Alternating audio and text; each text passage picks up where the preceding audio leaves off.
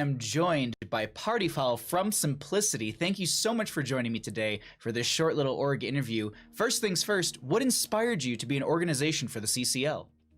Well, Simplicity first actually started off with Heroes of the Storm, and Heroes of the Storm is something I've been in almost since the very beginning itself. I started out with Goon Squad out in the very beginning and just made my way up to Simplicity.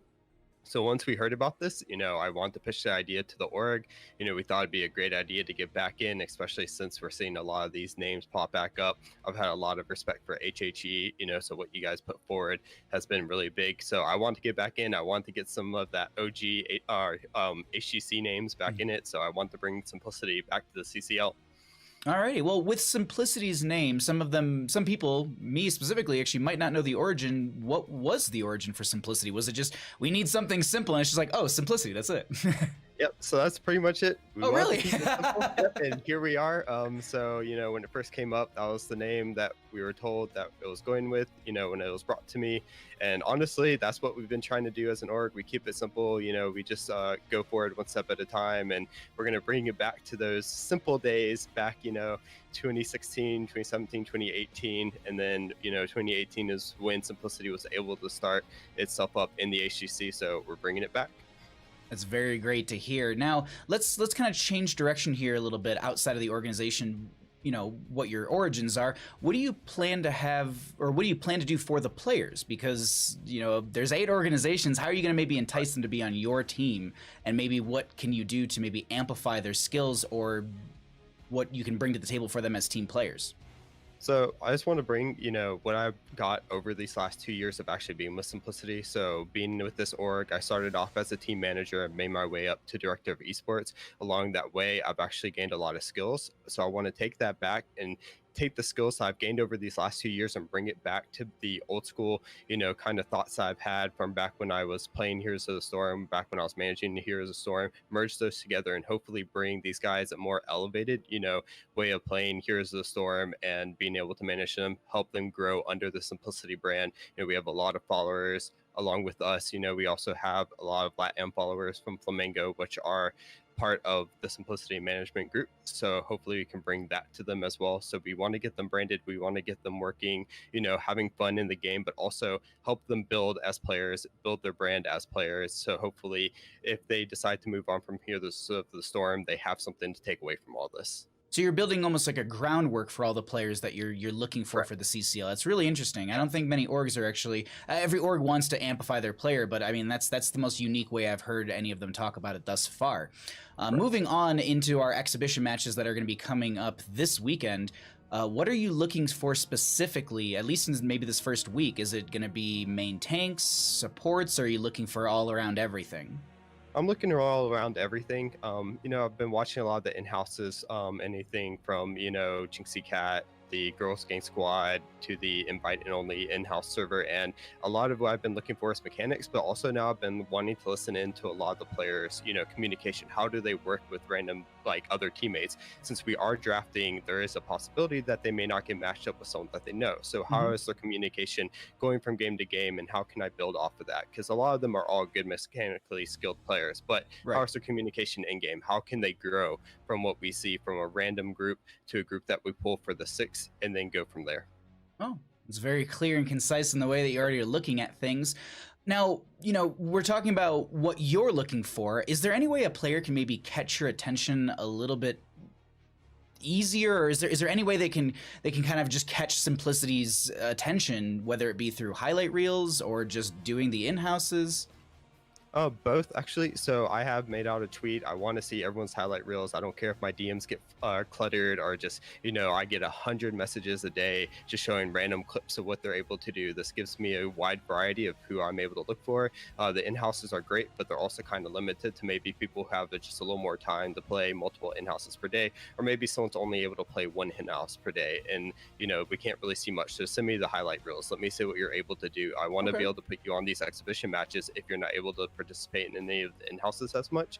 So yep, both of those, and just even if you have any other older clips or YouTube videos, send those to me as well.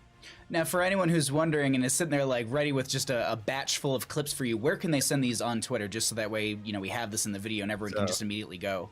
Yep. Send it to at partyfoul with 2 L's. So I'll, that's my at. I make a lot of Twitter posts. I'll be adding CCL as well, and hopefully I can get some retweets so they can find me. But just send those to me, send them directly to me, and hopefully I'll be able to see them. I've been trying to check them daily to make sure I can watch them as much as possible, and so I can make a list of who I want to watch. Well, that's good to know. And anyone who's looking to maybe catch Simplicity's eye, there you go. You have a direct line to party foul through DMs. And then, we've been asking all the organizations, what's something a player should really never do? What's a turnoff for the organization? So, if you see them do something, you're like, that's already like, I just don't want that. I'm not even going to look at you anymore as a player. So mostly in-game attitude and out-of-game attitude. We want to make sure that everyone is, acting professional. It's kind of a little more for fun league, but at the same time, we want to make sure that everyone's having fun. So I don't want my teammates or the players under the org to have one teammate that's making it possibly unfun for them. So I know things may not always go well, but being able to construct yourself in a professional manner is highly important for me. So if you have a more toxic attitude, it is definitely a big turnoff. Okay, yeah, that seems to be the standard, not line, but just the thought from a lot of the organizations is toxicity is the #1 thing that they do not want to see, and inside a game and outside a game. Because yeah, you can B-step and all that, we can all joke about it, but then there's a level where it really just starts to be like, this is not what I as an organization want to see in my players underneath my banner. So it's, and I'll say this for all the players out there, don't do it. Just stop. Right. That's your best case to avoid being skipped by some of these organizations. With that, though, any closing thoughts or remarks on the upcoming CCL season, or anything you would like to say to the players or the fans? Yeah, have fun. Try to participate in these in-houses. Reach out to me if you're having trouble with anything, or if maybe you don't think you're having as much exposure. If you want to reach out to me, feel free to, and we can find a way to maybe see if we can get you put on some lists to help you find the way you need to expose yourself to myself or maybe any of the other orgs. Other than that, just have fun. Thank you guys for making this possible. As I said, we had a drought of Heroes of the Storm, and I'm really happy to be back. This is where it all started for me, and I'm glad to be back. Well, thank you so much for joining me, Party Foul from Simplicity. You have a wonderful afternoon, and we'll see you in the CCL season. Thank you, you too. So welcome on in, everybody. I am joined by Goon, the founder and creator of Wild Heart. Welcome in, Goon. First things first, what inspired you to create this organization?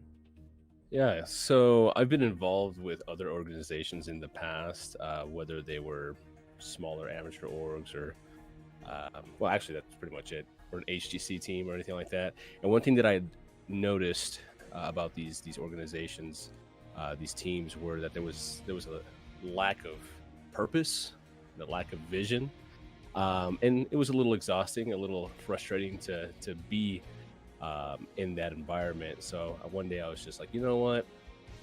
If you want to do something right, dude, you got to do it yourself. So decided, hey, I'm going to make an org with this vision in mind, with this purpose in mind, and hopefully bring like-minded people into the family, so to speak. And so, with this organization growing, first things first, how'd you come up with the name? Because that's been a struggle for a lot of people. I mean, Mike Ludall's still trying to figure out his name for CCL. Yeah. So actually, I came up with the name when I was out on a hike. I was out. It was probably about 3 miles in, up, and I was dying. I was miserable. I was like, why did I do this? And usually in those moments of turmoil, so to speak, you kind of you figure out you start to think, and stuff starts to come to you. And anyways, I was in the wilderness. I was in the wild. I had my dog with me. He is the love of my life. Where is he? Well, it's not that one, but and for as domesticated as dogs are, there's a little wild in him, in his heart, and I kind of just like, Wild Heart, just roll with it, and that's it. Same with me. I may seem domesticated, but I am a little beast. We're excited to see that in the upcoming season itself. And speaking of the season, what are your goals for the season itself as an organization? What are your goals for the players?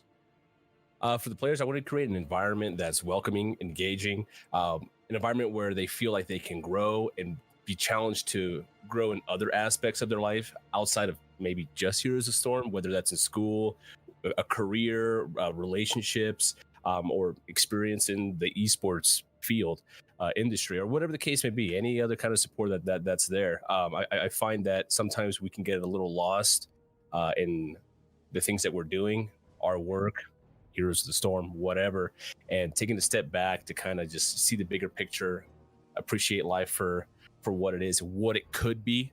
I think establishing that for everyone involved is probably like the biggest goal that I have. Obviously, we want to win.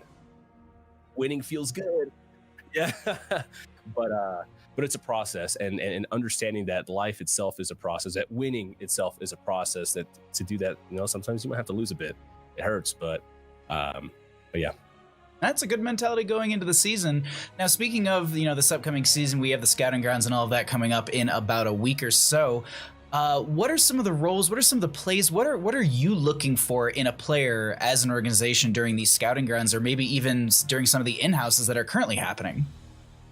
Without saying too much, obviously, personality is a big thing. Obviously, you want a skillful player, a knowledgeable player, but personality, what they're looking at doing, achieving in life, their sense of purpose in life, those are really the top things that I'm looking at. Again, skill and all that stuff is also heavily considered, but yeah, just that's all I want to say for now. So yeah. Is there any way that the players can get your attention, whether it be the actual games themselves or even outside of the games, whether it be through social media or even just videos they're making to highlight their own plays?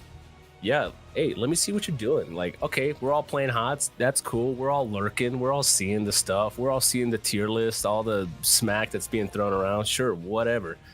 But what are you doing outside of this? Like, who are you? Why do you want to be here? What do you want to do in your life? Are you here for the long haul? Are you here to cash in on some pizza money? What's your play here? So it pairs back into almost the goals that you almost even set out for the players to begin with, is that you have a goal to elevate them in some sense beyond the game. This is the game plan, it seems like Wild Heart is putting out there? Yeah. Okay, that's exciting. One thing that we want to ask you to give to the players as well. What's something they should never do to maybe things they should avoid when maybe trying to get picked up by an organization, maybe even yourselves? If I see this, I'm probably gonna put them on mute. Block them. If you pick Convection on Kel'Thas, you're dead to me. So. Well, there you go, everyone. Don't pick Convection, and you have a chance at Wild Heart, at the Wild Heart squad. Now, I did hear a small rumor that if you go out into the full moonlight wearing only flannel pajamas, it is possible to summon you. Is this true? And how often does this happen? It's true. It happens every night. You don't have to be in flannel. Sometimes it's shirtless. You can go out there without a shirt, shorts, and that's it. I'll appear. I'm sure there's a lot of people viewing who are like, all right, cool. I know my Sunday night plans now, but no, it's exciting for the upcoming season. Thank you so much for joining me for these quick couple questions so that the community can get to know you a little bit better. Before we let you run out of here, are there any things that you'd like to let them know about Wild Heart, about yourself, or maybe just a little shout out that you'd like to give? Hey, I'm happy to be here. I'm excited for the opportunity to help develop this into something incredible with everyone involved, not just myself. Keep doing your thing, guys. Chase that passion, chase that dream. Life's wild. Life is crazy. All kinds of inexplicable things happen all the time. But, let's roll with the punches. Let's make the most of everything and enjoy it for what it is. But yeah, I hope to chat with everybody, as many people as possible. Hit me up. My DMs are open, and yeah. Well, there you have it. Goon, thank you so much for joining me, the founder of Wild Heart, and we look forward to seeing you in the CCL season. You have a wonderful day, and hey, you too, man. Thanks for having me. Thank Appreciate you. it. Welcome back to HeroesCCL, presented by Roll20. My name is Bahamut, and this weekend we kick Casanova back into Legends of Runeterra, and we have brought back Khroen. My friend, how are you doing, and how was your last weekend? My last weekend was pretty good. Competed in a tournament and did pretty well. Got second, but I am excited to be back here casting some more Heroes of the Storm. Disappointing that I had to miss last week, but you all were in good hands with Casanova. But looking forward to some matches today. We've got such great matches for all of you, but first things first, we need to jump into our prizing breakdown because we have that information for all of you, and I'm sure you're itching to know a little bit more about it. The CCL prize pool will consist of 60% of any donations contributed during all CCL broadcasts. The remaining 40% goes towards production staff costs and league expenses. For anyone wondering what that 60% breakdown looks like, you can see on the bottom left of your screen that first place will take that 40%, and it breaks down all the way to 8th place taking 5%. So either way, everyone's getting a little bit of something out of this outside of their stipend as well. Khroen, I'm ecstatic for these games this weekend, and in preparation for this, did you happen to see the patch notes that we had this past week? I did, and they're ones that I'm sure you weren't all too happy about. At least some of them, Baha. Saw that those Cho'Gall changes, those nerfs feels bad, but some interesting other things happened, like some Gazlowe buffs. So at least you got that one going for you. We could be seeing the Gaz Lord today, but the first thing that we actually have to find out is who's playing today, Khroen, because there's a slew of free agents, and, well, we'll have to figure out which ones are going to be picked for our first 3-game series of the day. For our blue team, we're going to be having CPX, Lox, Mysticles, 0x, and Zlurd. Who will we be seeing on that red side? Over on the red side, we have C2D2, DNA Galaxy, Mockery, Mori, and Zavalosh. There's a lot of great names with our first 3-game series of the day. For me, obviously, I gotta say Mockery. It's someone I've played with, someone I've seen in the North American scene grow, I believe, through TESPA Collegiate Series and just all of these different formats. So I'm excited to see their plays today. Anyone that stands out to you, Khroen? Yeah, actually, speaking of TESPA and collegiate stuff, I think Mysticles actually stands out to me as a player that's really going to be looking to impress here. The Mysticles has been involved in the Heroes of the Storm scene for so long. I actually was on like the first iteration of Guild Force Esports even before I was on it. So we're talking longevity there. Mysticles has been through it all and gonna be looking to come into today and really prove what he is worth. Well, we know more about the prize pool. We know who's playing in our first 3-game series, but we got to know where we are going for our first 3-game series of the day so we can get you all updated on our map picks and bans, as it looks like the coin flip was won by the red team. Typically, they opt in for first pick priority, banning out Infernal Shrines and Tomb of the Spider Queen.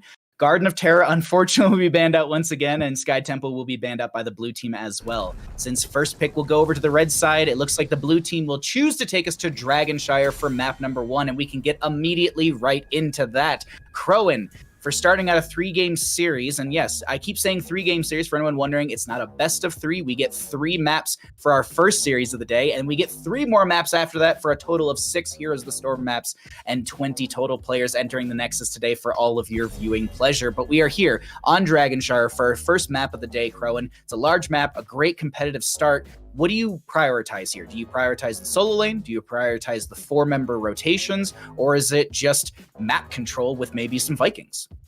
So, interesting thing that happened in the recent patch is D.Va actually did get nerfed a little bit. She was, so highly prioritized, sometimes being banned, a lot of times being first picked, especially, for that solo lane, as she has a lot of solo lane dominance there. See a lot of that D.Va URL, but with the D.Va nerfs, will she still be prioritized as highly? I'm honestly not so sure, but we're gonna get the first ban Junkrat, so red team, they're opting to take away that wave clear, that control that Junkrat offers, and kind of a similar thing there with the blue team ban with the Chromie. I do suspect we will see some top lane priority in the first half of the draft before the second ban's coming through, though. We'll just see what heroes those are prioritized to.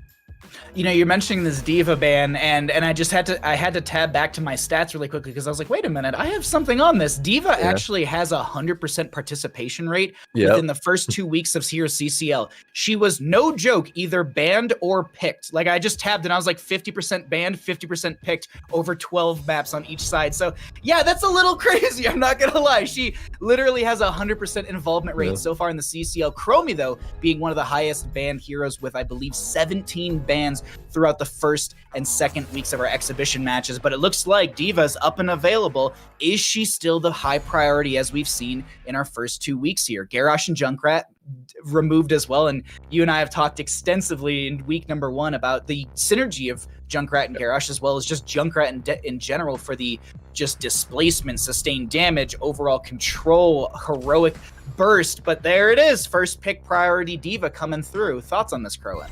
Yeah, I mean, this doesn't surprise me at all hearing that Diva has 100% involvement rate. Ooh, okay, we're talking about that in a moment. Okay, yeah. So yeah, Diva being the first pick, you know, even with the nerfs, she's still very strong, and so red team prioritizing her because of that. But the flex of the blue team to be taking away the Tracer from Mockery and pairing it with the Brightwing. Brightwing I love on Dragonshire, but oh man, if this isn't to make a statement from the blue team, I don't know what is. Wait. So we talked with, oh my god, I'm blanking on the name and I feel awful about this. It wasn't Cascon, and oh my god.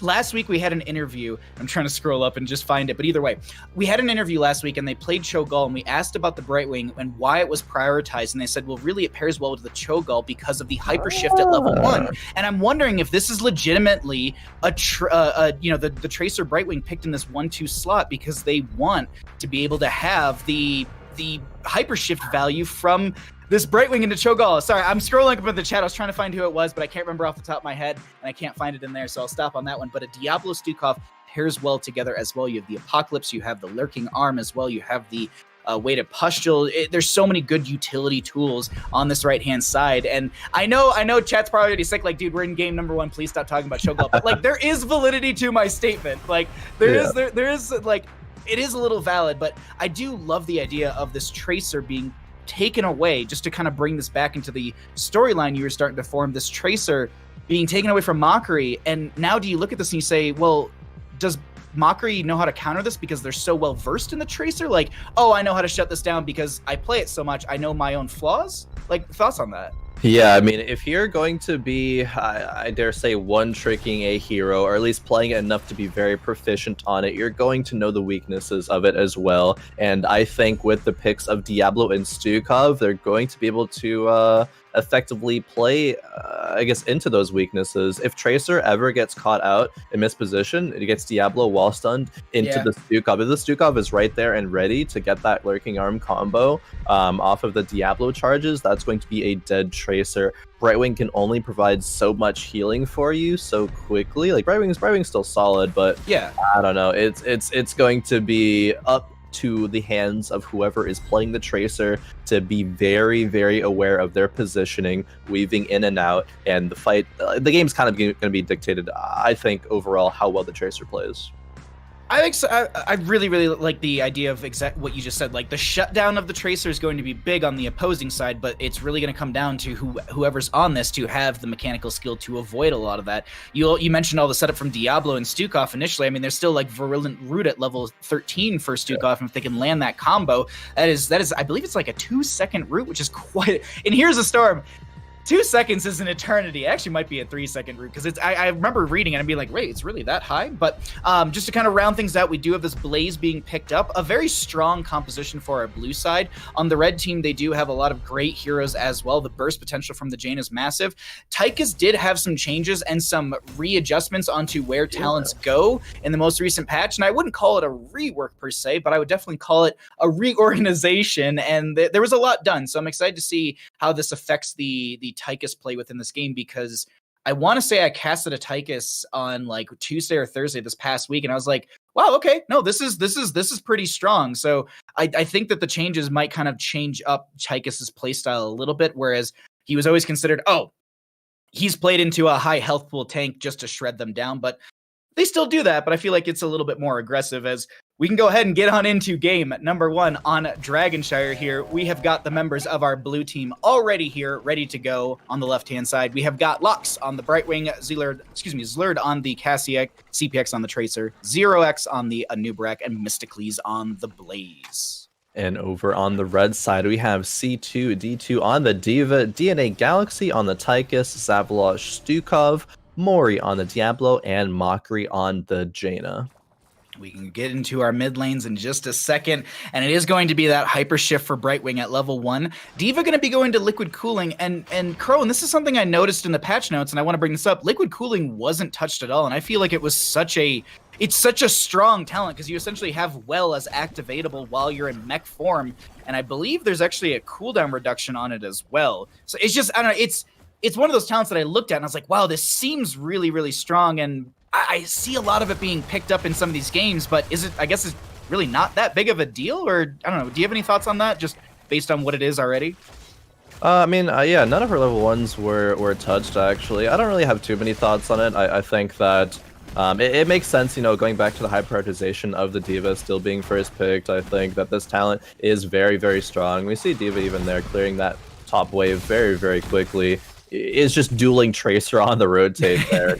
Actually doesn't even care. Yeah, uses that healing right there, and it's gonna be full HP again. So, I mean, still a strong talent.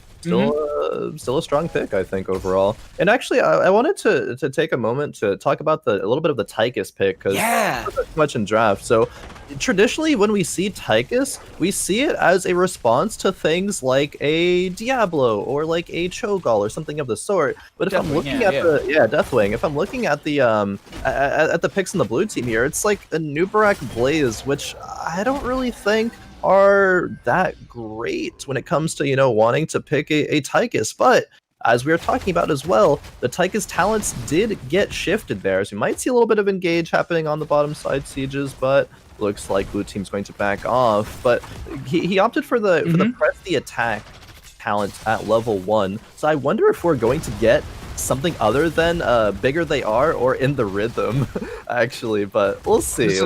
Honest to God, I was talking about I casted Tychus in the past week. This is what I saw the other players picking up, is this press the advantage at level 1. You get a 1 range increase, so you go from 4.5 to 5.5 range increase on this Tychus. As C2D2 is going to get hit with the Pulse Bomb, and that'll be first blood over to our blue side, but it is still going to be the bigger they are. Now, there was a change onto that verbiage, though. There was, and we might be focusing on this Tychus a little bit, but it is a reworked, not reworked, but it's a changed hero. It's not prioritized like this in the past, but the bigger they are, increase the damage bonus to 4% while enemy heroes are above 30% health. But Minigun no longer has any effect on targets below 30%. So that was the thing that was changed, I believe. And so that changes up how Tychus is played still, in my opinion. But either way, we have our rotations breaking out. It is going to be Diva still in the top lane, and Nubrak trying to make a dive happen in bottom lane as Tracer steps in as well. Nothing to come out from the blue side as red team just kind of presses up this wave. They get a decent siege in this bottom lane. No well stolen away. Diablo down over here finds a shadow charge. The burst is available. Tracer recalls, and that'll just be a disengage with CPX losing half their health. I think the Stukov silence actually came out a little bit earlier. Maybe could have actually pressured a kill onto CPX there, but CPX goes away scot-free, is able to tap that mid well. It's actually so huge for the blue team to be able to pick up a kill onto the Diva. Diva being one of those safer laners in Heroes of the Storm, but a great rotation happened there earlier means that they are going to be up in experience, and now they're going to be rotating to this Bruiser camp, can take that away, and just get control of the map. Bottom side though, bit of engage happening over this bot shrine. A little bit of poke coming out from Zlurd onto Mori, who does get impaled by the Anubrak. Zlurd getting low. Zavalosh is going to try and get some autos in here as Stukov gets quite a bit of damage with those ones out. There's a phase shift in from Locks, burrow charge forward from 0x, but they're going to be CC'd to all oblivion. Unfortunately, they throw the impaling blades backwards. Diablo tries to shadow charge, but only finds Zlurd as the available Dragonite is up for contest in mid. Tychus trying to make their way there, but it looks like the Blaze will be able to poke at that with Tracer already sticking on top of the Diva like a bee.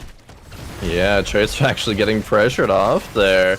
And, if Diva actually went into that bush, maybe he's going to see Tracer be taken out. But Bottom side has been controlled by the red side, so maybe going to pressure a DK. Tracer is on the top shrine though. It's so close, and they actually get the DK. It was like 0.1 seconds away from being able to stall that, though. The rotation just nearly too late. Now red team, they'll be able to pick up some of that XP disadvantage from that kill, taking this full mid wall and gonna rotate over. The bot wall is actually already almost down completely, just one sliver of a tower remaining. Still gonna be pressuring into this mid wave though, taking the well. If I'm not mistaken, if you jump onto the control point at the same time someone goes to channel the Dragonite, you will always win out the channel on the Dragonite because it is technically faster. Yeah. If I'm not mistaken, it's like very, it's super, super close. But that was like a little fact I remember from back in the day. But right now, Dragonite's going to open up mid lane. They're going to try and split the enemy team direction, which I really, really like. They've got D.Va still on top. The Dragonite's hovering around mid to top area. And this allows them to try and pressure into bottom lane, taking out the well. But here's the thing that changed in our most recent patch. The well health and shielding was swapped. You actually have like 2,500 well shield and like 250 well health. And I was casting one game and I was like, wow, they're just burning through this well. Did it really make a difference? When I was playing in my own games in a lot less coordinated environments, it's a lot harder to burn down because of that shield. And keep in mind, the shield regenerates too. So well sniping is a lot more difficult these days. And I really like that slight change just to see how committed teams are to going for the well, or if they're just going to back off and say we need a little bit more of a wave pressure to come in with this. But we have 10 talent tiers coming through fairly soon on both sides. Do you want to try and jump into some comms? Because I feel like there might be a fight that breaks off soon, or maybe right as we get into our next objective phase? Yeah, probably right as we get into our next shrine phase, as that's spawning, gonna be looking to see what one of these teams and how they approach it. Dragonshire is, actually a bit of engage on the bottom side there. Diablo charging in, APOCing, but not landing any effective CC there. Blue team's able to walk away, and that's 2 cooldowns for the red side there, already expended with APOC and Water Elemental. The Water Elemental, oh wow, that's a web wrap onto Tychus. They still don't get the kill onto Zero, who gets the burrow charge away. Ball lightning bounces from player to player. Zavlash is able to live. Shadow charge onto Zlur. There's going to be the souls finished out for the Diablo as Tychus is trying to melt them with a minigun, but the phase shift from Lox is too much, and that'll just be souls finished out from Diablo. Tracer and D.Va traded out overall, and we have our Blaze clearing out the top lane night camp as bruiser camp and bottom lane to be grabbed as well. And that was actually so interesting because fights broke out in the mid lane and in the bottom lane at literally the exact same moment, resulting in a 1-for-1 in the mid lane and no one falling over on that bot side. But the coordination with these teams having to, be able to manage 2 engages on 2 different fronts at once is very, very impressive. Ooh, really, really good stun there from Anubarak, but still might get punished. Is able to burrow charge out, but red side, Tychus Odin comes out. They are pressuring this bottom court. They get the well, they're going to step further forward. Zero was going for the Hearth. There's a weighted Pushto coming out from the Stukov, but they don't find a connection with that one as they use the Commandeer Odin to siege consistently through the bottom lane. Mori being slowed, massive shove does not connect. Tracer and D.Va just doing their best to 1v1 in the mid lane as the fort in bottom does go down. Yeah, so red side's able to get that passive XP. They are down in XP overall, though, actually, by about a half a level. Looking for an engage here. Tychus getting gone on, but seems to be okay right now as Tracer and D.Va still hover around the mid side. But D.Va will have advantage in that wave clear, so it might be a bit of an issue for that blue side. Well, let's see. Whose comms you want to jump into right now? Because it's getting a little back and forth, and this would be perfect. I think I want to jump into the side of the red team. They seem really proactive with that Diablo. See if we can make something happen here. Good. Feels Zavalash. I'm fine. Get him out of there, he's fine, he missed bomb. CPX, flip him in. CPX. Recall in place. Just chill. Focus 13. Focus. Back up. I got Warrior's nothing gonna left. be fine, you got D.Va coming in top left. I don't think you win this though. I got shelf still. You're good. D.Va leaves, Zavalash has got no mana, you can't win this. Get out. Just back, Zala. We're good. Yeah, we're good. Just back mid. Alright, I just respawned, I'm coming mid. I got a mana. I'm not there yet. Their giants are up, they have everything up right now, they might just do that. He's just on mid. Camping D.Va. Yeah, she's I'm here. No Calm Willy. down. I'm behind you. Bader. Diablo, dead mid. We'll give it up DK. Any stun? Tracer. Tracer.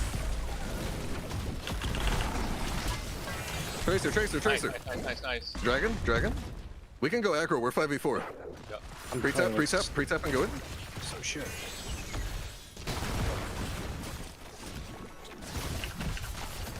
Alright, they're backing off. We're good.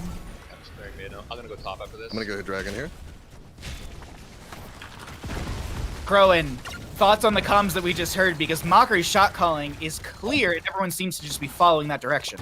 Yeah, I have a couple thoughts actually. So initially when we jumped in, I was smiling. I was like, all right, Mockery, even though he's dead in the fight, he's still calling for his team and, you know, being very, very micromanagey, but maybe actually a little bit too micromanagey. We saw a little bit of a delay in comms when it comes to other people calling for the stall on the Dragon Knight though, but it was too late, saying, oh, I guess we're giving up Dragon Knight because of, you know, all of that focus there. In a team environment, you know, you need to be able to have everyone, you know, give their voice, not over dominate comms there. I'm not sure, you know, it's exhibition matches, so, you know, you're going to try to, you know, do what you're feeling is best, you know, and if Mockery is the shot caller, he's going to be leading that. So, I mean, it's still good on him, but maybe need to balance that a little bit more if they're going to be overall the stronger team today. It was a lot. I agree. Like, I was watching, I was like, man, there's so much focus onto this Tracer, and I was just listening to comms and focused onto what I was seeing. I wasn't looking around the mini-map, and I was just like, wait, the Dragon Knight, what the hell? Like, where did that come from? So, and I think I think my reaction is very much maybe even what the team was reacting to is just like, we're so focused on the Tracer, we didn't even see the Dragon Knight potential for the enemy team, and this is going to give them a bit of an experience gain. Yes, they got a kill, but the map pressure's starting to unfold more and more in favor for our blue team, as they also will be able to hit 16 talent tier first. I'm just curious to see how they play this map right now. Do they play it super aggressive on the blue side, or does Red try and take this fight just about 16? I think. Oh, wait, hold on. That's a lot of dive onto C2. D2. CPX has the auto, and that's another punish onto the onto the Diva in top lane. You know, I like that. It's definitely a CPOG X moment there, recognizing that even with the Diva mech explosion there, she's still killable. It's not like, oh, I have to back up now. The explosion takes a few seconds to actually, you know, detonate, and Diva is still very killable there. So good recognition on CPX and the Tracer there to take out the Diva. And now we talk about the blue map control. They're going to keep that, and Diablo's getting engaged on here, might actually die. Mori trying to shadow charge away, but they can't make the room happen. There's going to be a web wrap onto one. Zero's going to get the phase shift from Lox just in time. Tracer's going to be able to blink away from the bunker that was dropped by Mysticles. Very well played as a cohesive unit, honestly. They communicated so well. Like, we weren't in comms, but it's one of those things that, like, you're watching and you're like, wow, bunker came down. Web wrap stalled things out. The body blocking onto Mori was great. And that also to note, if you're sitting there and like, wait, Bahamut, Diablo's up. What do you mean? Mori had full souls. They are reset. That is one soul on Diablo. They are a lot squishier of a tank, and they need to respect that, because there's a lot of Diablos who end up dying, and then they're like, I'm just as strong as before, as they're going to fire stomp poke here. Mystically's looking for a flank. Will get overpowered. He's going to try and jet propulsion in, but the massive shove is going to stop them for now, as Zero's trying to chase in. Pulse bomb from CPX connects onto Galaxy, as they're just trying to auto through this. The overpower won't connect onto the Apocalypse. It just explodes a little too soon. C2, D2 looking for the flank with the micro missiles. They're going to bop a couple people with that boost, as there's going to be the Commandeer Odin coming in. Phase shift onto Slurred from Lox, as they're going to continue to keep the friendly members alive. This is so much damage onto the Diablo, who's going to go down. The ball lightning will jump from player to player. C2, D2 won't lose the mech, as they manage to boost away, and Khroen, the bunker drops down. But we have so much still happening with Savage stuck in the web wrap. Yeah, Zavalash goes down there. CPX actually getting a bomb onto Galaxy there on that Tychus, but still survives. The team fighting from this blue team seems to be a step above that of red side, at least for now. This still could be anyone's game, but blue will definitely be looking for a DK here. Diva is going to be on the top side, ready to respond to Mysticles, but the rest of the blue team is in the bottom, pushing into that keep. They're at least taking the wall before they back up here. And yeah, that port onto the top side there. Good utilization of that global. Now Diva's going to be scared off. Brightwing is going to cap this shrine, as blue side will be able to achieve this Dragon Knight. I was about to say, I was watching everyone in bottom lane, and I was like, okay, if Blaze gets the phase shift from Diva, or from Brightwing, they might have an opportunity to really shut down the Diva. And I think just C2, D2 respecting that and saying, if I lose my mech and I get polymorphed and there's just some sustained burst or sustained lockdown onto me, I'm going to give over another kill, and I can't do that for my team. So really well played, just playing it respectively slow and safe, but Khroen there, they got to defend against this third Dragon Knight of the game, and they're looking to maybe going through bottom lane, but it seems like they're kind of poking them back and whittling down this objective as it's just about the 50% area, 45 seconds left on this Dragon Knight. Yeah, it's interesting because they broke the bot wall, kind of in anticipation, at least in my mind, of, you know, wanting to take that bottom keep, but respecting the damage of Jaina and Taika, saying that we probably can't walk into that with Cassia, one of our main damage dealers in the DK right now. Tracer maybe won't be enough to pressure kills kind of on her own.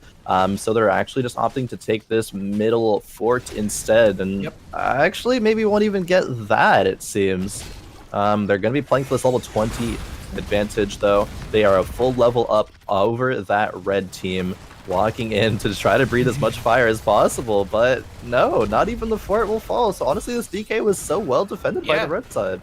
Like, I can't tell you how many of these late game DKs run straight into bottom lane and they're able to get keep front gate and maybe even keep, but just poked back. Yeah, they lose some structural health, but not it's just great. It's just a really, really good spot for them to be in, but they've staved off a Dragon Knight. They need to now stave off a solid level disadvantage, because if I'm on the side of the blue team, I'm looking for invades. I'm looking to play this aggressive with my 20 talent tier advantage for the next a minute, maybe minute and a half, because it's going to be a quick level they should be able to find on the red team, but they're going to lose their mid lane fort regardless. I want to let everyone know, while we kind of have this lull and they're going to be looking for this 20 talent here on our red side, some of the questing talent numbers, because we are going to be having 57 stacks of Thunderstruck on the Cassia for level 1, 57 souls on the Diablo baseline. Jaina did finish out the Frostbite, so she does have her Ice Block. Finished out the level 1 Fingers of Frost, so they do have the 10% increased damage on their Frostbite marked enemies. And I'm just skipping through towns. I was trying to find more questing, but we don't have any more, as this is going to be Commandeer Odin coming down. I think this is more of a zoning tool than anything, Khroen.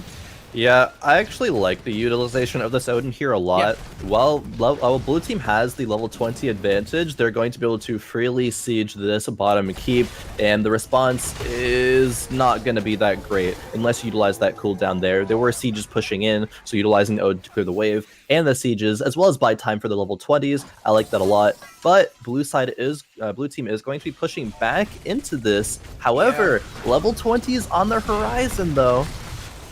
They're trying to play this with a small advantage, because they also will have spell armor from this camp coming in. That's going to be the Apocalypse Rift, and that's going to be a Nubrak getting hit by that phase shift in from the Brightwing. Will give 0x a lot more health. Mori getting low here. No souls for the revive, as Stukov will get hit by the web wrap. That will be cleared out. D.Va utilizing the Mecha Explosion to zone back the enemy team, and this seems like a bit of a lull right now. DNA going to dash forward twice, looking for the potential kill, as they did take Bob and Weave at level 20 right there, and I think they just disengaged this on the side of the blue team and look for a reset. Mysticles, though, will get scouted out by the Fire Stomp.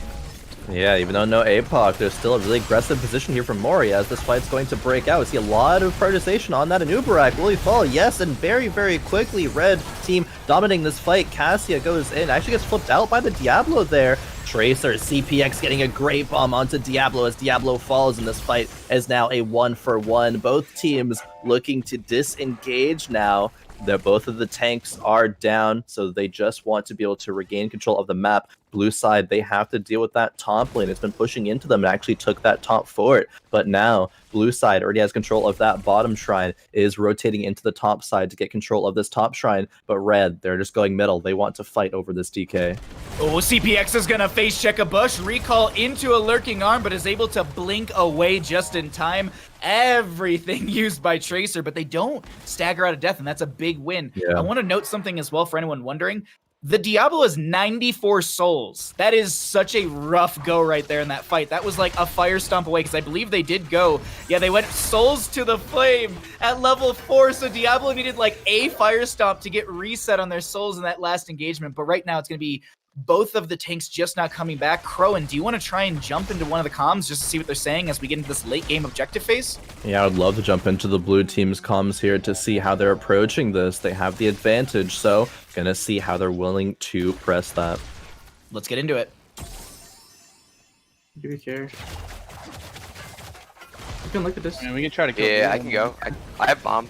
Wait, Diablo no soul, or no, he's low, 95. Yeah, kill Diablo. I'm pushing into us. Watching on Stukov, actually. Stukov, yeah. Never mind. He's gonna bunker here. We gotta kill Welly, then Stukov. He's Yep. bunker. Bunker. Down Stukov. One tank, stun in two. To get Diablo. Tank. Diablo uses Stun. gate. Got a stun follow up. Oh, never mind. Wait, yeah, I'm on Diablo. Diablo's dead. Need help? Yeah, Okay. yeah. D.Va, Like, D.Va, D.Va. recalling. Yeah, I can hit D.Va now. DK, No, it's DK. DK. How long on TP? 30 seconds. Okay. Like hover for me, you guys, then, just in case they're in here. Oh, they're just giving mid. Just make sure we don't get picked here. Yeah, be careful. Diablo Soul's gone again. Sukov's gonna be up before me too. Okay, I'm safe. Needs help. Safe. I'm out. Wait, I'm coming. I can kill. Can we go? Yeah. Yeah, Jaina. We don't have a tank. I'm coming this choke. Wait for me. I have a good flank. Back Good out, flank. back out. Yeah, I'm out. Okay. Back out, back out. I'm hitting Diablo. That's all I got. But I'm on DPS. I'm on DPS. I Yeah, got DPS. Tychus. I'm on Diablo next. DK. Make sure we get DK here. Yeah, noob go DK. I'm going. Yeah, we end bot. Make sure we end bot. Yeah, I'm going. Khroen, I honestly I wanted to stay in those comms for a lot longer, but I was like, we have to pull out, we have to talk because it just the re-engage communication right there was so great. Just waiting, like, wait for me, I have a good stun, go on not Tracer, excuse me, Tychus and Jaina and DPS, like, your thoughts on all that? Yeah, I mean, I'm right there with you. I love those comms, actually. I think a lot of it was CPX, shot calling there, knowing what targets that he is going to be able to pressure there. And now that they get the DK, I mean, because of that great team fight, they can kind of just end the game here. There's 15 seconds on both DPS here. I don't think it's going to be enough. 20-minute DK, yeah, they're just going to take out this core here, Baha. Yeah, core is being chunked. Apocalypse comes out from Diablo. Mori trying to do their best to defend against all of this, but right now that is going to be game number 1 going over to the members of our blue team. GG, well played.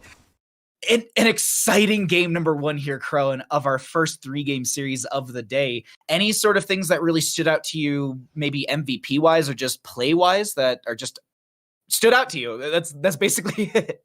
Yeah, first things that stood out to me actually are, I'm not sure exactly all of the matches that happened last week in terms of the comms jump in, but both teams in this game were so proactive in their communication. Yes. Overall, I love that. That's something that you would like to see. I would love to see, too much comms than too few, because you can always dial it back a little bit. I think that's a lot easier than, forcing people to talk when they're not comfortable to, but some great communication coming out from both sides there. I think this is going to be such a good series of 3 games. Got 2 more in store with these 2 teams. I'm loving the Tracer plays from CPX there. Definitely lived up to that tag of CPOGX. And Zlurd, actually, Cassia, kind of, you don't think of Cassia as like super flashy playmaker because she's not, but still 90,000 hero damage there, top hero damage in the game. It was, doing work the whole time there. Brightwing, Lux had a lot of really important timing phase shifts there, had 0 deaths. That's kind of your job as a Brightwing. Like, you did exactly what you're supposed to do, and kind of a little bit of the unsung hero there.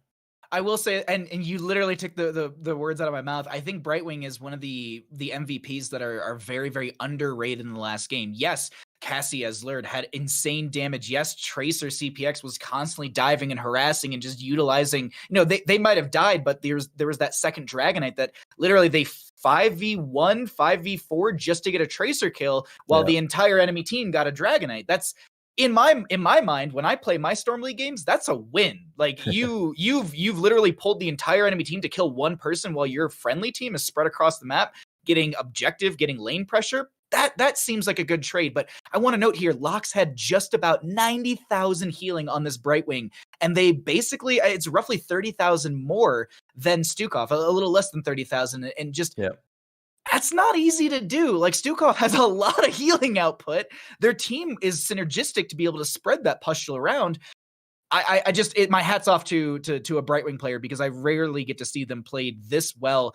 Their map awareness, it was great. It was just great. And we even heard in the comms, just, the moment someone asked, what's your phase shift on, they instantly had it. They knew where to be.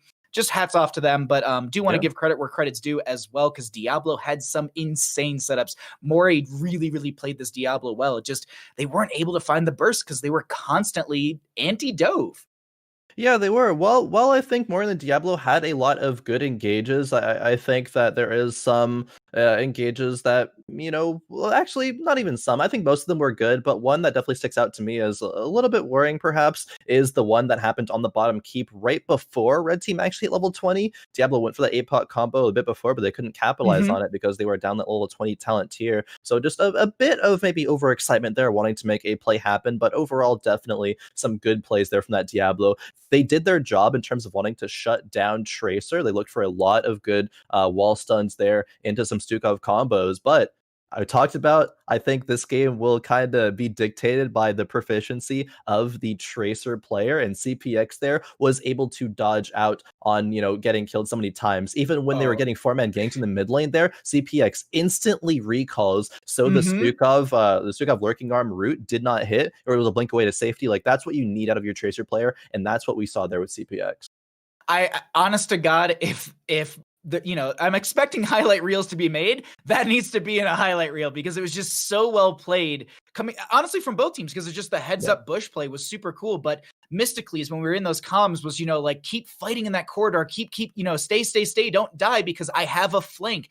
That jet propulsion, like, I can still picture in my mind the jet propulsion into the impale, excuse me, is just so strong. But right now, Khroen, we are going to find out, because these teams have already decided where we're going to for game number 2, so we can go ahead and update everyone at home as to our second map of the day. It looks like the blue team, who was if I'm not mistaken, they're the winning team. Yeah, so red team opted for first pick priority, and that'll be blue team choosing to take us to Volskaya Foundry. Another wonderful map where you have a lot of team fighting, but Khroen, the team fighting is a little different. This is control points. This is full 5v5s. You don't have solo lane, getting rotated here and there, and the core 4 doing the rotations. You have this 5v5 over control point A, B, and C.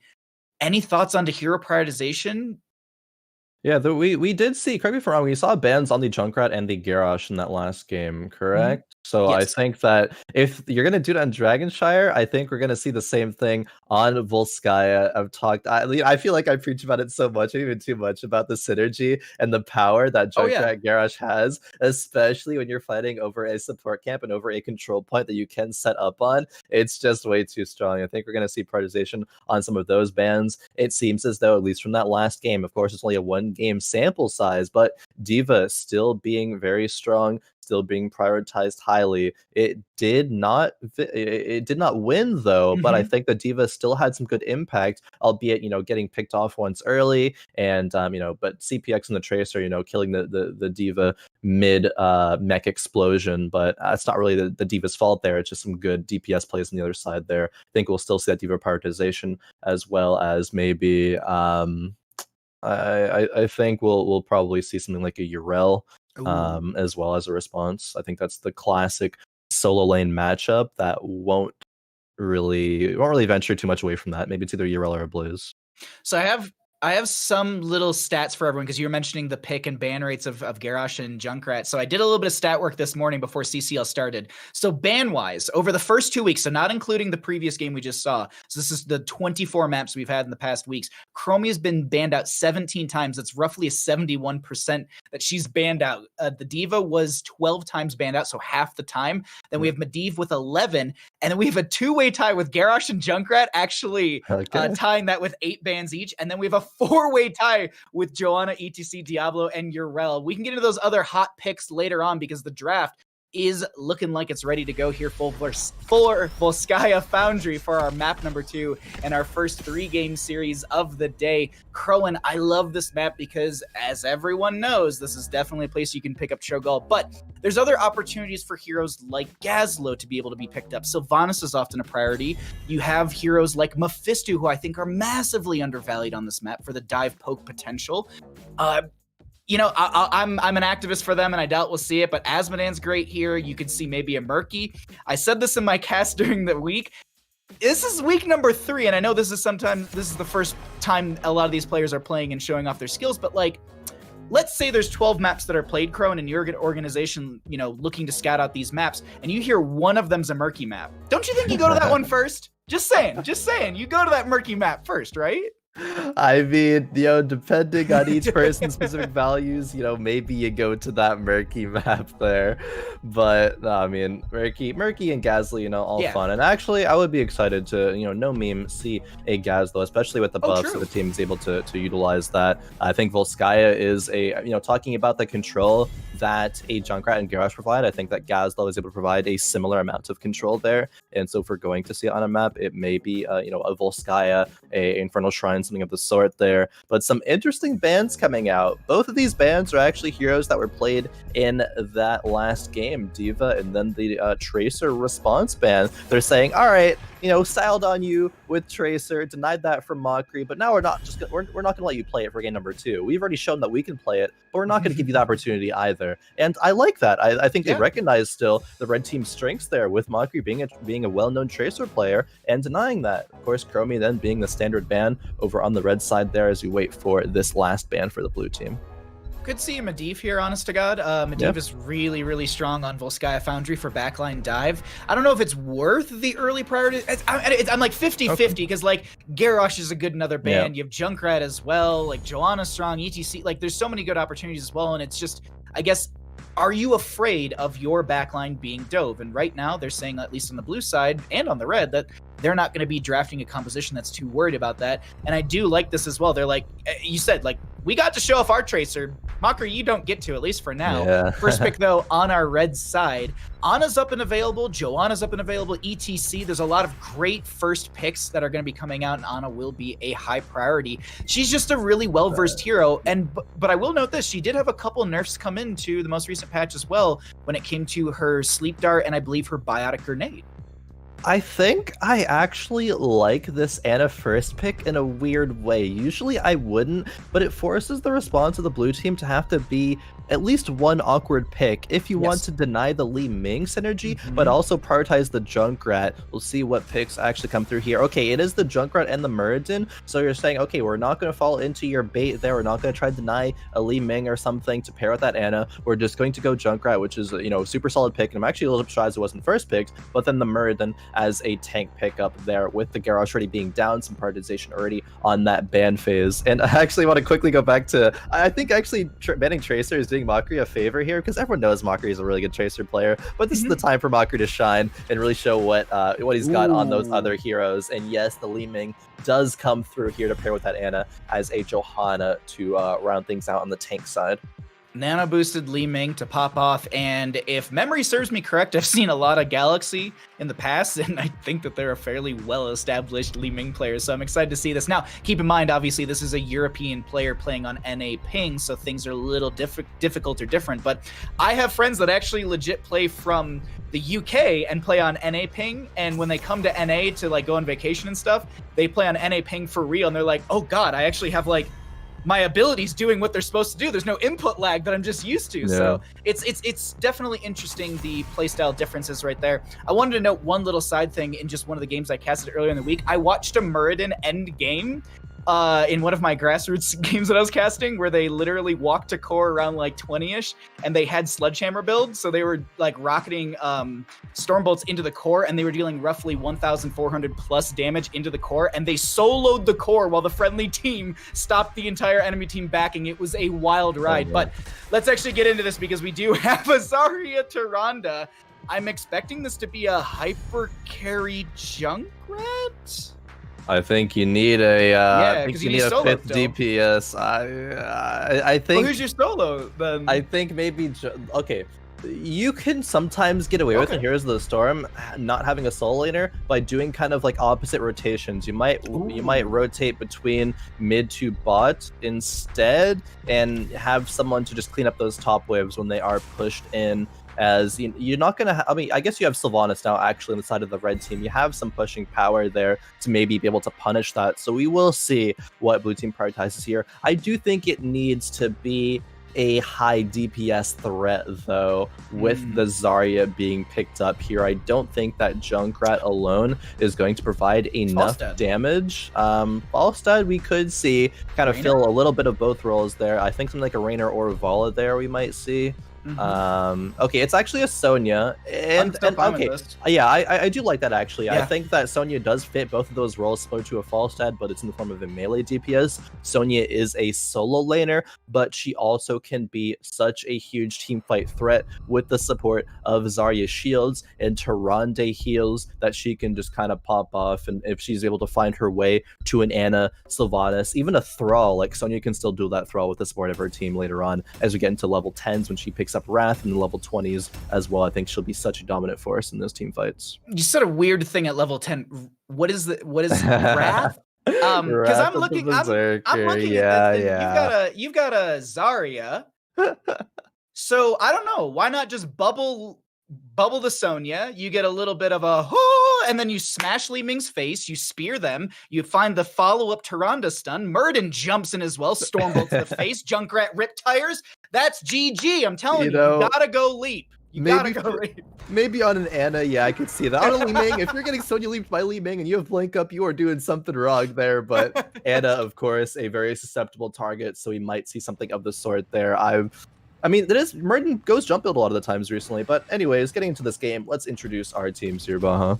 On the left-hand side, we got the members of our blue team. Mystically on the Sonya, CPX on the Junkrat, Lox will be on the Tyrande, Zlurd on the Zarya, and Zero on the Muradin.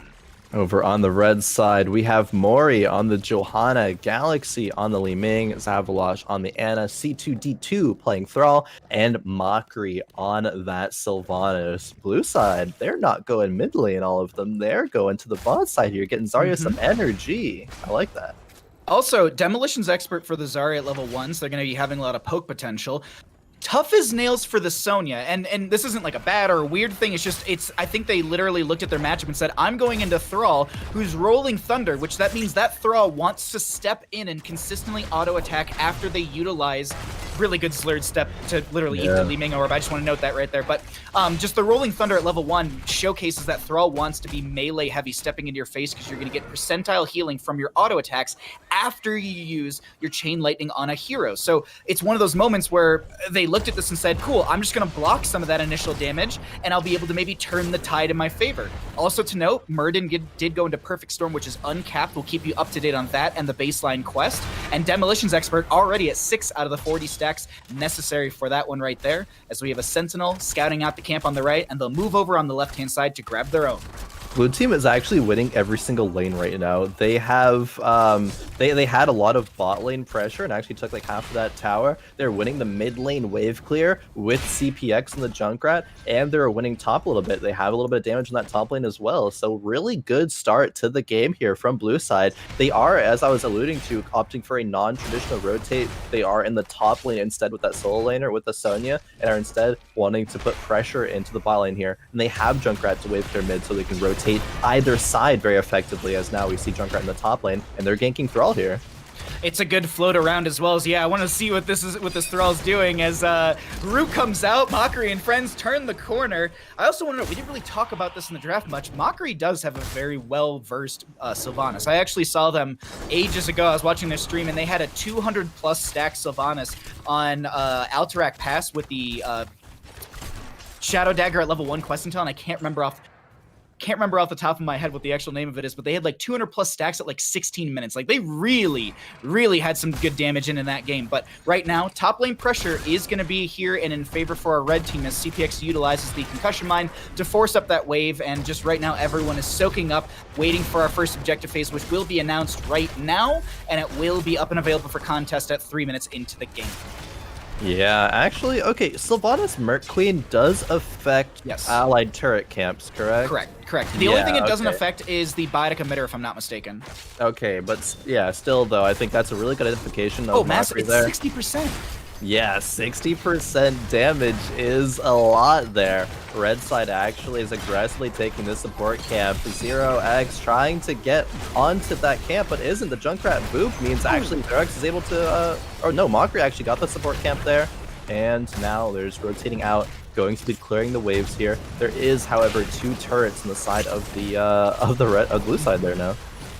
I want to note this as well because you were asking that question, and basically, it wasn't for a little bit that people figured out that the camps were affected by Sylvanas or anyone with any sort of mercenary lord or mercenary queen, or if you're looking at Gazlo, hired goons. That's why I was kind of excited. I was like, this is a map for Gazlo. I didn't want to try and jinx it in chat or at least in draft because you have hired goons, which I believe is actually 50%, unless it was changed and I missed that, but it was actually the secondary option considered. And for a little bit, even before the rework, Sylvanas and Gazlo were actually considered in the higher priority because of that value you had with the turrets, because it was kind of like having a bit of a Tychus sitting on the point helping you out. Right now, though, they split off on the right-hand side. Fortification camp to be grabbed by our red team, as this is pretty standard during halfway through the objective. Same thing can be said about the blue side, as they have that on the left. And I think we're just waiting for a re-engagement here. Khroen, do you want to try and jump into some comms for this re-engage? Yeah, I'd love to jump back into the red side there. Let's see how they're approaching this shrine phase, or this point phase. Let's get into it. Somebody coming up. Objective. Somebody coming up. Back out objective. Coming down to objective. They pushed us on. Sleeping. Okay, we got a lot of time on it. Go. We can follow. Zarya. Don't need fear. Back. Wait on me. Okay, turn around. Murden. I'm fine. Murden. Nice. Sonya. I got nothing. Turret on the ground. Yeah, that's good. Just kill turrets. Yep. Right, Tap and pre-tap, go again. pre-tap when we go in. Pre-tap when we go. Alright, Zarya. I'm behind that tap. Here. Just focus point. Down. Still clear the wave. Yep. Oh, rip. Fucking trap. Alright. Right, I'm soaking bot. Alright, this should be free. Junkrat top. Yeah. Yeah, we're good. I got the mirrored image jump over sleep. I don't want to get in. I've got Okay, me and Honor in. Yep. Alright, I'll get out of here. Yeah, we Yeah, got it. because like Honor's the survivable, like the non-survivable target. So, Sylv, go bot. No, you go bot. You push. I'm going. Jojo soak mid. I'm here, throw. Oh no, soak top We got big actually. wave. Let's go. Disable this. Yeah, we got it. Get that healing fountain up there if you can. Yeah, we did. Yeah, well. A lot more said in those comms. I think there was a lot more shot calling, I think, from everybody. And there was a couple moments where I think some of the people who were getting dove in the backline, who were getting peeled, literally were being drowned out by everyone else who were trying to call targets. Is that a little too chaotic, or is that kind of just how it needs to be in this game? I think it maybe was slightly too chaotic. I mean, again, going back to the fact that like these aren't teams to practice together, Right. it's exhibition matches. So I think it's fine. With that in mind, I think there was really good calls actually, like from everyone individually. There, like even recognizing the small things such as Johanna should get out of this out of this protector here, and Fleeming should be in it because they're the less survivable targets. Sylvanas rotating bot because there was a massive wave that crashed into that bot wall, and they actually were able to take all of it there. I think that there's a lot of good things in those comms, but the team fights actually might need to tone down a little bit of those to be on the same page and be a little bit cleaner. So you're saying the macro calls are good overall, but the micro calls need to be a little bit more clear and concise. At least that's the way that I'm kind of reading the entire thing as well. Because it was good, yeah, but I think it was just so much that even I was just like, well, I was focusing on the target that everyone was calling, and then I looked up as someone was just kind of like very quietly in the background, like, oh, I'm dying. Yeah, really good Gladiator's medallion right there from C2D2. Sorry, your point. No, definitely. I'm just like actually a little bit of bot engage there. Actually, Xerax is going to jump out. Ooh, actually choosing to run to the bottom side here, so might spell their doom. Trying to heal up though, and dodging some Fleeming cooldowns. There's no way. There's no way. Okay. Actually though, that was close. I respect that effort a lot. 100%. Yeah, but now actually Sylvanas going to push into the bot lane here. What was I going to say? I got completely sidetracked to my point there, but actually Expulsion comes down. Thrall is actually in a little bit of a predicament here. Good chunk wrap hoop there from CPX as the Riptide comes through. Thrall actually just can't play the game right now, but still, the Zavalash heals on the Ana. Make sure that Thrall lives there. C2D2 on a sliver of HP, but survives through everything there. Impressive stuff there. I was just watching all of that and I was just like, there's no way you should be living. And here's the thing, Mockery locked down the tower with black arrows. If they didn't, that Thrall would have been dead because they would have actually been targeted by the tower since they hit one hero. Also to note, for anyone that might have missed it in our patch notes, the towers, forts, and keeps all had 10% increased damage to heroes. Now that's not to minion waves, monsters, or mercenaries, just to heroes. So the towers have a little more bite to them, which is just something of note as well. I want to point out also that the Sonya gave me a bit of a juke right there. They went into Poison Spear and then they went into Wrath of Berserker. I am a little dead inside right now as Slurred and friends are going to try and pressure into this bottom lane. Gladiator's Medallion used. They're going to turn this around, poke out with that Demolitions Expert with those particle grenades, and they just stay alive for now. Also, just to quickly note as we get into Control Point B, we have 17 baseline stacks for Stormbolt on the Murden out of the 25. 9 on the Perfect Storm, level 1. Demolitions finished out at level 1 for the Zarya. And that's actually the only quest and talents we have. Khroen, any thoughts on this Murden heroic that you're seeing? Just, you know? Haymaker. I mean, you go Perfect Storm, you go Sledgehammer, then you go Skullcracker, and then Haymaker as well. A little bit interesting. I think that you have a lot of, supplementary support with that Zarya, so maybe you don't have as much of a need for that avatar there. Is going to be a kill target, though. When you're looking at heroes actually great expulsion there. Mockery, you don't want to dash into that if you're Sylvanas, so good take on that fortification camp by the blue side there. Great Slurred, but Savalosh actually getting dived upon in the back line here. Blessed Shield comes out, and that's going to get the kill, or excuse me, Murden's going to go down as they actually had a lot of harassment onto this Junkrat. Nano Boost will be on to DNA, who's trying to find the pop-off onto the Zarya as they get the double kill. I wanted to point out, though, the Wailing Arrow from Mockery right there saved Zavalosh's life, because if they didn't get that, that wouldn't have interrupted the Riptire from Junkrat, and they would have had a point-blank, basically, Riptire explosion on top of the Ana's head. Honest to God, Khroen, that was like, it was down to milliseconds right there, and they played that so very well to get a double kill on the side of the red team as Mysticles pops Wrath of Berserker, spears in, looks for the damage, but has to immediately disengage as Control Point, B, goes over to the side of our red team. Yeah, now this Wrath of Berserker will not be available for most of this control point at the top here. Gonna try to keep it available for as long as possible there in taking this siege camp. But 16s are all of a sudden on the horizon for the red side and blue team. They're a half a level away still, so they might not even see a contest over this control point at all. They are rotating as if they maybe want to, though, but Junkrat still is in the bottom side there. There was just a sleep dart into Slurred. We do have our Li Ming down there as well, so CPX and DNA are going to be rotating up into this top lane, as it should be 16s even on both sides. Overtime's here in favor for the red team. We do have the Wind Fury used by C2D2. If you heard that in your headphones, it's just they're ready just to back off for a second. Riptire comes out. Might be more of a zoning Riptire as they're trying to force off the enemy team. Riptire is actually going to be flanking Riptire with Mysticles is looking for some sort of spear. They actually don't go for it as they force off the enemy team. Expulsion Zone pulls them back in. There's going to be the cleanse out as well. Concussion Mine throws this, the Joanna back as they just keep displacing them. I think that was the Haymaker to get her further away as the Tyrande goes down.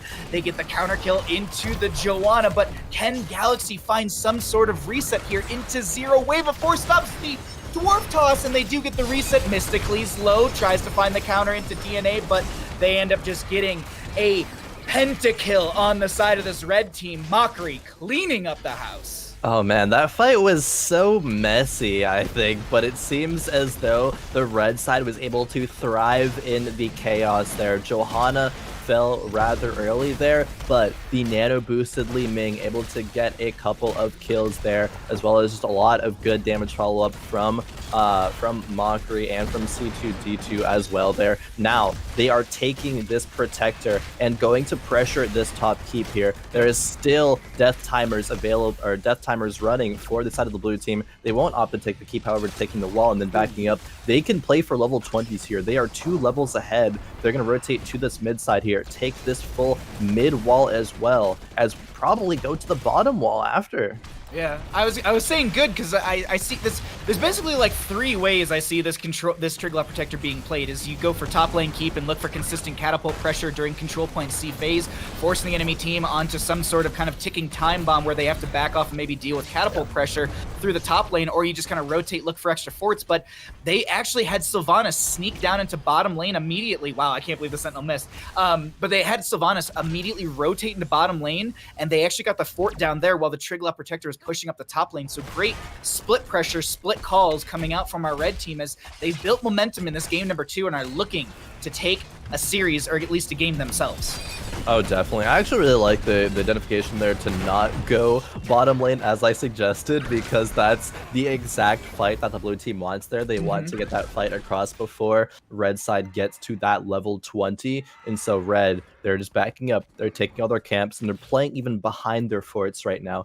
Gleaming, really good, safely checking that Siege can't bush there on the top side there. They really don't want to get caught out. And I mean, blue side, they know they're probably not gonna be able to get a pick, so they're just going to be doing their own camps, clearing the waves. They need to get to be level 20s as well. They won't have it, I don't believe, when this control point first spawns, but they may get it during that phase. We saw them actually play really well on that top control point to once they were going to immediately hit 16s to be on that point to stall it out there. Fortunately, they weren't able to win the fight, but either way, some good recognition there. Gonna be looking to do the same thing in this next one. With 20 talent here in favor of the red team, I was wondering if they're going to try and force the fight, because you're saying, yeah, this blue team's going to be kind of turtling up, rotating around, just looking for the experience. And I'm curious, does red team try and take it to the face of blue, or do they just try and play around control point C, giving them the opportunity to close that experience gap that they've formed with these 7 extra kills over the opposing side? These are the moments of these games where, like, as a caster, I constantly see this, and I'm just curious as to what they're actually thinking. And I know we could jump into comms, but I think it's just a lot of like, all right, prepping lanes, getting into this. I think realistically we should get into some comms right as the control point opens up, but right now it's just rotating, looking for 20s, and caster math, if I'm not mistaken, somewhere in the 1630 mark, I think should be our next control point C, Triglav Protector. But they see them stepping into mid and they're just like, cool, we'll back off. We don't want to step in. We'll let the waves come to us. Yeah, I do. You know, talking about now that red team has level 20s, should they be looking for stuff? And they probably should be. They can be utilizing this Sylvanas with these black arrows, disabling structures. They're going to be looking to get this bottom wall here. If they win a team fight on the next control point, they're going to be able to march this protector to the core.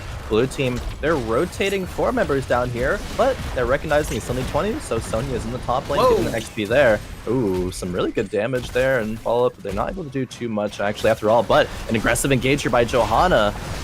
Flesh shield goes out. There was a wailing arrow. Zarya is the first one to go down. Earthquake coming out from the green Jesus as they managed to get a single kill, but they're going to get a keep. And this is 53 seconds on a Zarya. I was curious to see if they step past keep, but no, they respect it. They back off, and 20 talent here does come in for the members of our blue side as well. Extra oomph for the Junkrat. And for anyone that doesn't know, Riptire is a 75-second cooldown. Extra oomph gives you 25 seconds off of your heroic cooldown per hero hit. So literally all you have to hit is 3 heroes to machine gun these Riptires. And on Volsky, I found you where everyone's kind of stacked up on these objective phases. This is maybe where you can find that opportunity. But Zarya and Sonya holding 20. I do want to note as well, Sonya going to Rampage at level 16, not going for the defensive tools as we often do see as Zero dives in. There's a Riptire coming out. Mockery to be the target. They hit 2 with that, so it's going to be 50% onto the Riptire cooldown, giving it a 25-second cooldown overall. But control point C stalled out for now, as it looks like everyone's kind of taking a moment to grab some objectives, grab some items,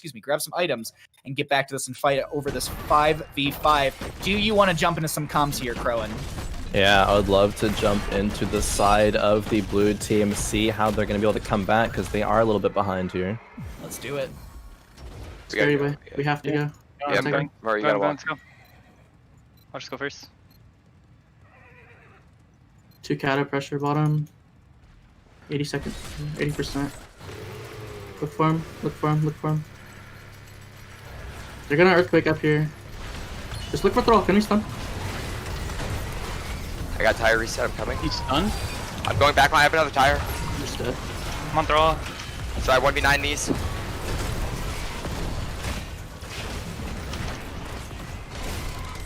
Nice tire, 3 sets. He needs help. Yo, they're all in 3. Anna's one in the back. Anna's one in the back. Self. I saw her. She's slowed. Tron needs help. I got Anna. Nice. Let's go, baby. Good shit. Wait, Tron's girls back on point. here. Girls on point behind. Girls Go on strong. point. Get to Go on him. point. Give me speed. Nice. Alright. I'm kind of low. Just heal up. They have top pushing. We don't have a healer. 2 20 Kalos seconds. and core. Are we okay? Need help, Tron? Should I clear base or I can't show there? Can I? Nah. No, I think we have to risk it for the biscuit. You'll be alright. We have to try to end with this, I think. Yeah. Someone get on point right I now. need help, Tron. Thank you. I'm on point. It's friends.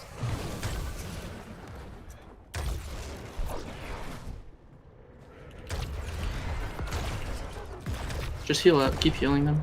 Here, I'll stand on point. Guys. Try and give me energy. Or Tron stand on point. Alright.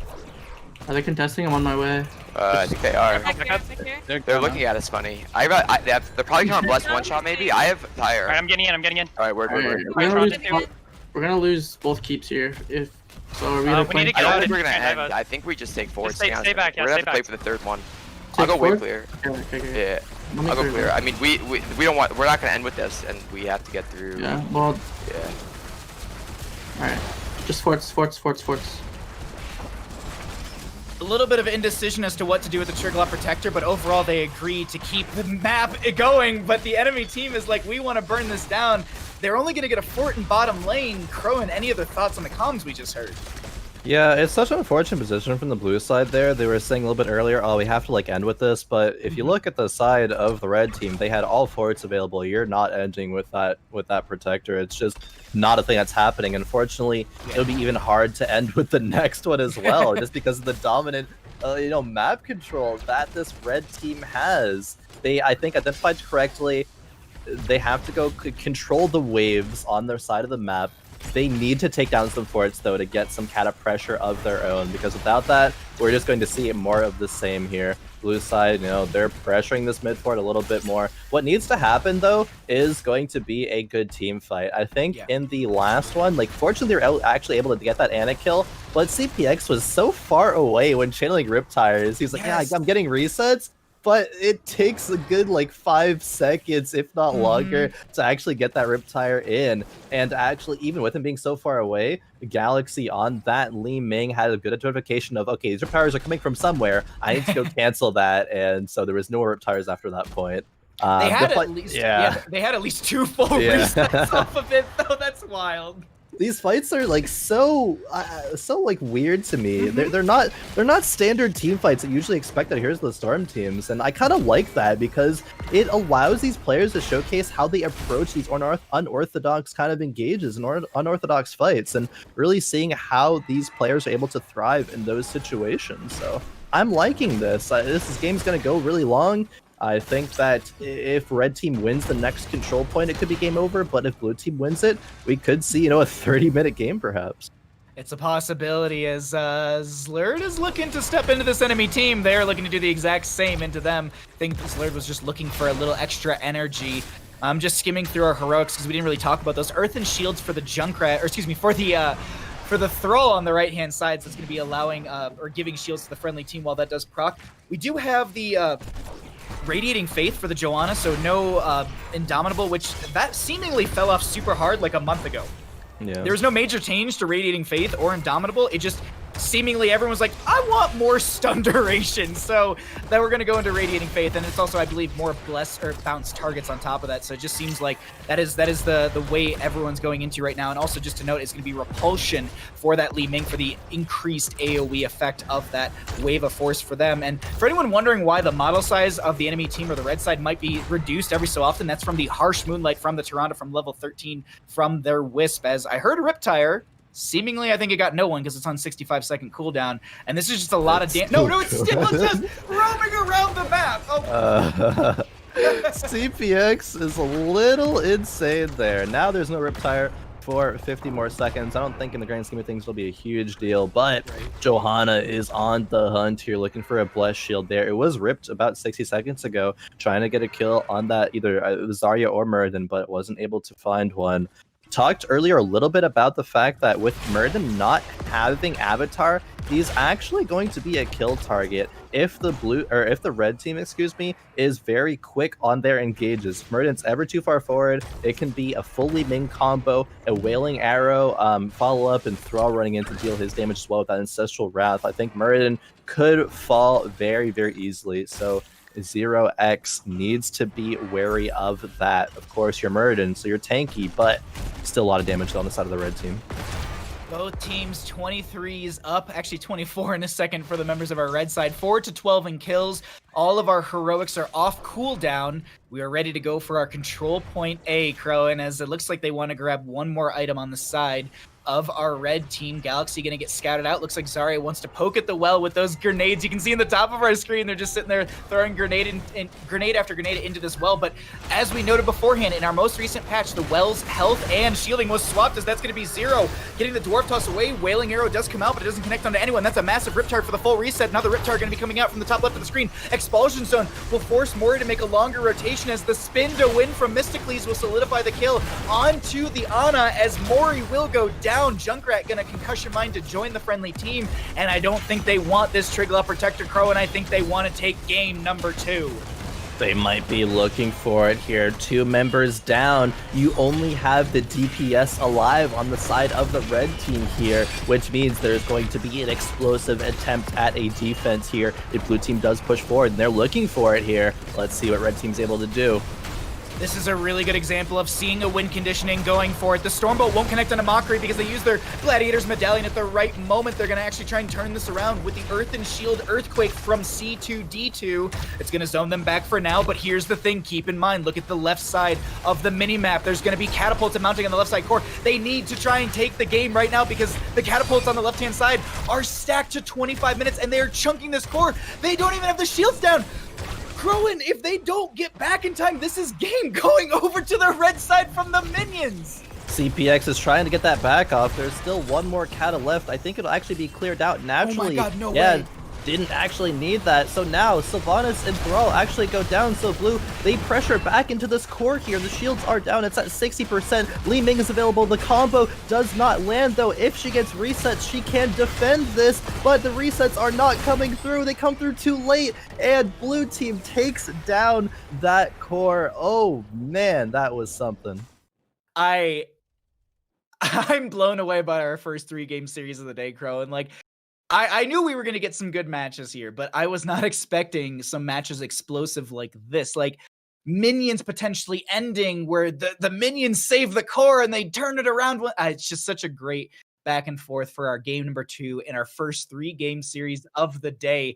Khroen, thoughts on this match? MVPs by chance? Ooh, MVPs. I would have to say, actually, Mysticles on that Sonya. Talked in draft about the fact that we liked that pick. They needed some more damage in those team fights. They needed that late game kind of insurance, having that person to stick on that Ana. And that's exactly what happened in that team fight. Sonya was able to just spin on the Ana. There was no peel there. Ana fell. They went to the core. It got a little bit dicey, however, but some really, really good team fighting, I think, overall meant that they were able to take that game. Such a valiant effort, though. Like, red team was up in kills even at the end. There was 8 kills to 13. That's a heartbreaker if you're the red side there, I think, but the win condition, it looked so narrow, so slim for the blue side. There was all forts available when, you know, the blue side, they had a keep down. It was just like, if you look at percentages of winning, I think blue team maybe had like a 20%, like a 10% chance to win at some point, but they found their win condition, they executed upon it, and they made that last. While it was a chaotic ending, they played it so well. Very well played out from our blue team once again. But what we're going to do right now is take a small break. We're going to stretch our legs, get you all prepped for game number 3 in our first 3-game series of the day. Don't go anywhere. We have more HeroesCCL presented by Roll20 coming back at you in just a moment. Drag and drop tokens, and other features that your kitchen table just can't do. My table can't do any of those things. No. Also, Roll20's video and voice feature let you connect with more people. So if you wanted to invite Lucas and Ariel... Hey guys. Hello.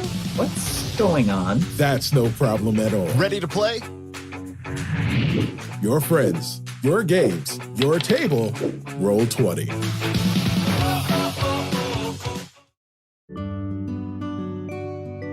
After a long day of work, nothing refreshes me more than a cold beer and a hot shower.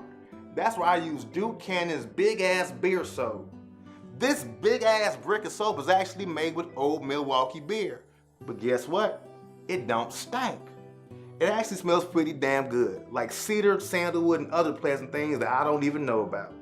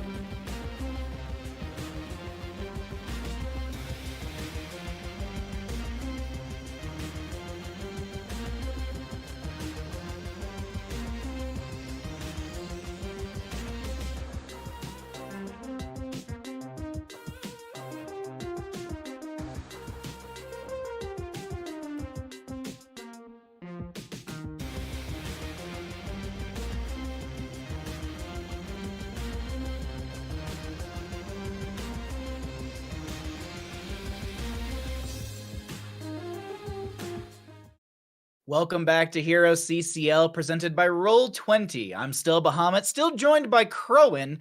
Are you ready for our map number 3 for our first 3-game series of the day, my friend?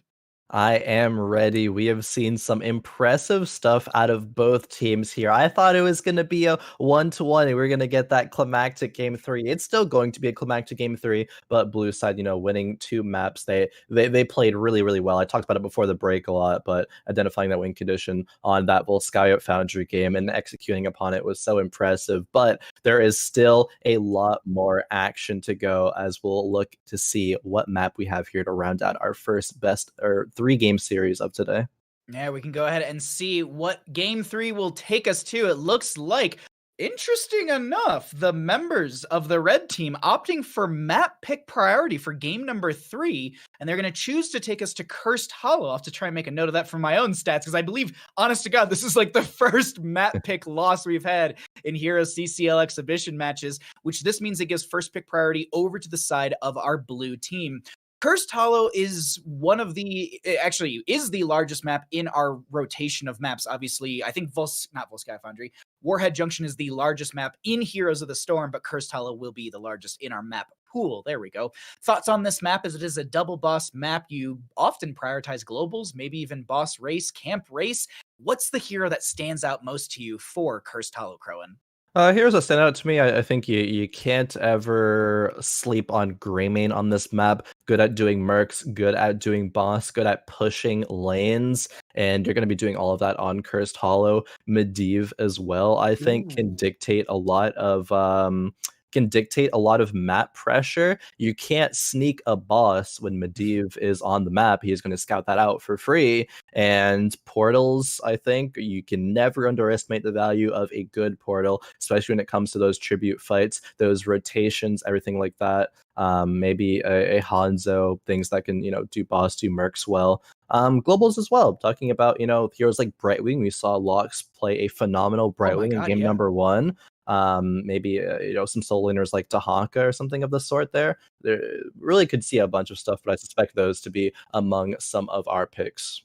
Yeah, you were mentioning globals, and me personally, when I load this map in my own Storm League games or anything like that, I lean into the Falstad typically, but you mentioned Hanzo as well as a great hero to be able to burn down the boss, burn down camps, poke at objective phases as well. You can go into simple geometry for more scatter arrow bounces.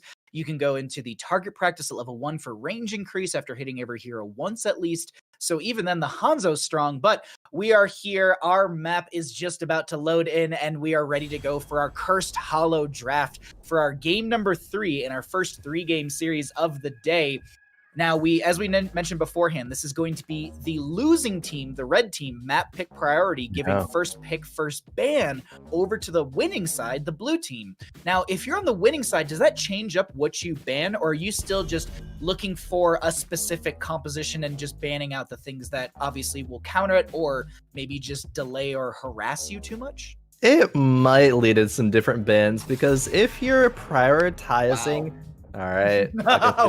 Trace there. I mean, I like the ban there, but if we're blue side though, I think you might be thinking, why did the red team pick Cursed Hollow? It's because they're comfortable or have some strategy in mind on that map. Maybe it is something like a Lost Vikings or a Medivh or something of the sort. One of these players is going to be able to pull out. There must be a reason why, and we will figure that one out here soon. Can the blue team identify it before we can, though? I don't know if any of these players besides Mockery have a signature hero. Of course, they're able to easily identify the Tracer there being a signature hero for Mockery. And I actually we saw it all chat, or I don't know if it's on stream, maybe not, but in all chat actually last game, Mockery was like, hey, Mom said that you guys had to give me Tracer in game 3, but they still said, nope, we don't believe you. We're not going to give it to you anyway there. So Diva ban coming through there as well. I did see that as well. That gave me a bit of a chuckle, and I was like, all right, cool. They're actually targeting out Mockery in a sense. Yeah.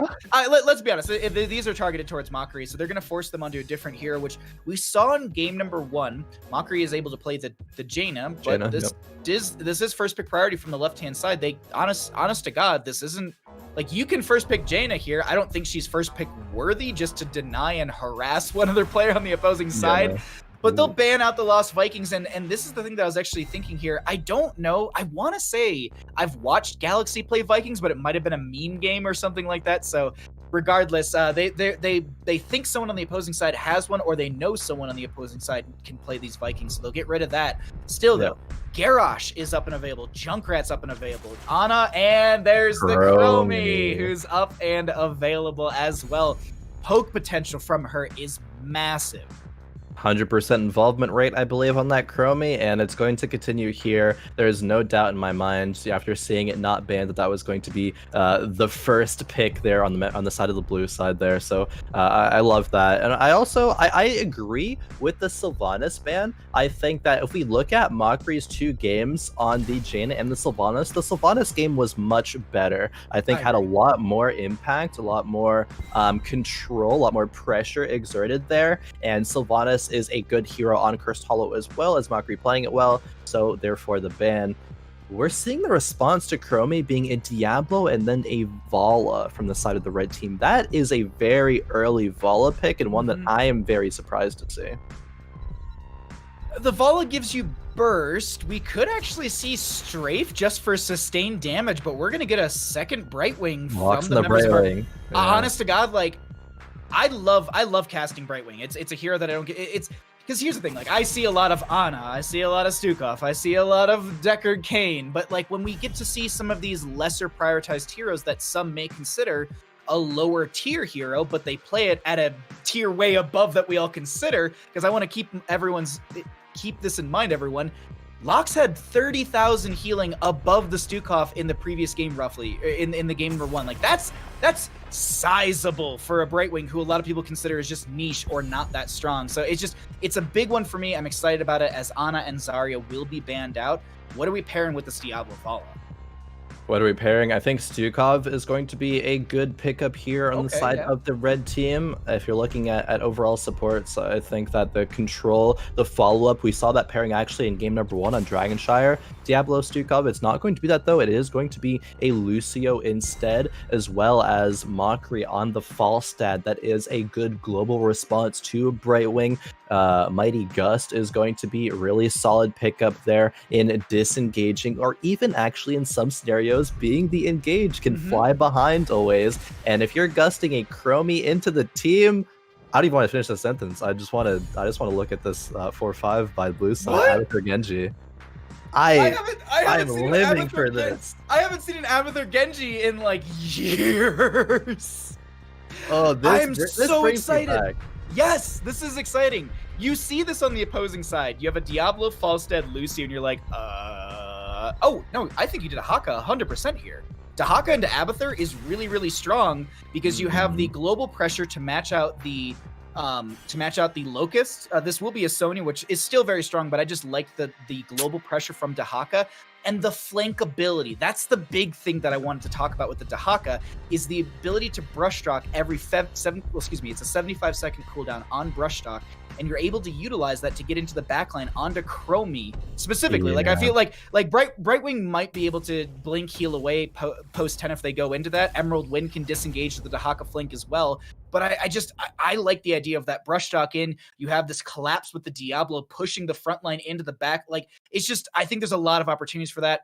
Regardless, we get a Sonya, maybe Khroen. Maybe I don't like the Sonya pick here, honestly, on the side of the red team. Like, you have Lucio support, and yeah, you have opportunities to go in with the sound barrier, but you're up against a Genji, Abathur, Brightwing, Garrosh, not heroes that you can very easily kill. Sure, Khroen is one that you can stick on, but while she's going to be in her ice block for 7 whole seconds, what else are you killing there? I don't think it's anything there. And not to give any flack to C2D2, I mean, it's a whole team effort in drafting there. I just don't like the Sonya pick in general. Hopefully, though, it will be able to work out, as red team is looking for their first win of this 3-game series. Blue team is up 2-0 right now. With Mysticles on Abathur, CPX on Genji, Lox on the Brightwings, Lured on the Khroen, and 0x on that Garrosh. And over on the red side, we have DNA Galaxy on the Falstad, C2D2 on the Sonya, Mori on the Diablo, Zavalosh on the Lucio, and Mockery playing the Vala. Ooh, bit of a swap there when it actually came into this. So Galaxy is on our Falstad. Okay, I was wondering. I was like, I don't feel like I've ever seen Mockery play Falstads. I was like, this is a bit of a treat for me because I love playing Falstad. We are going to be seeing Wingman at level 1, so Falstad's going to be trying to grab those. There's a time stop with Gladiator's Medallion was used, but they end up throwing the Diablo into the front gate. Do not forget that the towers were adjusted to deal 10% increased damage to heroes only, and those are towers, forts, and keeps. Genji, though, with the sustained chase up into top lane onto Sonya, they don't find the kill. Hey, look what we see up here. It's not going to be a well on the side of the red team on the top fort here. Genji, while that mid gauge was going on there, sniped that with the Abathur hat. So even though that, the well change came through to dissuade pesky Genjis on sniping those, did it anyway. Great job, CPX there, making the life of the red team just a little bit harder. And those are the small advantages that win games here in Heroes of the Storm. Love to see that from an Abathur Genji composition. I want to talk about that a little bit more because our rotations, our map plays are fairly standard for Cursed Hollow. We have our Bruiser camps being grabbed by both sides, and then we should be seeing Siege Giants split off from both sides. It will be a little bit more beneficial for the red team as they can feed that in later, and that'll be on the opposing side of the Tribute, as the Tribute will be in top lane. But yes, I want to go back to Wells, and the reason that these are important and the reason why it got changed, because lane sustain is a big factor in Heroes of the Storm. We can talk about this on Dragonshire, we can talk about this on Volskaya Foundry, but we can talk about it here as there's a great example. Top lane will be our first objective.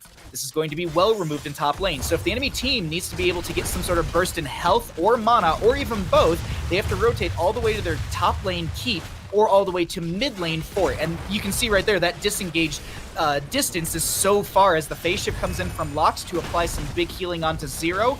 This is also going to be hyper shift from that Bright Ring, increasing that healing based on the person they're phase shifting to. It's going to be 10% off of their actual max health, so getting that onto Zero's big, but C2, D2 goes down, first blood for the members of our blue team as they do find this with Genji up in top lane. And Khroen, how many memories is this bringing you back to? So I'm actually nerding out a little bit right now on how well that blue team is playing this, because something that maybe people didn't notice during the past 2 minutes of the game, because Genji took that well in the top lane, Sonya got chunked initially. She was sitting under her fort below half HP, wasn't able to tap, so actually had to back and missed a full minion wave, and then when she actually gets back, eventually gets killed by the Genji Abathur. So you need these advantages if you're the blue team, and getting them is so insane. Like, you're ahead in XP right now. You're going to be forcing farm members to rotate up into the top lane to try to cap this. Now Genji is up here. Genji's going to be able to stall, perhaps. Okay, actually not choosing to stall. Oh! Yeah, that Chromie, Chromie had it, but it was a little bit too late. However, they need to deal with the rest of these waves here. Genji rotating into the bot lane. I think they could have maybe done that phase a little bit better there. My nerding out moment has got, a little bit deflated there, but still really good identification and play from this blue side. I'm going to be excited to see what they do when they reach level 10 with those clones and how these team plates will actually break out. I think you called that right, because I was watching the minimap too, and I was watching Genji. I was like, where are you going? And I think they're going down to bottom to match Mockery, as CPX was trying to deal with the Siege Giants that Mockery is pushing up. Mori taking a lot of damage from that front gate. Next objective is announced, and it is going to be in the bottom right of our top, or I guess the top right of our map right now. You know what? Do you want to jump to some comms for this? Because it feels like the map is so chaotic. I would love to jump into blue team's comms and see how they're going to choose to either stall or to aggress upon this team fight. We're going in. I'm pushing mid right now. Just safe stall, don't go to cap. I can catch next top, don't worry about it. Watch the... Oh, we're gonna have to watch flank actually get vision. We don't see Sonya here. I can stall every time he goes up, don't worry. Yeah, I mean, I'm just standing in this position, so Garish can't just, or I'm sorry, not Garish, Diablo can't just. I'm half looking top right now. CPX, be more vocal like if you're looking for it. Yeah, I'm just pressuring. I win this on my own right now. So okay. Yeah. I'm looking to have. I'm gonna need help to stall. Yeah, I got you. Yeah, I have spot prior. I'm getting on my horse coming up. Yeah, it's okay. Yeah, we're good. My bad. I kind of fucked that up. You just gotta communicate. I think stalling better. Yeah, I called it, but I fucked up. I shouldn't have used my Q on an enemy. It's okay. It's alright. Yeah, we're fine. We're fine. Like, I'm gonna go make a play for their eye. I should be free. I don't have. I'm heading bottom right now. Jumped in there. It was not the most high energy comms, but it's also not the most high energy moment as well. Seemingly, it was about to pop off for them. Any thoughts on what we just heard? Yeah, I think while it wasn't high energy, those comms are really telling. I had the exact same thought as, you know, Zlurd did after that trivia got capped. It's, oh, I shouldn't have used my spells on the enemy there, and that's not something that most players will recognize. It's like, oh, I'm getting damage to enemies, that is good, but I didn't have that, you know, that Sandblast, that Q to be able to stall on that tribute. So identifying what needs to happen in the future, I think, is, you know, really good, honestly. Like, it sucks you weren't able to capitalize on what you should have done immediately, but at least next time will be better. So I do like the identification. And now red team gonna be doing a boss. Yeah, but CPX scouts it out. Now they're gonna be rotating over. Chromie's not in position. Brightwing is getting stalled. Ooh, this is kind of awkward here. They're trying to keep it leashed, but now they're backing off. They don't want to be able to get Genji reset upon, but now they go back to the boss here, and they're giving time for Chromie to rotate, but Chromie's not. She's still just dueling this fall set off of the tribute spawn there. So it's a lot of back and forth here. Sonya lands a spear onto CPX, but the deflect comes through. Falstad fly behind right now. Gonna be using the medallion. Galaxy actually taking a lot of damage there. Brightwing port comes through. This boss is gonna get taken, and it looks like they cap it for free. Oh, but they go in for the fight for a split second, and they don't get it. I was watching the map, and I think the idea was to try and have boss plus objective, and they split their assets so thin that they weren't able to do so. So it was delayed out as Mori gets whittled down here with their 71 souls on this Diablo. For anyone wondering, we can also update you on some of the other questing talents, as we do have Warbreaker for the Garrosh at 11 out of the 15, 75 souls on that Diablo, 4 out of the 20 on that Puncturing Arrow for the Vala. And I want to talk about Sonya's 10. Oh, we are seeing it here, Baha. The leap is coming through. You're going to get what you asked for here. Whew, okay, how is this going to be used? I mean, I see a couple switch targets clumping up right there, but opting not to use the leap. It gives time for blue members to be able to get the clones out, and Mockery falls in a blink of an eye here. The Brightwing port onto CPX here. The Lucio is able to dash away, but now turning the focus over onto Mori on the Diablo. C2D2 trying to peel, but it's not going to be enough. Diablo gets thrown in and is going to fall there. Doesn't lose souls, as he was only at 90 there, but you cannot let an Abathur Genji composition get the setup and get the flake on you like we just saw right there. Huge plays by the blue team, winning that tribute, winning the team fight, and this is what they have played for. They did not let red team get a curse. They got level 10s, and we saw the power of their composition right there. Genji's peel into the backline was something that I want to talk about, because CPX, there was the clone of Genji. So Mystically's cloned with that Abathur, and they basically had two Genjis splitting the team. The Lucio got split so hard initially when you were saying at the start of that fight, where Lucio was having to push off and speed boost out of there while they were utilizing their Dragon Blade just to force the Lucio away. So it was a little bit of an Overwatch match we had on the bottom side of our screen, as Mystically's and friends just rotated onto the Diablo, who will finish out souls now, 8 minutes and 37 seconds into the game. But right now, do you want to jump to some comms, because it's 2 up on both sides, curse potential for both teams? Yeah, let's jump into the red team, I suppose. They're almost blue side's almost 13s. Let's see how they approach this. All right, we're going into red, right? Yeah, red. Okay. Yeah, that's fine. I'd love to get that in. We got Genji on mid, watch out. Okay, I'm staying extra far back. Throw me down below. Have a good ulti for vision you. down. We saw Genji in mid lane just a second ago. We can't step up for cap yet. Genji bot side, he's checking bushes.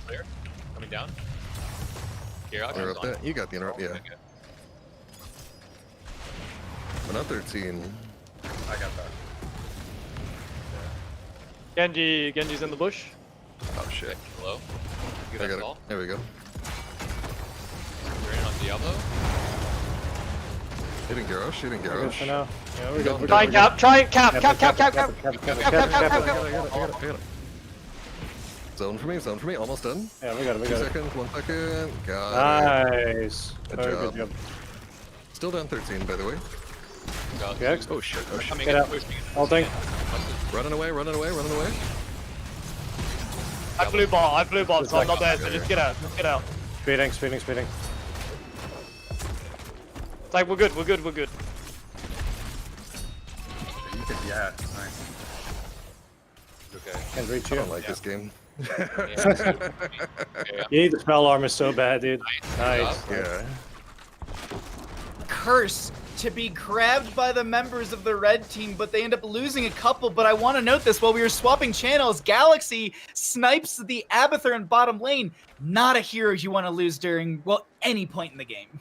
No, I was actually about to praise the blue team for not losing any members, and I mean, I'm still, the praise is due. Abathur falling there is a little unfortunate. They are still XP up, though, a full level after everything is said and done. And if you're the red team, you got some force during the curse, but now we are on curse point for the blue team. If they are able to achieve that next and maybe get something like a bonus, you know, we could see a huge swing in momentum there, but for now, I want to, while I want to give praise to the blue team for playing it well, I want to give praise to the red team. They were a talent tier down, but they kept track of the Genji. They had a really, really nice Mighty Gust there on the false side to cap that and be able to, take something back. If they lost that, they would have been 2 levels down here, and it would have been so hard to make anything happen. However, the game is still winnable for both sides, but with the way that fights have been going, I think that Genji Abathur is, reigning supreme. The control, we see it very much so. They're actually even identifying that red side's on the other side of the map. They're going to take their boss. It's going to be a boss trade, however, which honestly probably will favor the blue side, I think, even though the top fort is down for blue, because they're going to be 16, so they can dictate what they want to do with this, and they're going to cap it. Oh, actually, they're going to cap it a little bit later, actually. Red side, they do have a lot of damage there. I want to note that at the end of that, we saw the Time Walker's Pursuit Vision pop up from the Chromie, so the members of the blue team completely know that they're up here, and they're going to start rotating up. This is a bribe that actually puts Galaxy's bonus lightning round damage to, I believe, 30%. Let me double check that really quickly. For anyone who's wondering, yes. So bonus lightning rod damage for the false set is 30% so far. Bribing, caster math is kicking in right there, but either way, they're going to be able to bribe away 6 units, if I'm not mistaken, as this is going to be mid lane fort going down fairly quickly. They have a boss pushing into bottom lane that they will need to deal with, as their own in top lane's going to be pushing in. So it's a nice back and forth. I think this will just be enough time for them, both sides, to get 16s. And I'm looking, and I was trying to remember, I think it's a 3-minute counter from when the objective phase ends to when you could potentially have another channel. So we should be seeing the announcement for our next curse phase in just a moment. And blue team clearing out the top lane, clearing out the mid lane. It's 16s on both sides. Who's going to grab this? Will they be able to get curse on the side of the blue team, or will red team shut this down? Alright, so actually the advantage there definitely went over to the red side. I thought it was going to be blue, but red identified that they should back up there and not get caught out in the team fight. They actually cleared the blue team boss before it got the fort, and blue lost the whole top wall there. Brightwing is top, which is still fine. We're going to be able to utilize that global. Genji is in a good spot. Genji actually could kill Falstad right here, I think, with an Abathur hat. It's CPX is looking, and there we go. Gonna chase forward. The Mighty Gust had to be used there. Okay, you can't get the kill, but you get a huge cooldown there, so I like that. Now, Genji's gonna be able to rotate and flank. The clone already comes out. I like this. They need to make an engage happen, though, as they start things off here with CPX. Dragon Blade used onto Mori, who this is a Diablo who lost all their souls. C2D2 is going to get polymorph, the sound barrier from Lucio to buy some time, but it's not enough, as the Rain of Vengeance will counter things from Mockery, looking to get the kill onto Mystically's clone. They actually do end up ending it right there as Mori drops the Apocalypse. There's going to be a time trap onto 2. There's a Time Walker's Pursuit on the ground to provide some vision in these bushes, as Zero needs to back off, does get a little bit of that Abathur hat burst of speed as they're going to poke onto this. There's going to be CPX going down as they tried to make a play happen, and it seems like our red team will shut this down, as Gladiator's medallions used from Mockery. Zavlash will be thrown away as they're polymorphed, and they're going to go down as they tried to wall ride away. Mori is so low, so is Mockery. They're going to try and do their best to walk out of this, but it seems like Mockery's able to disengage. Mori with a few fire stomps more to get a couple souls as they're at 34, and this will be the members of our blue team taking this curse. Really well played from them, Khroen. I actually would like them. Yes, I love them not capping this curse here, giving time for Genji to spawn, to get to waves, to get the waves in the spots where they want them to be before they're going to push here. Yeah, they're waiting for Genji's now 5 seconds until he's up. He'll be up when this curse is spawning, but there still is the death timer on Diablo for 20 more seconds. They're pushing into the bottom lane here. They are level up once again, looking to actually extend that lead even more. I thought that fight was a little bit spooky because Genji, I think, blundered a little bit there, jumping into a Diablo and deflecting, but Diablo cancels that. But anyway, the Chromie, though, Zlurd was able to output massive damage there, and now they are sieging into the bottom lane here. Let's see if the members of Red can counter this. CPX dives in once again, toss on to Mori. The break it down's used, but Zavlash doesn't connect onto two, and Mockery and Mori go down. Huge Warbreaker onto the ground as they dash through. Mysticles with the kill onto one. C2D2 trying to, in the backline, but it doesn't work out as Abathur cleans up Mysticles, finding a triple kill, pentakill overall for our blue team, as it looks like they moved a core on Cursed Hollow here, Khroen, and they're going to take our game number 3 in our first 3-game series of the day, and this will be blue team overall 3-0 in the first series. GG goes over to them. Very well played, Khroen. GG blue team there. Oh man. It's so satisfying watching a Genji Abathur composition just rip through an entire enemy team just like that. All 5 members die. It was the full ace, and they were able to, with the pressure of that curse, march to core. Only 2 deaths that whole game from the blue side, and one of them was just an Abathur overstaying a little bit and getting picked off by the Falstad, but only 1 team fight death there. That goes to show the proficiency of which blue team was able to execute on that, in my opinion, difficult composition to be able to run. Back in the day on Heroes Hearth, it took us, a long time to be able to do that, to that effective. But CPX and Mysticles there, the very, very deadly duo, able to make it work out extremely well. Can't count out any of the members, though, because they all played a part. You need everyone on the same page there. Lux on the Brightwing, a bunch of soak there, some really good phase shifts, not getting picked off at all. Zlurd with that highest hero damage on the Chromie. I believe we'll even get an interview with Zlurd in just a little bit there. But also, last but not least, 0x on that Garrosh playing phenomenally as well. It was such a delight to see that. I had a blast at this one. So let's go ahead and look at our blue team roster, who was the overall winner for our first 3-game series of the day. We had CPX, Lox, Mysticles, 0x, and Zlurd. At this time, we are going to be pulling Zlurd in here, and we're going to have them join us for a short little interview. Congratulations on your 3-0, my friend. How are you feeling after that series? I'm feeling pretty good.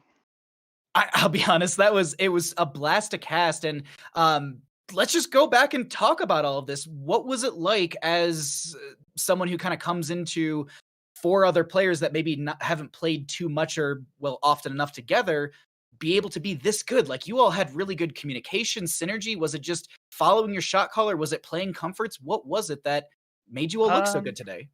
I would say it's a mixture of playing comforts and just good communication. We had like a really good atmosphere going on the whole time. Everyone got to play like basically what they wanted. And we kind of just ran off that. No, and then we had different people shot calling different things, so it was really productive.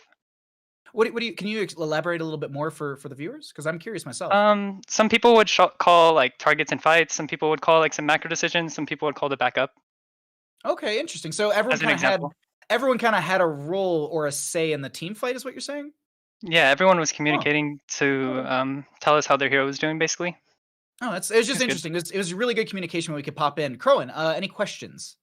I would say I think it's impressive watching that last game. Of course, there was 3 games that you played, really, really well. But it's so impressive watching that last game executing on Abathur Genji composition. And it makes a lot of sense when we talk about the communication that you all had was really, really great. I would say, what a question am I trying to ask here? Even I don't know. I'm just kind of like praising your communication and your dedication to being able to team fight. Honestly, it wasn't a question at all. But Zlurd, I think coming into today, what is your approach? Like, what was your goal going into today? Did you want to just win games? Did you want to showcase any specific heroes? Like, and how did you feel after everything is kind of wrapped up here after those 3 games?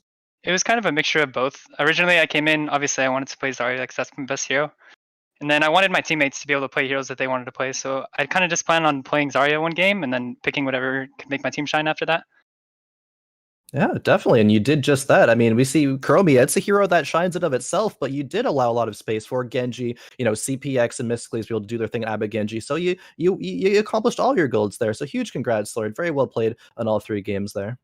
Thank you. Appreciate it. Yeah, it was an absolute blast to cast. We had, honest to God, this was a pleasure for us to cast because these games were so much fun, Zlurd. But thank you for the interview. Thank you for joining us, and thank you for just such great matches that we've gotten to see so far. You have a wonderful day, and thanks for joining us once again. You too, guys. Thank you. And I want to say that the enemy team played very well too. So GG's, guys. Such a sweetheart. Alrighty, well, thank you for joining us. You have a wonderful afternoon. Khroen, my friend, we are done with our first 3-game series of the day, but we're not done just yet. We still have more Heroes of the Storm action for everyone at home. So right now, instead of watching a timer, we're going to go ahead and throw up an interview that I had this past week with William from Oxygen Esports. Go ahead and get to know them a little bit better as we take a break, and more HeroesCCL action is going to be coming back, presented by Roll20 fairly soon. This time I am joined by William from Oxygen Esports. Thank you for joining me this afternoon. How are you doing, my friend? Oh, anytime I get to talk about Heroes of the Storm at 3 p.m. in the afternoon, I'm pretty happy. So thrilled to be here, my man. Oh, thank you so much for joining me. So, well, that's a really good question. So Oxygen Esports is a pre-existing esports org, right? I think there were some orgs that were formed specifically for the CCL or for entry into the CCL. Oxygen has been around, outside of that for a while. It's actually an outgrowth of a former pro team called Team Genji, which I co-founded, which competed in Hearthstone for a long time. A couple other, it was more of a strategy game team like Magic Arena, etc. We're actually very successful in Hearthstone. We were ranked the #1 team in the world for a while. We had a lot of GM players. We still do actually. Seiko and Nalgridan and Hearthstone Grandmasters are Oxygen. So if somebody listening watches Hearthstone, we like that Activision Blizzard game too.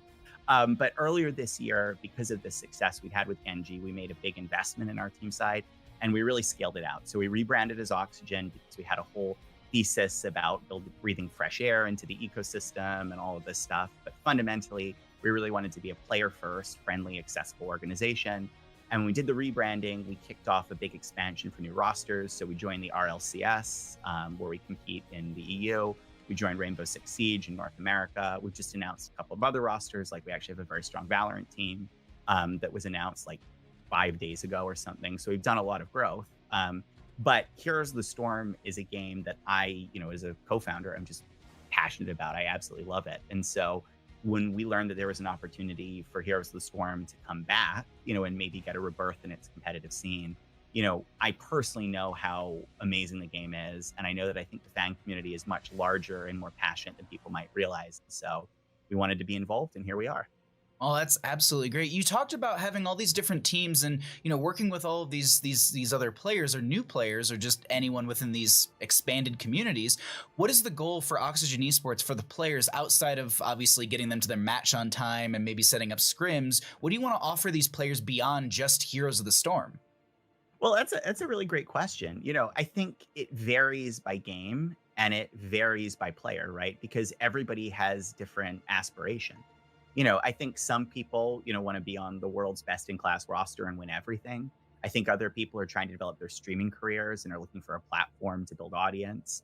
And, sometimes there are even people who are just, trying to enjoy the esports scene and figure out if it's right for them. And they're looking for an organization that can be a good and friendly home to them without putting too many strenuous demands on them as players while they see if it's fit. And I think for us, Oxygen really, should run across the ecosystem. Our main goal is to be extremely friendly, extremely player first, and extremely accessible.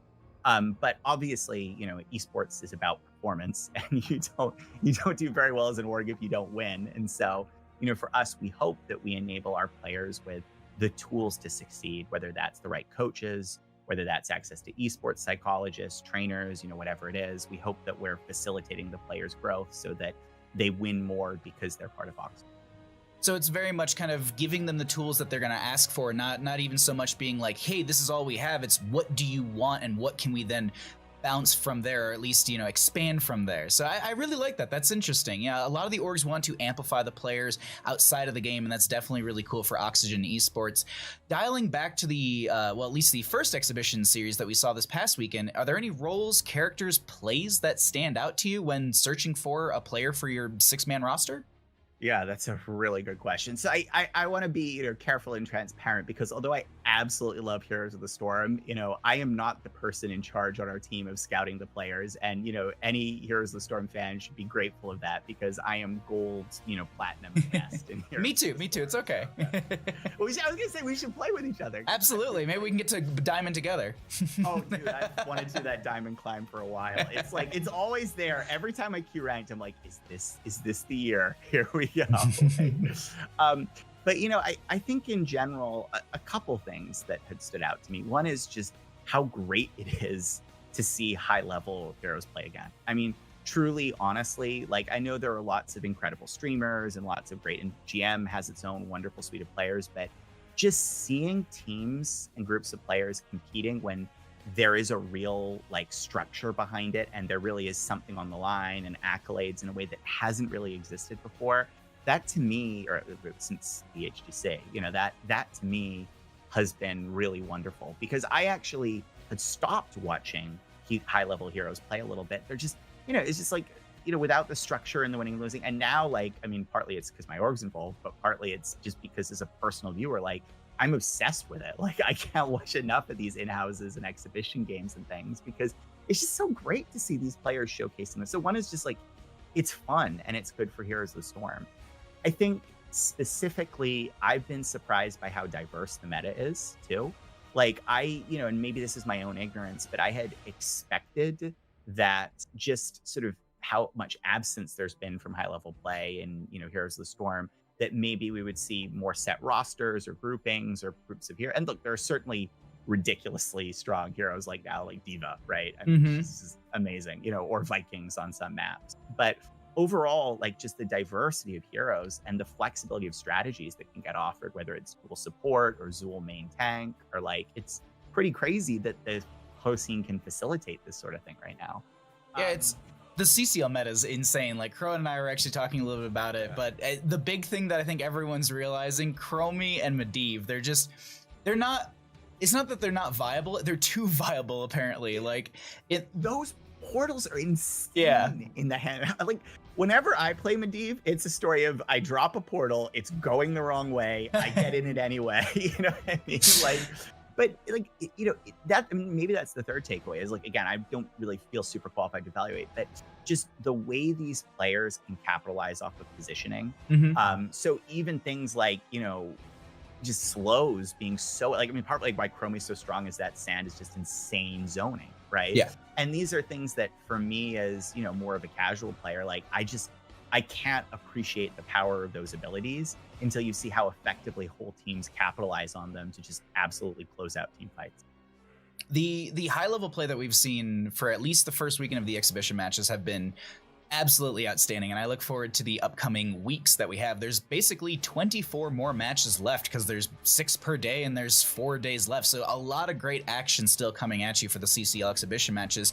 Now, in these same exhibition matches, we're talking about the things that kind of stand out to you, what kind of excites you to look at these players and what to watch. What's the opposite? What turns you away from a potential player? What's something that players should know? If I want to get onto the Oxygen Esports, I need to stop doing this or avoid doing that. What's something that maybe you might recommend, or someone can just keep an eye out for? Yeah, that's a great question. I mean, there's obvious stuff, right? Like toxicity and things, but I don't think we've seen really, to my knowledge, much, if any of that. And I think that speaks to just how awesome the Heroes of the Storm community is, right? But obviously stuff like that's a problem. I think the biggest thing I've seen though, and partly it's a little bit the nature of the format, so it's difficult how you quite assess this, but it's just not responding to calls or not responding to team communication, right? Oh, okay. Not clearly communicating what you're doing, right? And again, I'm not the biggest expert on this, but definitely in some of the in-houses or games I've seen in the comms I've listened to a little bit, it does seem like there's just occasion, and whether it's the players aren't as familiar with, playing with each other because it's randomized, I'll leave that to sort of the experts we have to evaluate. But I think the big thing we would care about most is communication. Because I think Heroes of the Storm is really, at its heart, it's a communication-driven game, right? It's all about showing up on time to the right place, like most MOBAs in that regard. I often do say that Heroes of the Storm is best played when it's 5 people on one side, 5 on the other, all in comms, in coordinated play. Like casting any sort of coordinated play is just always so much more fun than some sort of Storm League or quick match games, because those are just pure chaos with maybe a little more control chaos in our exhibition matches. But these have been absolutely a blast to cast, and absolutely it is a good point to note that communication is a big factor in Heroes of the Storm. That's actually something that I don't think many of the orgs have noted, but I know a lot of them are very, very interested, because, well, I see them in all the voice channels listening in, and I know there's a couple that are watching streams and they're listening to voice comms. So if you don't think the orgs pay attention to that, they definitely do. So yeah. I mean, quite seriously, because to some extent, particularly given the duration that we have for the CCL this year, right? Many of these players are just mechanically, their proficiency is crazy, right? And certainly you can improve mechanical proficiency, but over the period of time that you have, right? You're not going to turn somebody who's a good tank into a AAA first tier class tank, right? There's just, the season's too short this year to have that sort of mechanical progression. So if you take that as a given, right, it really is, I think, the comm stuff that's important, because that can be taught, but you want to see the baseline people are working with, and you want to see how they respond and what their inclination is to do. Because that is, again, I mean, at the end of this game is, if you have 5 people showing up and there's only 4 on the other side of the team fight, you're probably going to win. And that's the heart of HOTS. Yeah, that's very well said. Well, before I let you run out of here, are there any closing tips or even just perspective or just thoughts that you'd like to share with us on the season for CCL? Yeah, I mean, 3 things, I think, actually. One is just how well I think CCL has been set up and run so far. Just as an org owner being part of the process, it's been incredible. The communication, I think the thoughtfulness, the dedication, there's clear passion on the part of CCL staff for the game and making this the best possible event for both the players and the orgs. I just think that has been phenomenal. That's one piece. 2, I would say just, how grateful and excited Oxygen is to be part of, the CCL scene. We're really big believers in Heroes of the Storm organizationally. We believe the game itself, has a real opportunity to kind of phoenix here. And this could be the start of it. And so, we're excited for where this goes, both this season and hopefully in future. And then thirdly, I would say, always take Haymaker on Murd, and it's the only right pick. I will say this: someone did take Haymaker over the weekend, and I remember shouting. I remember shouting out Oxygen. I was like, they want to get on the team. I know you did. I know, because I was watching that game, and I was like, you were like, somebody said, and I was like, it's me. only the Haymaker. It's just the most fun. No, and I mean, as we saw in that game, it's crazy good when it fits, right? So yeah. Well, William, thank you so much for joining me. That is going to wrap up our interview here with Oxygen Esports. You have a wonderful day, and we look forward to seeing your draft picks on October 17th. I can't wait. You too, Bahamut. Thank you. Thank you. Welcome back to HeroesCCL, presented by Roll20. Khroen, we had a little bit of a break, but we're back. We're ready to go into our second 3-game series of the day. How are you doing, my friend? I'm doing quite well, especially after those. Just a delight, a treat of games that were those first 3. I think that we saw some of the best team play that we have seen out of an exhibition team with the blue members previously there. But we're going to see 2 new teams right here for another 3-game series. So let's get into introducing them. Yeah, we got our blue team popping up on screen right now for all of you, and we can go ahead and dive on into that, as it will be Apparition, Glogan, yes, the Gaz Lord Glogan, Hyde, yes, Hyde, Talking Trees, and Zurameg. Who are we going to be seeing on that red side? We are going to be seeing Champ of Horde, D-Blade, Rayvar, Red 11, and Xenaris rounding things out there. I'll be honest here, Khroen. I know I highlighted 2 of the blue players more than the others, but I'm just so excited. We have someone who might play Gazlo in HeroesCCL. It's possible. It's happening. It might be happening, but either way, let's go ahead and actually find out how we got to our first map of the day, because I think these players are itching to get into this. And so let's go ahead and find out what our map picks and bans were really quickly before we load into our draft. Which either way. There we go. So we are going to be seeing the coin flip, I believe, won by our red team. So that is going to be map bans coming out from. They're going to opt for first pick. They're going to also ban out Sky Temple and Cursed Hollow. Blue team banned out Dragonshire and Battlefield of Eternity. Blue team opting to take us to Volskaya Foundry for game number 1. And we can slide right into the draft because these players are itching to get into this one. And I know I am. I want to point one thing out. Actually, 2 really quick things out here, Khroen. In our previous interview with the previous interview we just had, it was just the sweetest thing because we both got into the break and we were like, they did need to shout out the enemy team and said that they played great too, but it was just like, it was just great. Like, I absolutely love those moments. The second thing is going to be the fact that Garden of Terror was not banned out, so we could possibly see some Garden of Terror shenanigans, and we haven't seen them since literally week 1, like game number 2. No, it was game 3 because that was when Mene played Sagara. But anyway, sorry, you had some points as well.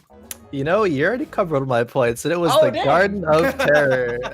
As soon as I saw that not being banned, honestly, I'm like, damn, we might have to play Garden. Wait, feels bad, man. I don't like Garden, Baha. I think it's a boring map. I think that you don't actually accomplish anything with the objective, and the game just stalls out really long, and you're looking very offended right now, and I'm sorry, but the Gazlo got banned, so you're even more offended right now, because we're not gonna see at least a game 1 Glogan Gazlo there. The respect ban shutting that down before it even has a chance to break free. I'm upset. This is a horrible week for me. Cho'Gall gets nerfed. I get no Gaz Lord potential. But I do want to point this out. Like, in all seriousness, outside of this being Glogan's Gazlo, there is a really good argument to make for Gazlo, because we talked about it previously on Volskaya, where you do have the higher goons value into the items, or the the fortification camps, and also the siege camps you can throw into the wave, which I'm blanking on the name completely, but either way, so some strong bans. Diva still having pretty much 100% involvement, same thing with Chromie, but Ana first pick priority on the right hand side. I'm trying to think, like, do you try and deny any sort of do you try and deny the Li Ming here? This is the same thing that happened in our first three game series, actually. It is. Okay, so the prioritization before was on Junkrat Muradin in response, but now 2 completely different teams. So while the Ana is being first picked here, the response is now Li Ming to deny that synergy, and Garrosh. I think Garrosh was banned previously in the last set, but now it is available, and so now you're picking it up, and I like that deny very, very much. I do think now, if you're the red team, you have to pick up Junkrat. You can't let it go through. Okay, I'm correct there. It's just the Rexars leave me a little bit interested. I think that's not a pick that's usually seen. Especially on Volskaya Foundry. Usually if we see a Rexar, it is going to be on Dragonshire to contest one of those points, one of those shrines. But seeing it here just as an offlane pick, what do you make of that, Baha? Oh, there's a little bit of information that I think I kind of know here, and I want to say this is a Champ of Horde special for all of us. So I think we're in for a literal treat with this Rexar. I agree with you. Typically, we do see them on these maps where you have the split fight. Another good example is Braxis Holdout, when you have Rexar top lane holding the control point, and you can have them auto into the wave and still pick up everything that you need. Misha just sits on the point like a big, thick bear. So I like this. I like it for those maps as well. I agree with you, but I think it definitely can have value here, so long as you're microing that Misha well. And as I said, I think this is a bit of their specialty, so we might be seeing that pop up for them, or we definitely be seeing that pop up for them as they have grabbed it. But I'm excited for the Rexar. I don't know if we've actually had any Rexar. I'm trying to go through my mental database, and I don't think we've actually had any Rexar plays so far at HeroesCCL. There was one. Yeah, because I know for sure we did see a Diva versus Rexar on a Dragonshire one time, but I think that was the only game.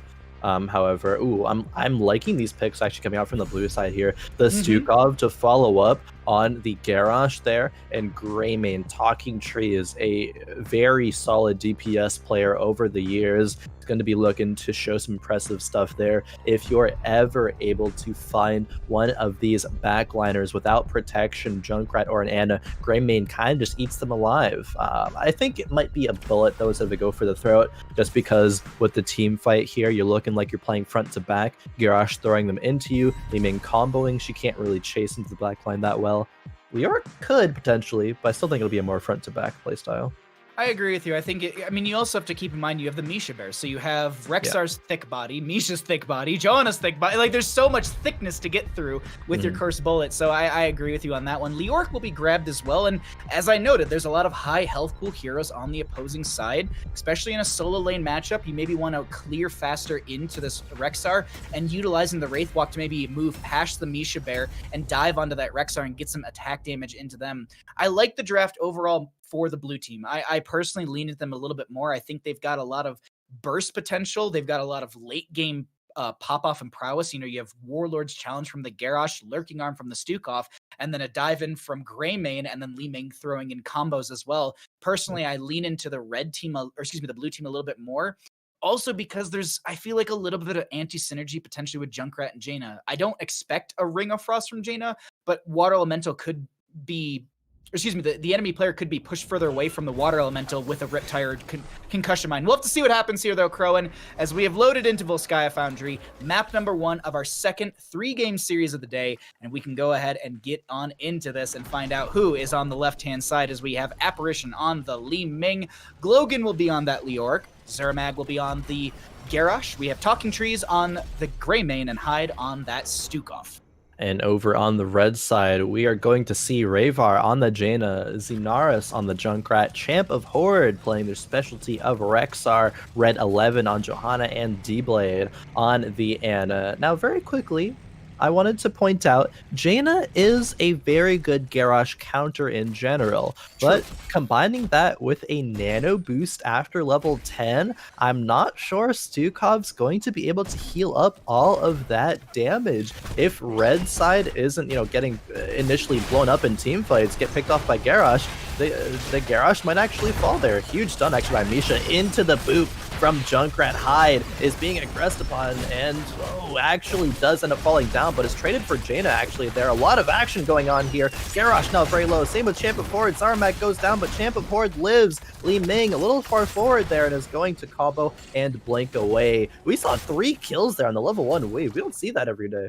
An explosive start to game number 1 in our second 3-game series. I want to point out some things in the talent, specifically body check Garrosh. This is something that I feel like is gaining a little momentum with some of our players. Typically, we see that Groundbreaker, the Warbreaker at level 1 to just get the cooldown reduction and damage over time, but I really, really love the body check value because you have a 35% slow applied to the hero attacked by it, and then you also have a 30% healing reduction onto said hero as well. So Ana will be mitigated as they're trying to get that multi-burst healing with those healing darts onto said target. So this could set up for a single target burst that might get Li Ming the pop-off and reset potential she needs into the later half of the game. Overall, some strong talents for both sides, as we also do have the Bird of Prey for the Rexar for a little faster wave clear, but doesn't seem like they're going to be hanging out specifically with Leoric, as we have a potential fight over this biotic emitter. Yeah, and it's going to be a Garrosh versus a Junkrat here. Which control will be better? Rexar gets thrown in there, but not a lot of damage here to follow up. Zarmag's in trouble. Zarmag getting low. They have the healing from Hyde as they jump onto the point. It looks like, though, I actually did anyone? No, I'm sorry. I completely missed the biotic emitter was still up. I was like, Hyde stepped forward. I was expecting them to already be done. I was like, there's no channel. Where the heck is the biotic emitter? But they get it regardless, and this will go over to the left-hand side. We also did have the fortification camps grabbed on the left-hand side as left and right-hand side, so those will be back up and available during our first objective phase. So while that's happening, while cooldowns are taking place, they're going to jump onto the siege camp and provide some pressure into top lane. But our objective A has been announced here, Khroen. 30 seconds to go. What's the setup from both sides? Setup from both sides are going to be taking those siege camps, getting that top lane pressure. We'll see who prioritizes clearing out that lane, if they're going to look for picks, which it looks like Zarmag's positioning very aggressively, wants to find a pick, but Misha scouting that out. Okay, we have a couple of members of the red side here. They're going to be giving up the initial percentages of the shrine. Actually get a pick onto Misha in the mid lane. That's, that's really good. And they clear up the top lane as well. While that's going on, so gonna see the blue take control of this. Leoric, actually Glogan scouting out Champ of Horde here on the bottom side. Needs to be careful though. Yeah, as they're very far forward, but they do have the Wraith Walk. Gonna use the Gladiator's Medallion just in time to mitigate the condemn value. It's getting a little tense here. Do you want to try and jump into one of the comms to see what they're saying? Yeah, sure. I'd love to jump into the red team's comms here. Oh my god. That's alright. Sorry for that. You're too aggressive in the champ. Oh, man. Yeah, like the Stukov was like really far out there for me. Yeah. Just pick the mage, you know. Go bottom, please. Go bottom. Let me get spin. Can you go bottom? I should go safe no. Yeah, we just had to be a little more conservative with how we look for picks because they can just like. You have something like to get in with you. They might look to invade. Yeah. They could.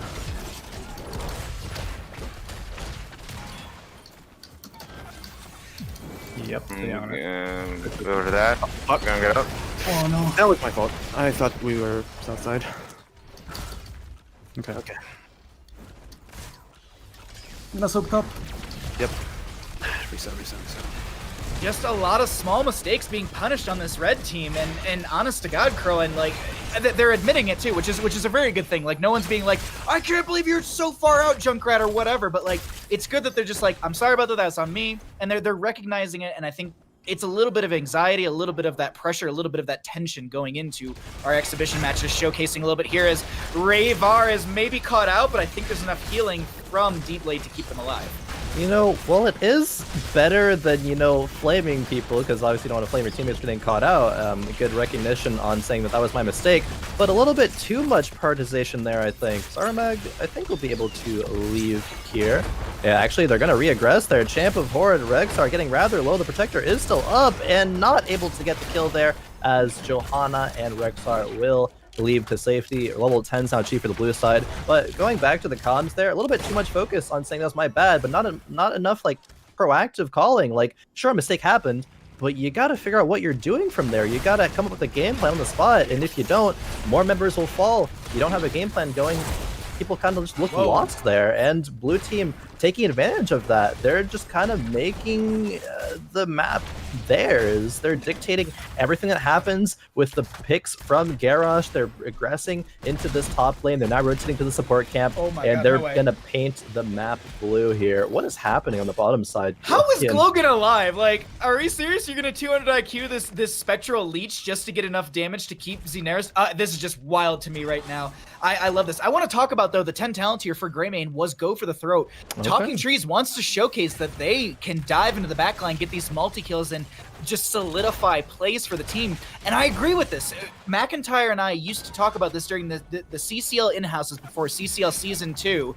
We used to, every Monday we would do this, and we would talk about how much we loved Go for the Throat because there's so much playmaking and out-playmaking ability with it. Also, level 20 gets you reset value as there's going to be Boars Unleashed from the Rexar. They're going to try and engage onto this. There's going to be a Blessed Shield. Apparitions tossed away by Zermag trying to save their friendly members. Seems like it's working out. Misha going to get hit with the Groundbreaker. Logan coming in with the Entomb. Onto Entomb as there's going to be a concussion mine throwing them around. Deep Blade is going to try and walk out of here as a Riptide comes out. This is Zermag so very low. Lior goes down. The Misha Bear to be traded out. Flailing Swipe from Hyde will disengage for a second as there was the medallion used by Zermag. And honest to God, I can't believe the back and forth. But overall, Liork's the only one to go down. And if you're blue team, that's probably the best person to lose.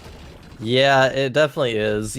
Honestly, you take those. If you're the side of the red team, you had Jaina and Anna getting entombed there. Good flank by Glogan, but the damage was not able to come through. You have Li Ming and the combo landed there, but Greymane wasn't able to do enough damage there to take out any of the entombed targets. So they're able to get a counter kill there and get some of the map control back in their favor. They're still down a whole level. They're soaking this full top wave here. They have some camps to take, but they're going to be down a talent here when it comes to this next control point. They're going to need to find some soak before they're able to contest it even further. Zermag rotating through the Chattering Teeth right there, so the enemy team does see this and they know that they're there. Red 11 gonna just kind of face-to-face with Garrosh like, hey, what's up, bud? And they're just gonna back off as control point B opens up in the top lane in the next 8 seconds. Liork's still in the bottom lane trying to push things out as that Rexar Misha are trying to clear things out as there's a Blessed Shield. No, sorry, I thought I heard the Blessed Shield go off, but no. Still is off a cooldown. I think they're just trying to poke onto this fort in the top lane to allow them to get some periodic catapult pressure as well as some passive experience gain. But right now, Khroen, this is going to be point control for our blue team. Do we consider jumping into their comms here? Oh yeah, sure. I'm down to jump into their comms. Talking trees rolling away. Let's see how they're approaching this control point. Jaina looked like she was going bot. I'm backing up. See or are we okay? Yeah, we're just getting free. I think they're waiting for me on rotate. Yeah. They just got 13, so they're lucky. They're top. There's no Alright. need to come up now. I'm rotating up. I'm rotating up. Quickly clearing mid.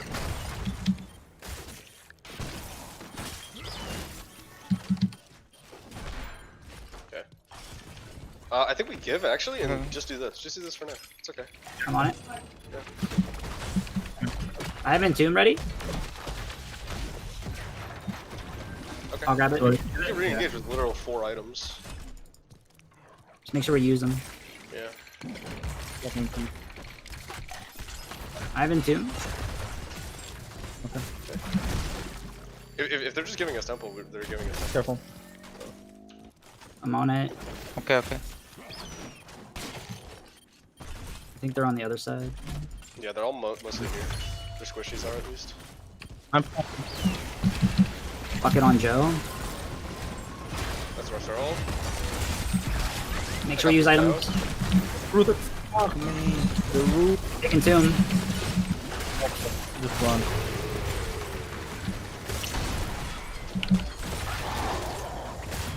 Nice. Okay. Almost got Rex there, but I'm dead. Watch the Ming.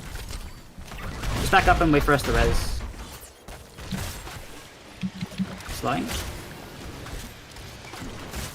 Khroen, in comparison to the shot calling, the comms, the chaos that we heard in our first 3-game series from both sides, do you feel like this is a little too passive? They're giving too much room for the friendly members to talk over each other in a sense? Oh, 100% Hyde. They're actually getting booped in by Xenaris. Really good Junkrat plays, but Hyde actually gonna be able to walk away there for free. Glogan trying to aggress even further. But going back to the comms, I don't think there was a single word said from Zarumag on that whole engage from when he threw Jaina in until after he died. I don't think that's the direction that you need to go if you're going to be an engaged tank there. Either way, 15s apiece for both sides. The Welly comes out. They're looking to chase down the blue members now. Glogan tanking a lot of this damage. Goes to half HP. Zarumag tapping. Gonna look for a re-engage here. 99% on this control point for the blue members. Only 59 for the red. We're gonna see a whole nother team fight here. Zarumag trying to step in. I want to point out that Glogan used the Wraithwalk to eat the Chattering Teeth as Misha Bear will go down. Glogan is going to be just eating damage from this Blizzard, but this reset after reset for the Li Ming Riptire is going to be coming in, but it doesn't find a counter kill. That's Blessed Shield coming out, and there's a Garrosh going down. Talking Trees getting low. Hyde is in the fray of all of this. Chattering Teeth zoning back the enemy team as 99% is here, and a Triglot Protector will be available as Hyde gets the weighted pustule out in time, the healing pustule, onto the friendly member, but Hyde, you're so far forward. Will you be able to live? They actually will. They're going to try and get in the Triglot Protector's apparition, get some shielding from this Triglot as the Talking Trees goes down. So this will be a 2-for-1 overall as the objective phase will go over to the side of our blue team. And realistically, Khroen, I don't know how much value you get with this Triglot Protector. The members of the blue team are playing with fire there. Hyde stepping into 4 members. Apparition 1 hit away on the Li Ming. Greymane actually Talking Trees ends up going down, chasing a little bit too far. Exactly what you said. You're not going to get too much value with this Triglot Protector. You're going to get a well, a tower, you're clearing some waves, but there is 5 members down here going to be DPSing this Protector. You're going to be safe out of this probably, but not actually going to be able to accomplish that much. We had a bit of a lead earlier, but things are just about tied up now. It's so crazy to me that fight went so poorly with blue members having the position and having 4 items up, but good pick there by Zarumag onto Johanna. She gets deleted. Apparition getting thrown forward there. Talking Trees jumping in. Champ of Horde now going to be slowed. Talking Trees taking chase, but actually booped in by Xenaris. Immediate go for the throat there, and then the reset actually happens from Li Ming there, but the counter kill there. Everything is going underway. There's a dive here happening. Hyde with the filling swipe, but falls. Well, that is going down. The Xenaris, the Riptire doesn't take out Zarumag, but that was a bit of an overextension, I would say, there from the members of the blue team there. A 3-for-2 trade overall, but you didn't need to make that play happen, and now you're going to lose the fortification camp because of it. I'm so confused, honestly, by like a couple things in that engagement. I don't want to harp on this too much, but I was confused by literally throwing the Li Ming forward, and I don't know why, because typically Li Ming I think you want in the backline, and I understand this is a Calamity Li Ming, so you do have the teleport dealing 496 damage to the nearby enemy members near your teleport destination, but like, I don't think that there's any sort of situation in that moment where Calamity got value, and if anything, you want the range from the Arcane Orbs because you have Triumvirate from level 4, which is the increased, base range and cooldown reduction if it travels beyond 50%. So it was confusing to me, and I don't know if it was one of those like, hey, get in there, find a kill. If I feel like if anyone you want to throw in or hold that into the fray for is a defensive toss away for Hyde or Apparition, or an aggressive toss in for Talking Trees on this Greymane, or even Glogan on that Leorc. So, and I don't want to stick on it too hard. It was just something that confused me watching that in that moment. I don't know if maybe there was some different play that I was missing, but that's my only complaint about all of it. I do want to note that we are 18s up on both sides, 9 to 11 in kills as we are approaching our 20 talent tier. This actually should be close to 20 talent tier for both sides, if not already having it for Control Point C. I think we have an explosive third objective phase coming through, and I want to say a minute and 30 seconds or so. Yeah, just about there. They're going to leave the siege camp up and not cap it for now. The teams are about even in XP here, so we're not going to see any huge advantage with level 20 play on either side. What we do see, though, here is Zaramag and Talking Trees waiting in a bush, but they are flanked by steel traps on either side. Red 11. What are you doing? Oh, Red 11. What is Apparition doing on the left-hand side of the screen? I actually like this. Like, so you're not going to be in the same bush, so you're not going to be quite as in trouble if you get scouted out, but you're playing behind Fog of War, being behind that little wall thing there. So actually, what looks really troll and looks really funny, I think it's actually correct positioning there. So I like it. Something that I don't like though is the Li Ming Triumvirate at level 4 and the Aether Walker at level 1, who actually have Blessed Shield coming out there, but it does whiff a little bit of an engage here. I think they're going to back up though. Yeah, I think that they literally got 2 heroics out from the red team right there. They got Blessed Shield and Board. They got 4 heroics. Oh my god, I just realized there's Water Elemental and Nano Boost on cooldown. I just looked at the top right of the screen. Yeah. That is a mega win for the blue team. We've already jumped into comms for both sides, but Khroen, do you have any interest in jumping into any of these comms once again? Because I'm kind of interested a little bit myself. Yeah, I don't know if we're gonna see too much happening with 4 ultimates being down right now, but sure, I'm down to jump into red team comms and see how they approach this with all their ultimates being down. Let's do it. 10 seconds? Yeah, of course. Oh, look here, look here, look here. Hard. It's hard. No. We don't have ults. No ults. Remember that. Watch the silence into him. Silence him. I actually did. Wait, of course. Took off? Oh, yeah. Took off. Look. I'm a flag out. Yeah, actually, they saw me there. Fine. Just, we have to give. Fine. Yeah, just remember, we have to play for ults. Oh, shit. Can we try to kill a rotation, maybe? Oh, okay. They're not going to rotate too much. They're just going to try to siege bot. Okay. It's fine. Look here. It's going to be hard. Wait, what are they waiting for? Get in. Hopefully it didn't pull us out in the middle of a team fight. There's actually going to be a little bit of there. I was just moving us all back into our voice room, as that's going to be Misha charging onto Zaramag. But they just back off, and I think the comms, at least just before I moved out myself, is, hey, they're sieging, and I think they're respecting this. They tried to maybe punish the step up right there, but I don't think they can't without the Joanna, and with them having so many heroics still on cooldown from that last engagement as Talking Trees chases onto Champa board. They're going to buy some time with this feigned death, but they still end up going down, and that will be another kill for the members of our blue team who stagger out of death, and they should get Triglav Protector point C. This is so worrying for the red team. They're okay to outline the past 2 minutes of the game. Used all of their ultimates, didn't get a kill. Engaged anyway, got punished for it and died. Recognized they had to give it up, but then Rexar is overstepping a little bit as well and gets punished by the blue team. They use another set of all of their ultimates, or near all of their ultimates, and still don't get a kill. So well played by the blue members, especially Hyde on the Stew Cob, to disengage any attempt there. they're so hungry for kills right now on the red side. They're using these ultimates, but again, not getting any kills for it. And now Zarmag is just running at these members. Junkrat getting thrown in. He's going to be taken out in the blink of an eye. Zarmag looking for more there as the Entomb from Glogan comes out on all of those members. I'm sorry. Glogan didn't go buried alive. They went Shroud of the Death King, which is activate to become protected for 3 seconds, preventing all damage.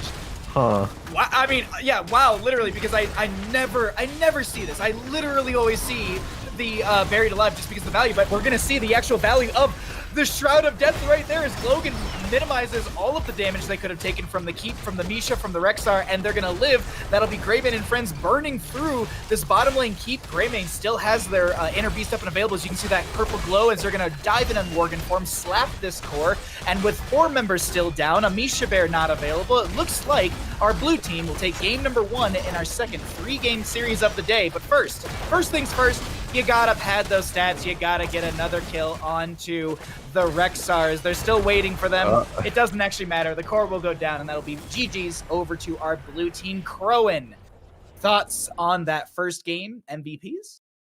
MVPs. Oh man, that game just, it kind of confuses me a little bit. Because there was a lot of good back and forth that happened, but then it seems like it really just fell apart towards the later stages of the game from the red side, and that's kind of reminiscent of the early game a little bit as well, especially around that first control point. They chained a couple of deaths, so maybe the communication kind of wasn't all there to where it needed to be. But on the other side there with the blue, I think Zarmag, albeit a little bit of a blunder on the top side from overextending with a huge camp lead there, but the rest of it was some huge picks there, dictating the course of the game, dictating those rotations. And Hyde, I think, played a phenomenal Stukov as well. Apparition, while I wasn't overall a huge fan of the Li Ming build, it worked out rather well. Apparition of Talking Trees near neck and neck with that hero damage top 2. Who I think I want to see a lot of identification from both teams, I think, to play a little bit cleaner in the next game, because there was a lot of things that worked out well, but there was definitely a lot of times that I think things could have been just a little bit better from both sides there.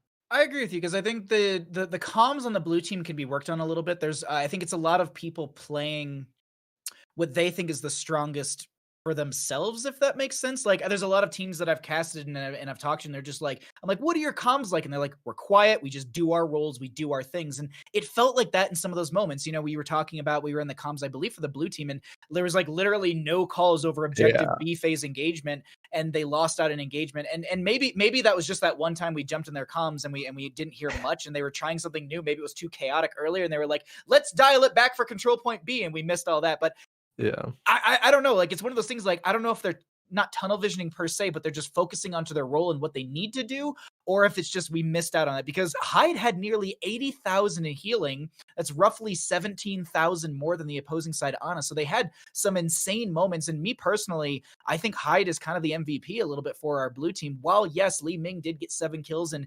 Greymane got 5 themselves, it's still Stukov who kept so many people alive, so many good flailing swipe moments, recognizing when to utilize disengage, when they need to save people, and when to slow down the enemy team. I just overall love it. And this is also me a little bit also a big fan of, support and hero players, because or healer players. I just don't think they get a lot of the respect and MVP calls that they should in some of these moments. But overall, that is going to be game number 1 for all of us. And we're going to get ready for game number 2. Going into this game number 2, what are your thoughts for the red team? Do they maybe play more comforts? Maybe they play a different draft? Looking at what happened in game 1, what would you do if you were on the side of the red team with your, expertise here?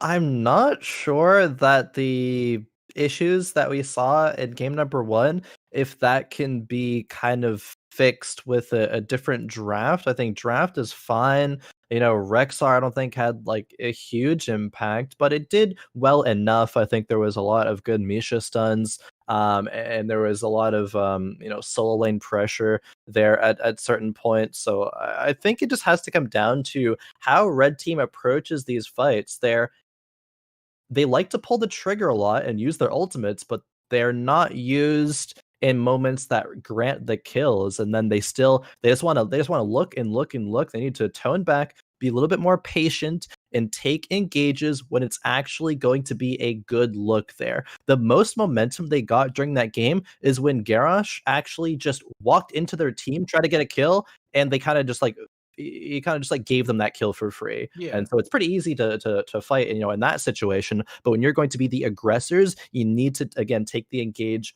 on good terms, on ones where you can actually secure those kills and get pressure and win the team fight from there. Well, let's go ahead and see what our second map will be, and if they can actually make these engagements happen and maybe slow things down, as we are going to be heading to Towers of Doom.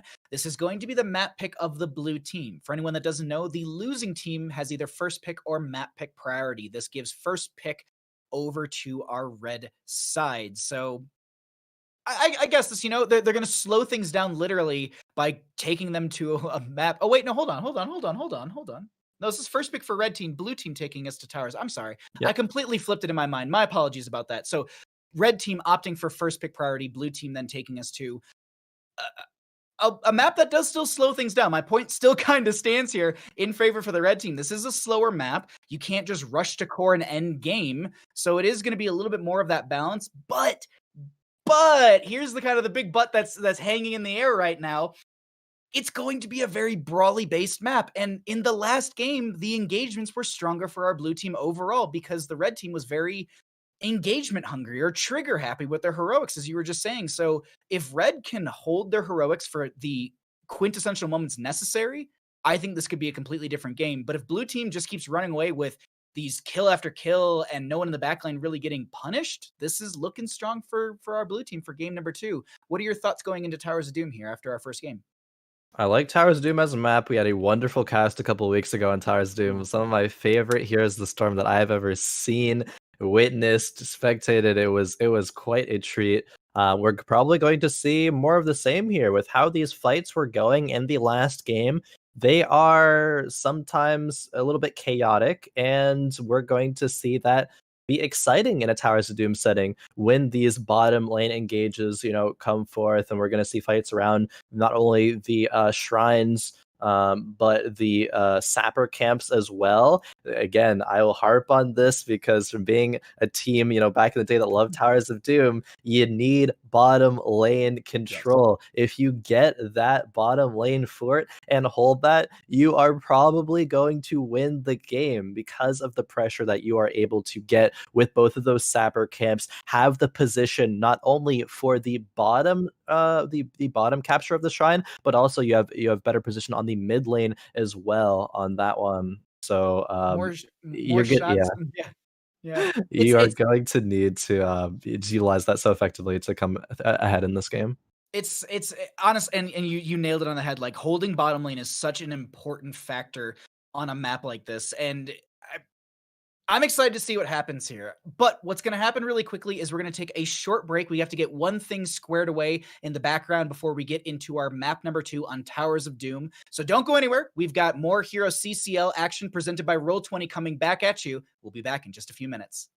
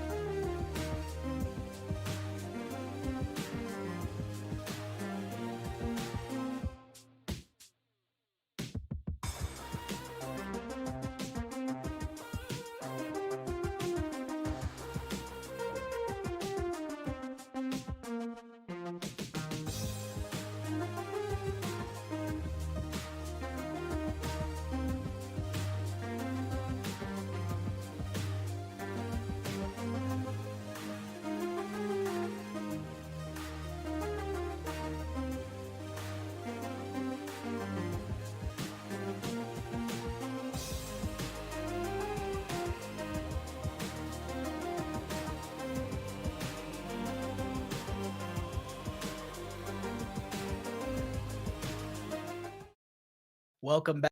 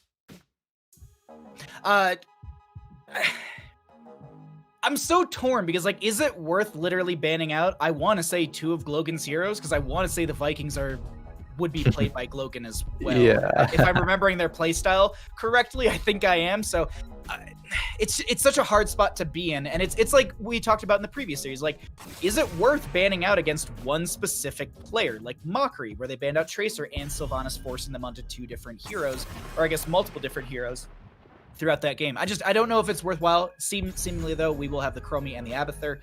First pick priority for a red team. A lot of good All options. right. Yeah. Gazlo is up. I'm Oh, not, come on. do you really think they'll take it away, Khroen? Do you think that's actually... No. So, not that they're gonna take it away. It's not like a, you're not denying Mockery on Tracer sort of thing here. Tracer is a hero that's very, very good. She did get nerfed actually a little bit in that last patch that came through a few days ago, I believe. But still a very good hero. Gazlo getting buffed, but you need a proficient Gazlo player to be able to play that hero, and I'm not sure anybody else in this lobby besides Glogan is going to be that proficient. And yes, we do see it, Baha. You can rejoice. We see the Gazlo prioritized in the 1-2. They don't want that banned away in the second ban phase there. How are you feeling about this one? We give the people what they want here in HeroesCCL. That's what people want. We want I want Gazlo. Maybe I'm all of the people. So either way, we have a Gazlo and we have a Junkrat. So I like this because you have a lot of turrets, you have a lot of lane pressure, you have a lot of poke potential. This is a good 1-2 punch coming out for the members of our blue team. They're going to snap lock a Sylvanas and an Ana together, which I don't disagree with either. Ana is strong overall. We have nano boost potential. Sylvanas has good push potential, pressure with the lockdown inside lanes as well with the black arrows. And you were talking about it right before we went to break about the pressure and the priority of owning bottom lane to be able to feed in more sappers, control that lane, and get more shots out during the objective phases. They need a main tank, and I would expect them to ban out something in that department. It's actually, there's no way they do it. There's no way. Wait. If you're banning Tychus. But wait. What if it's 200 IQ and they literally just plan to just force the Cho'Gall ban? Like, no, like they don't plan to take Cho'Gall. They're just trying to force the Cho'Gall ban. Honestly, do you even ban the Cho'Gall though? You don't. You ban Garrosh instead. Give me what I want. Give me what I want. I don't expect this to be what I want, but I want it to. You have Gazlo already. You might as well go all in. I want my right? cake and I want to eat it too. And you want seconds. Seconds, third, and a buffet chain afterwards. But realistically, Gazlo Junkrat, they still could go for things. Okay, no. Okay, I was actually leaning a little bit more into the Murden, but this Diablo's great as well, and we're gonna see another Brightwing. Yeah. The Brightwing play today that we have seen has been phenomenal, so I'm excited to see more, especially on Hyde. And we highlighted Hyde's performance last game on that Stukov as absolutely phenomenal. I think every single flailing swipe that happened was absolutely money, whether it was to disengage because the fight was lost, or to trap people in a corner or something, or to get the some kill pressure based off of that. Everyone was money. I think Hyde playing really, really well. I'm excited to see what's going to happen on this Brightwing now. And we have Red 11 locking that ETC, and actually a Greymane coming through from the side of the red team now, not in the hands of Talking Trees. Talking Trees will probably be on that Junkrat. Could be Apparition as well. We'll see what the last pick here coming through from the blue side is going to be. I want to note one quick thing on that ATC that was grabbed as well, is that the Encore in a most recent patch was nerfed once again. Bless you, Blizzard developers, for nerfing one of the talents I want nerfed. It went from, I believe, a 7% cooldown reduction to a 6%, which, if the caster math serves me right, I believe it's 5 seconds off of your heroic. So a little bit more balanced, because it used to be 7.2, and before that it was 9.6. So that's a lot right there. But we will have a Hanzo round things out for our blue team. And we talked about in the last games and other Towers of Doom games, I love a Hanzo here. Scatter arrow is a great way to poke it at the enemy team during the objective phases. Gives you very good camp clear, wave clear, objective, or excuse me, boss clear potentially, as well as if you go into the target practice at level 1, if you hit every hero once, you get 30% range increase off of your storm bow. That gives you a lot of good poke potential and lets you stay further away. You've got great Dragon's Arrow into the Diablo, Apocalypse, or even just their engagement with the just overall heroics. Like I'm really excited for our blue team outside of the Gazlo. Outside of the Gazlo, I'm still excited for this. And it's also Towers of Doom. Like, we both agree this is one of our it's our #1 map, and here's the storm when we're casting together. But let's go ahead and get on into it. We are here on Towers of Doom, ready to go for our second map in our second 3-game series of the day. On the left-hand side, we have the members of our blue team, Hanzo being played by Talking Trees, Zermag on the Diablo, Hyde on the Brightwing, Apparition will be on the Junkrat, and Glogan playing the Gaz Lord. And over on the red side, we have Red 11 on the ETC, Xenaris on the Sylvanas, D-Blade on the Ana, Rayvar playing the Greymane, and Champ of Horde on the Diva. Now, taking a look and kind of analyzing the drafts a little bit again, if you look at blue team's draft, they want to play front to back. You're not going to be diving in, minus like Diablo, looking for it engages. But if you're Ana, that's kind of your favorite terrain there. Ana loves being able to sustain through those front-to-back team fights there. And I think with the Sylvanas and the Greymane, they might actually be able to output a bit more damage there and then be able to secure some things that go for the throat, or maybe some, Diva mech explosion coming through there. So I might actually give this draft over a little bit to the side of the red team because of that. Of course, Gazlo, you love to see Gazlo and you love even more to see him succeed. But the damage threat there, I don't know if it's going to be enough to get through the Ana healing.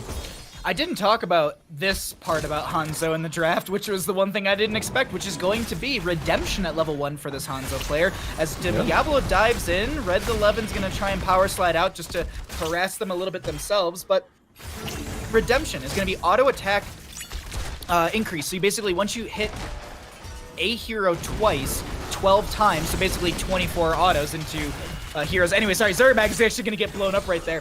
They'll have 50% increased auto attack speed, and typically you see that picked up with the armor reduction talents and maybe never outmatched to be able to have the range increase. So we'll see what happens with this Hanzo pickup. But the other thing to note with that level 1 is it's not a permanent quest completion. If you die, you actually lose, I believe, 3 stacks every single time you die, and so you have to refinish your quest. So if anyone in chat's wondering, like, wait, why is the redemption being finished and then potentially finished out later again in the game, it would be because Talking Trees got picked off. But that might not be the case. They're already at 11 out of the 12 stacks. We have 6 out of the 20 on this, 7 out of the 20 on the proc rack for the ETC, and 17 souls currently for that Diablo, as Sapper camps are going to be grabbed, mostly in favor for the red team as they got both of those. Meanwhile, we just have rotations continuing as the power slide might connect, phase shift, and there's a concussion mine to save them. So red team earlier on, actually Zarmag going into the mid lane here as action still unfolds. Red 11 gets polymorphed by Hyde there. Is going to be in trouble. Power slides through, and actually Hyde goes down there, and Red 11 lives with a sliver of HP.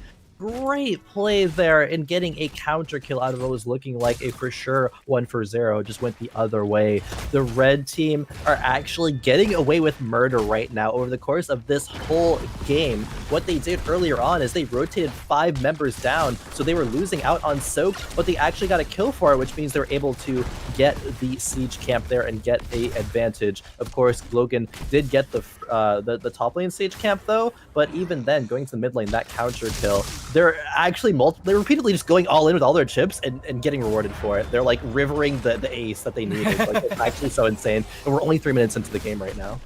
Glogan's going to be harassed by the divas. We can see on the mini-map. Xenaris is going to go for the channel over here. Face melt from ETC will push them back, but they still kind of backed off as the Chattering Teeth was grabbed at level 4 by that Junkrat, which will slowly move towards the enemy members who are within that circle on the ground that you do see. I would expect them to go into Sticky Wicket at level 7 to be able to get the 2-second silence onto them as well, as Glogan is still being harassed. Champa Ford on this Diva is zoning them back for now, and they're going to have to tap well in mid lane. Diva's going to boost over to the right-hand side. Now, I want to point this out for anyone that wonders in chat as well. This objective phase, much like Cursed Hollow, you can actually see when someone's channeling. So Glogan and friends know that Diva moved over to the right-hand side to channel, and that's why they themselves are going to go for that left-hand side.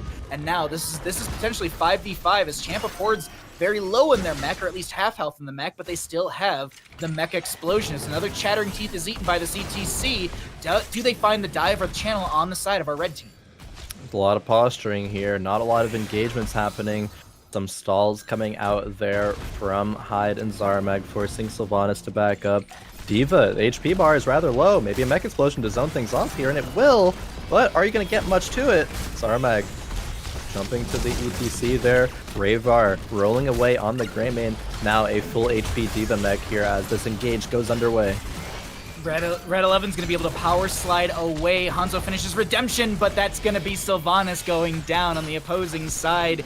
They are going to be able to flip around Champa Ford in mech, and they lose the mech as well. Can they find the Divas? The power slide from a Red 11 will stall things out. Hyde has the channel onto the altar, and this will be 8 shots total into the core of the red team as blue is taken for themselves. Invade onto the Sapper camp will allow some bottom lane pressure as Hanzo moves into mid lane. They did go into explosive arrows at level 4, allowing them to have a little extra wave clear. And looking at the draft and composition, it's not like they have super low wave clear, but it does allow them just to have that AoE and a little extra damage within this wave on top of that. But right now, it is going to be Zarmag and Apparition grabbing the camp on the left, and they could look to push this in as our next objective phase will be double in the mid and bottom positions on the map.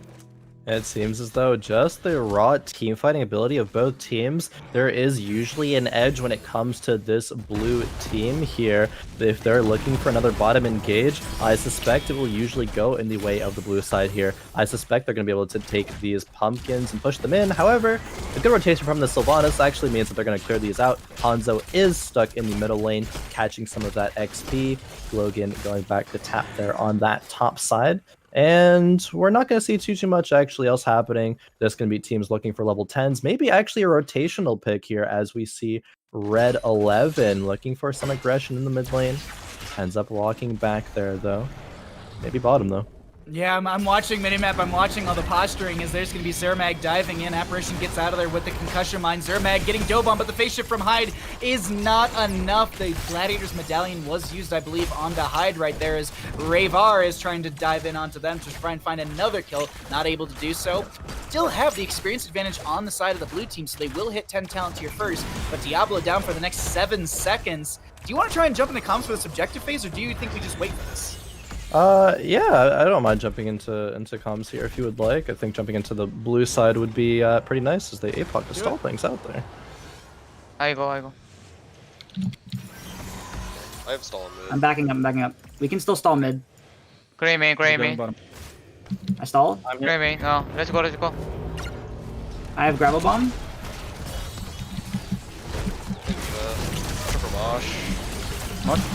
I got arrowed. I'm okay. Okay. I don't have tap. He was out of mech. I'm looking for arrow. I can. Bombing that? Oh, fuck. You can drop. Yeah, oh, Mark, careful. I'm really. They got it. They got it. Yeah, we still go or no? No, they got it. They're on the camp. Can we... They are. No gravel bomb. And... We have arrow. Yeah. I'm sorry. I'm coming down. I'm here if we want it. I'll follow up on that. I think Grimmer for now. Okay, look for this. Bomb point. Okay, got it. They've hide. Big sleep. I'm out. Crane below. Crane low. Get our comp? I'm going mid. I'm gonna get mid and then top. Okay, I'm gonna tap here for mana. Starting our camp. We're up. It's so interesting to listen to the comms of our blue team in comparison to our teams from the previous game, because it's like they have an idea. It's like, we're gonna invade this camp, and then just utter silence after they explain everything, and then it's just like, good job, I'm out. Like, Yeah, definitely. It's interesting there. I think that there maybe some of the lack of communication hurts them a little bit. I think I believe they had an opportunity to re-engage before the members of the red team were able to cap that altar in the mid lane there. Talking Trees is like, I have arrow, and I saw a couple opportunities where he could have had an arrow, and maybe if they're on the same page there, could have got some kills and gotten that shrine cap. I mean, they end up getting a decent one to steal the siege camp away, but maybe a little bit more communication could be in their benefit. Either way, though, a single altar phase is going to be spawning in this bot side here as Red 11 power slides forward. they lock down Apparition, but Diablo's like, you're not getting my Junkrat just yet. So they just charge in, counter that for a second. Now 13 Talonteers not far behind. Champa Ford in that mecha form still has the grab bomb as they're going to try and just stun CC them, and they managed to do so. The Apocalypse is going to stall things out as the ETC mosh pit will be canceled out. Grab bomb is going to pull one in. Champa Ford so very low. Deep Lane gets the channel and tries to heal out, but that's going to be Greymane going down. They chase in further. They might have lost 4 damage onto their core, but they're looking for another kill, and it doesn't seem like our blue team is able to solidify anything in that case. This Brightwing play all day has been a phenomenal hide there, recognizing to stand away from the ETC, polymorphing that mosh pit right as it came out again. There has been no value from that mosh pit yet from Red 11, and not to, to say that those were bad looks. They were good looks. It's just that hide was on top of it every single time. Champa forward in the mid lane on the D.Va right now, forced to use the mech explosion, but might still fall anyway. Logan looking for it, but actually is, if that Hanzo arrow would have landed, I think it would have killed the D.Va though. I was thinking the exact same thing. It was either she dies or she has like 1 HP at that moment. Because I was like, if you land this Talking Trees, this is going to be a clippable moment, but not the case, as 13 Talent Tier will be coming through in just a second for our red team. And this is blue just kind of holding over their lanes. They have top lane pushing in their favor. Can they make some invade happen onto this camp though? I mean, they're going to be looking for it here. There is 10 seconds for APOC and 5 seconds for Riptire if they're able to stall it out a little bit. But no, if the ultis were up a little bit sooner, they could have made that happen. However, when we go to looking at the red side and how they team fight again, they had some really good early game 5-man collapses that worked out that I think was an improvement from game number 1 in terms of team fighting. But again, we're seeing ultimates used that don't really result in anything. We saw a Sylvanas Wailing Arrow that was sent out that didn't result in anything. The Moshes were countered by Hyde. It's just not as much. Talking Trees. Okay, again, an ultimate that's not resulting in too much here, but I mean, it was a solid look. It just wasn't people in position to capitalize on it. Now we're going to be 1 ultimate down with that Hanzo as we get into this mid lane altar fight. Back and forth over this, overpower into Champa Ford, Mecha form. They're trying to get out of there, but they're going to lose that. That's going to be ETC face melt with the Encore at level 13. Sylvanas got hit with the Nano Boost and is trying to dive onto Glogan, but isn't able to find any sort of damage into them. Hyde still playing from this backline. Face shift coming out onto Zuramag. Shadow Charge onto Rayvar, and they're not able to connect with the Apocalypse either, as the Riptire will connect onto a couple members, but still no solidifying damage for a kill, as this is a lot of poke back and forth. The healing up from Ana is really, really good. Hyde going for the channel. Can they zone back Red 11? The face melt doesn't connect, and the members of our blue team get this as the Grava Bomb will miss a couple members. Red 11 so very low, power slides away, and there's the disengage from it. But overall, that is going to be 4 shots into the core of our red team.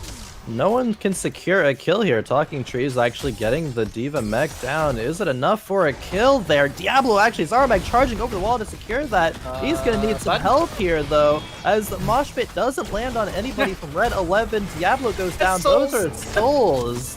Wonder if that was worth it. Probably not at the end of the day, but Zinara, so a great gladiator medallion there from Apparition as Red 11 is going to be retreating. Sylvanas actually getting caught out by a stun and falling after everything is said and done. 5 members live on the blue team and 2 members dead on the red team.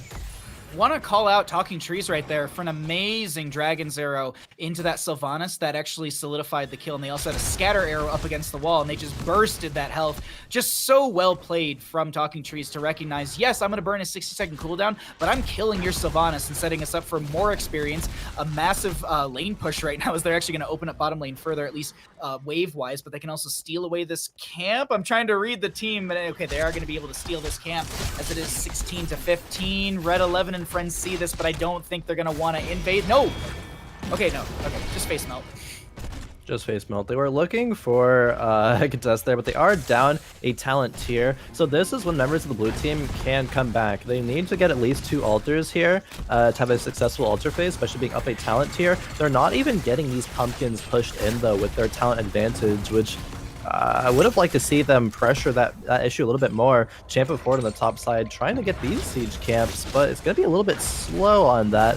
Altar phase is activating. Logan's going to get the top left channel. They're not going to be able to stall the bottom as well. Greymane rotating up, recognizing they're not fighting that bottom side. Just going to be trading in terms of the top lane ones. We're going to be even in shots here, going into the second half of the game. 20 health apiece. Red 11 sliding on the bottom side here. Just going to poke out a little bit. Same thing can be said about the blue side as they're looking to try and control this bottom lane bell tower. Greymane was able to grab that right-hand side channel, as you had noted, evening out this, evening out the core health.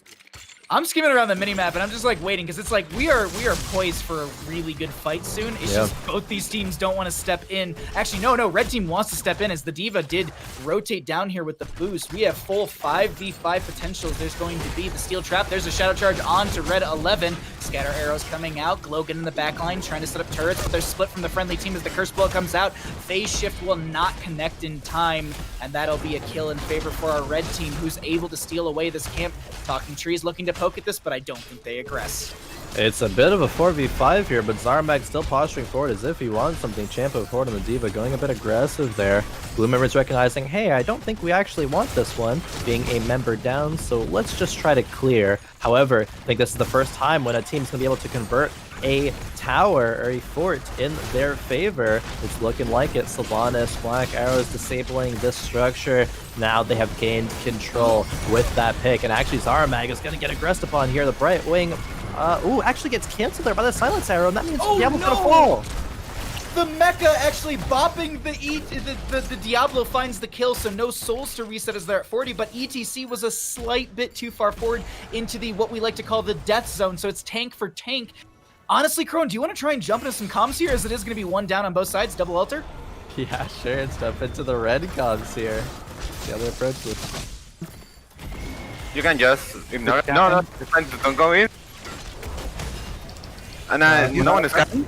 Anna, we have to cut. Oh shit. Okay, she was healing me. Yeah. So Diablo is coming like in 4 seconds. Go bottom and defend. Shit. We need D.Va Wait here. now. Yeah, I'm here. It's not capped. Step up. I'm getting chunks. Heroes 15. Over there in 2 seconds. I'm separated.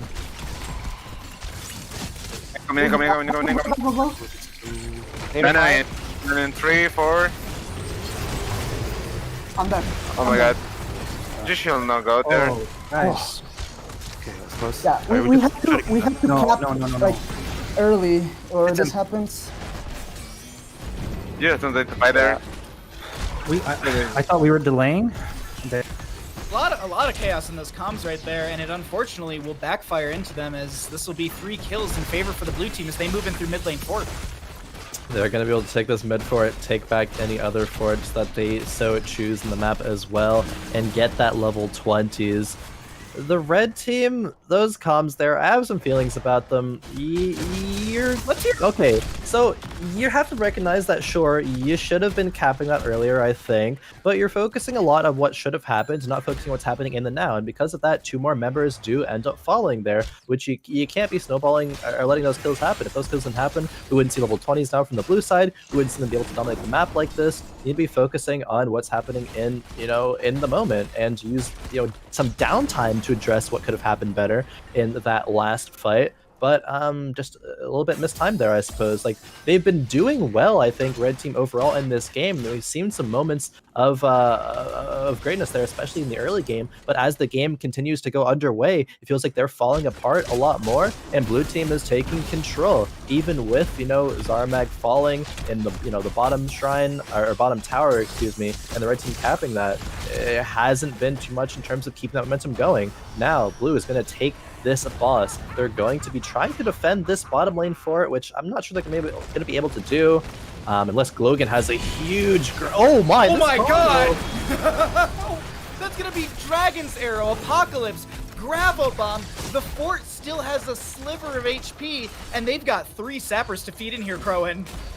Yeah. Oh my god! Okay, alright. So it didn't result in any kills.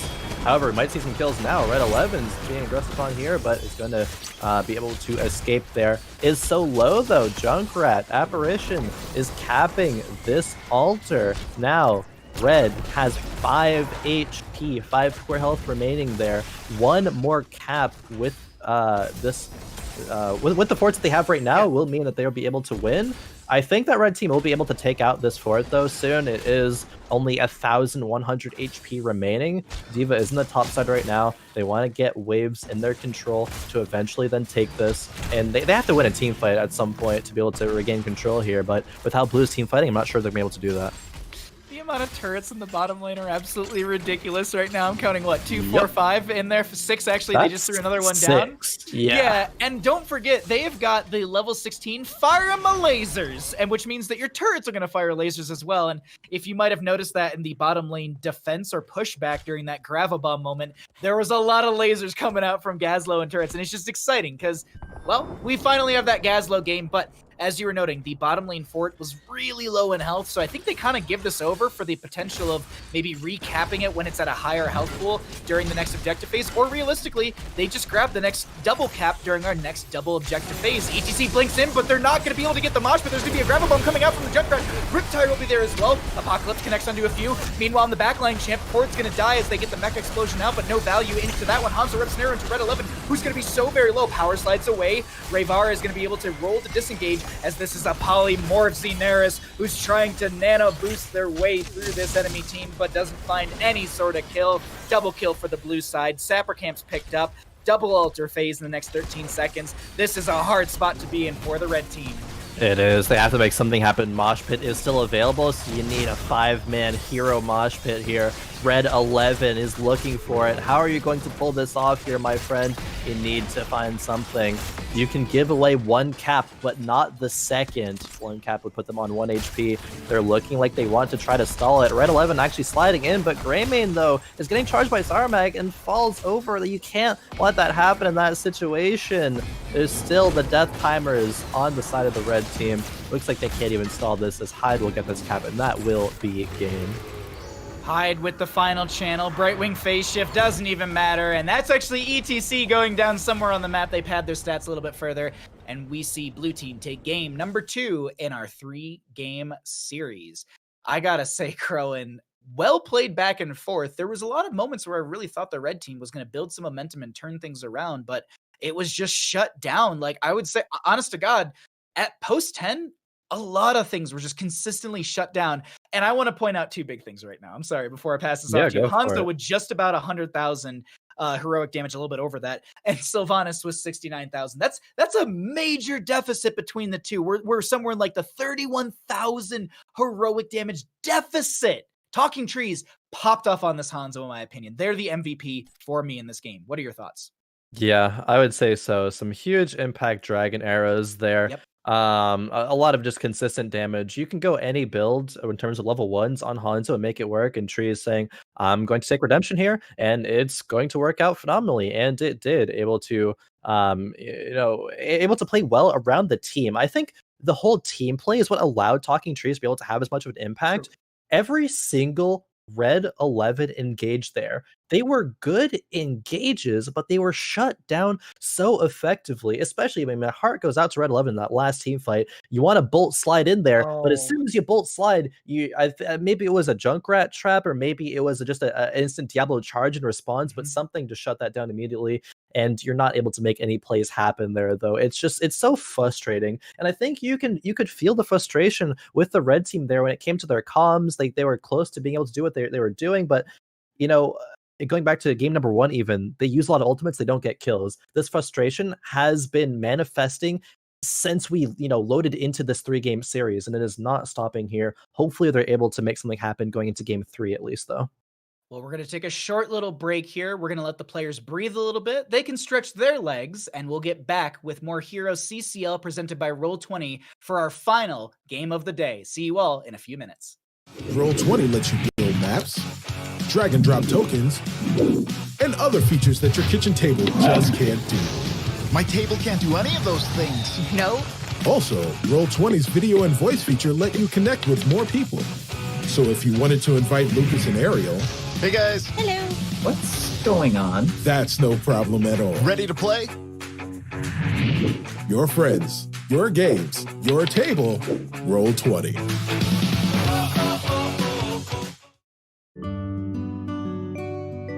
After a long day of work, nothing refreshes me more than a cold beer and a hot shower. That's why I use Duke Cannon's big-ass beer soap. This big-ass brick of soap is actually made with old Milwaukee beer. But guess what? It don't stink. It actually smells pretty damn good, like cedar, sandalwood, and other pleasant things that I don't even know about.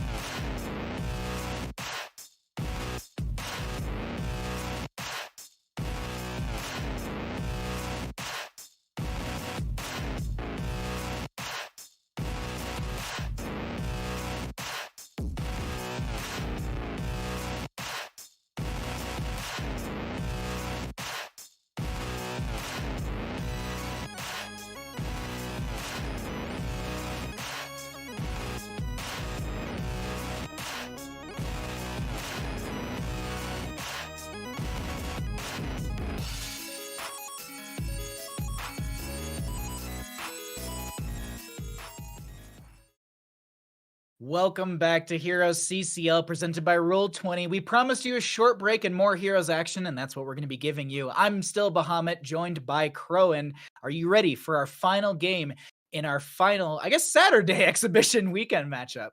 Yeah, these are kind of wrapping up, coming to a close. We have one more game for today, and then some games tomorrow. What do you? I gave it away. I'm sorry. I know what the map is gonna be. I really want to talk about this. Can we show the maps? I'm sorry. I want to. Okay. All right. So hold on. Okay.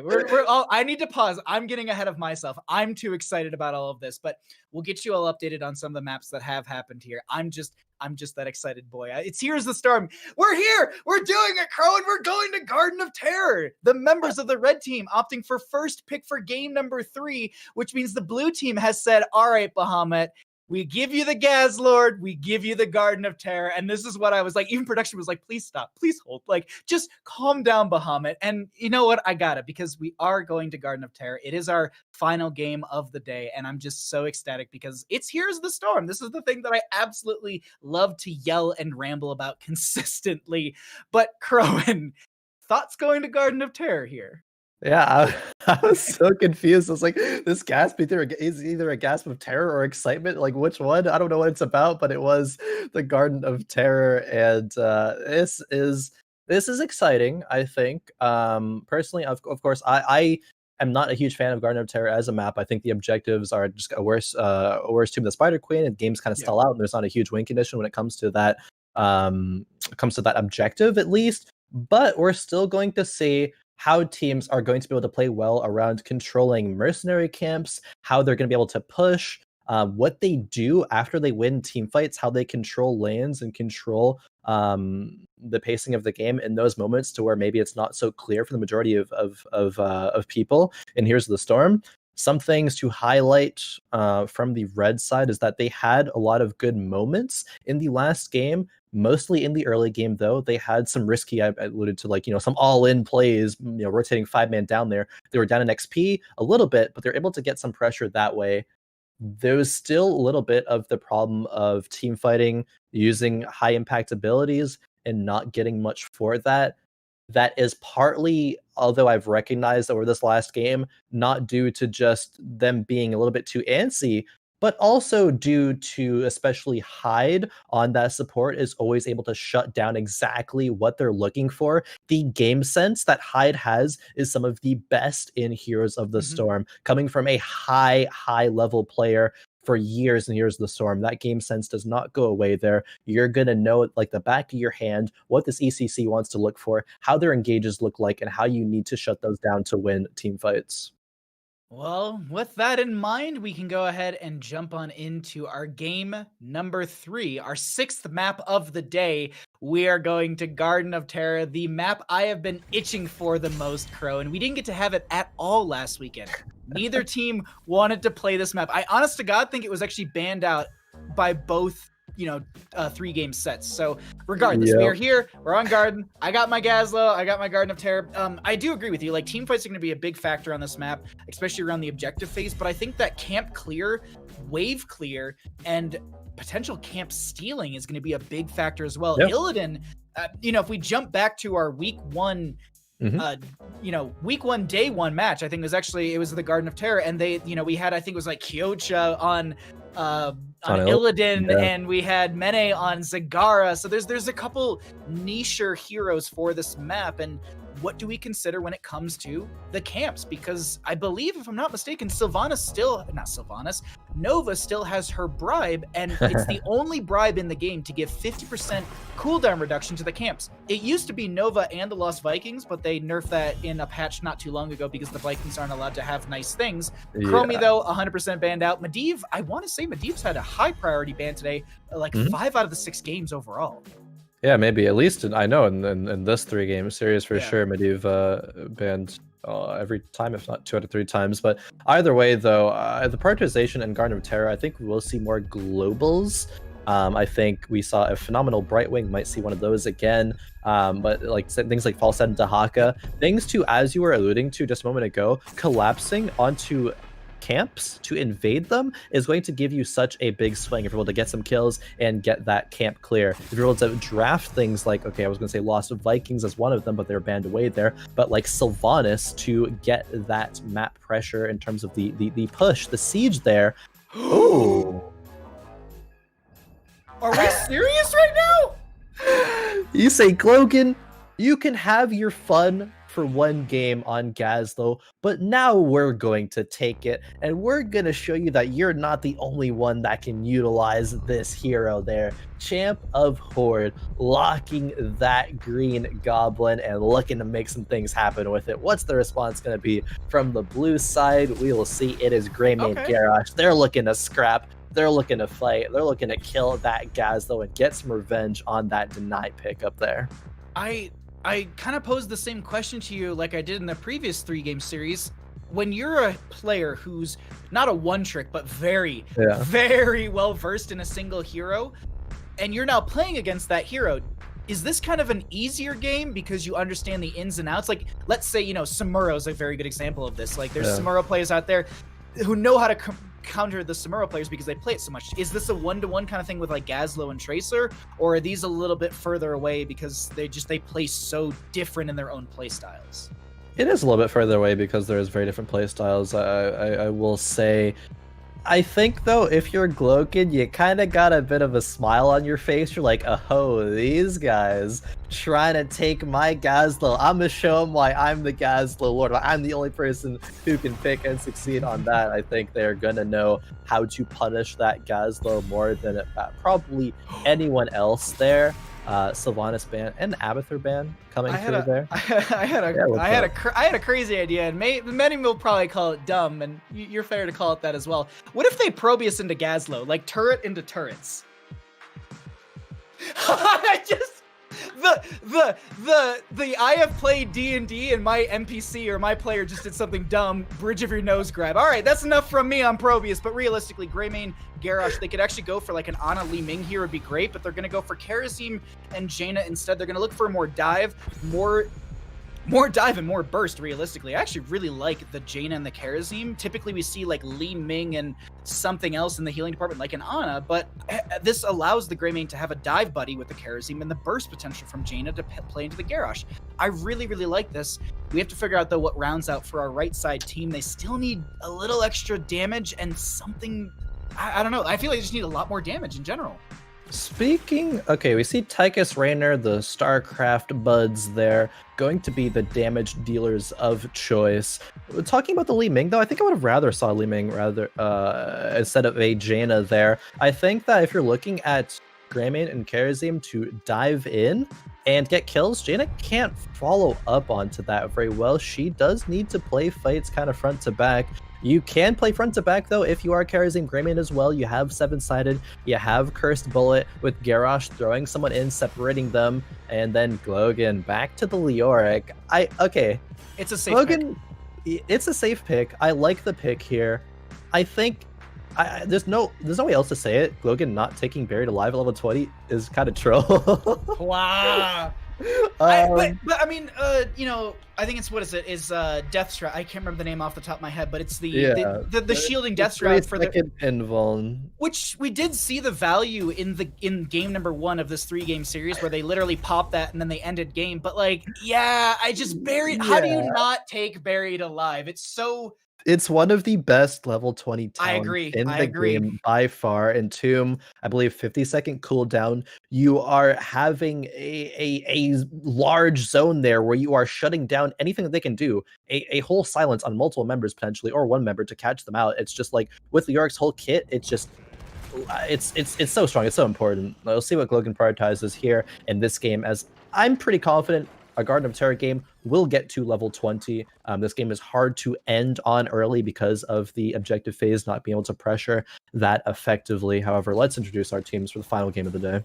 On the left-hand side, up 2 in our 3-game series, we have Jaina being played by Apparition, Glogan playing the Leoric, Zuramag on that Garrosh, Hyde diving in on the Kharazim, and Talking Trees playing the Worgen human Greymane.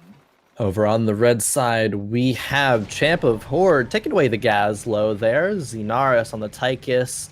ETC played by Red 11, D-Blade on the Stukov, and Rayvar playing the Raynor.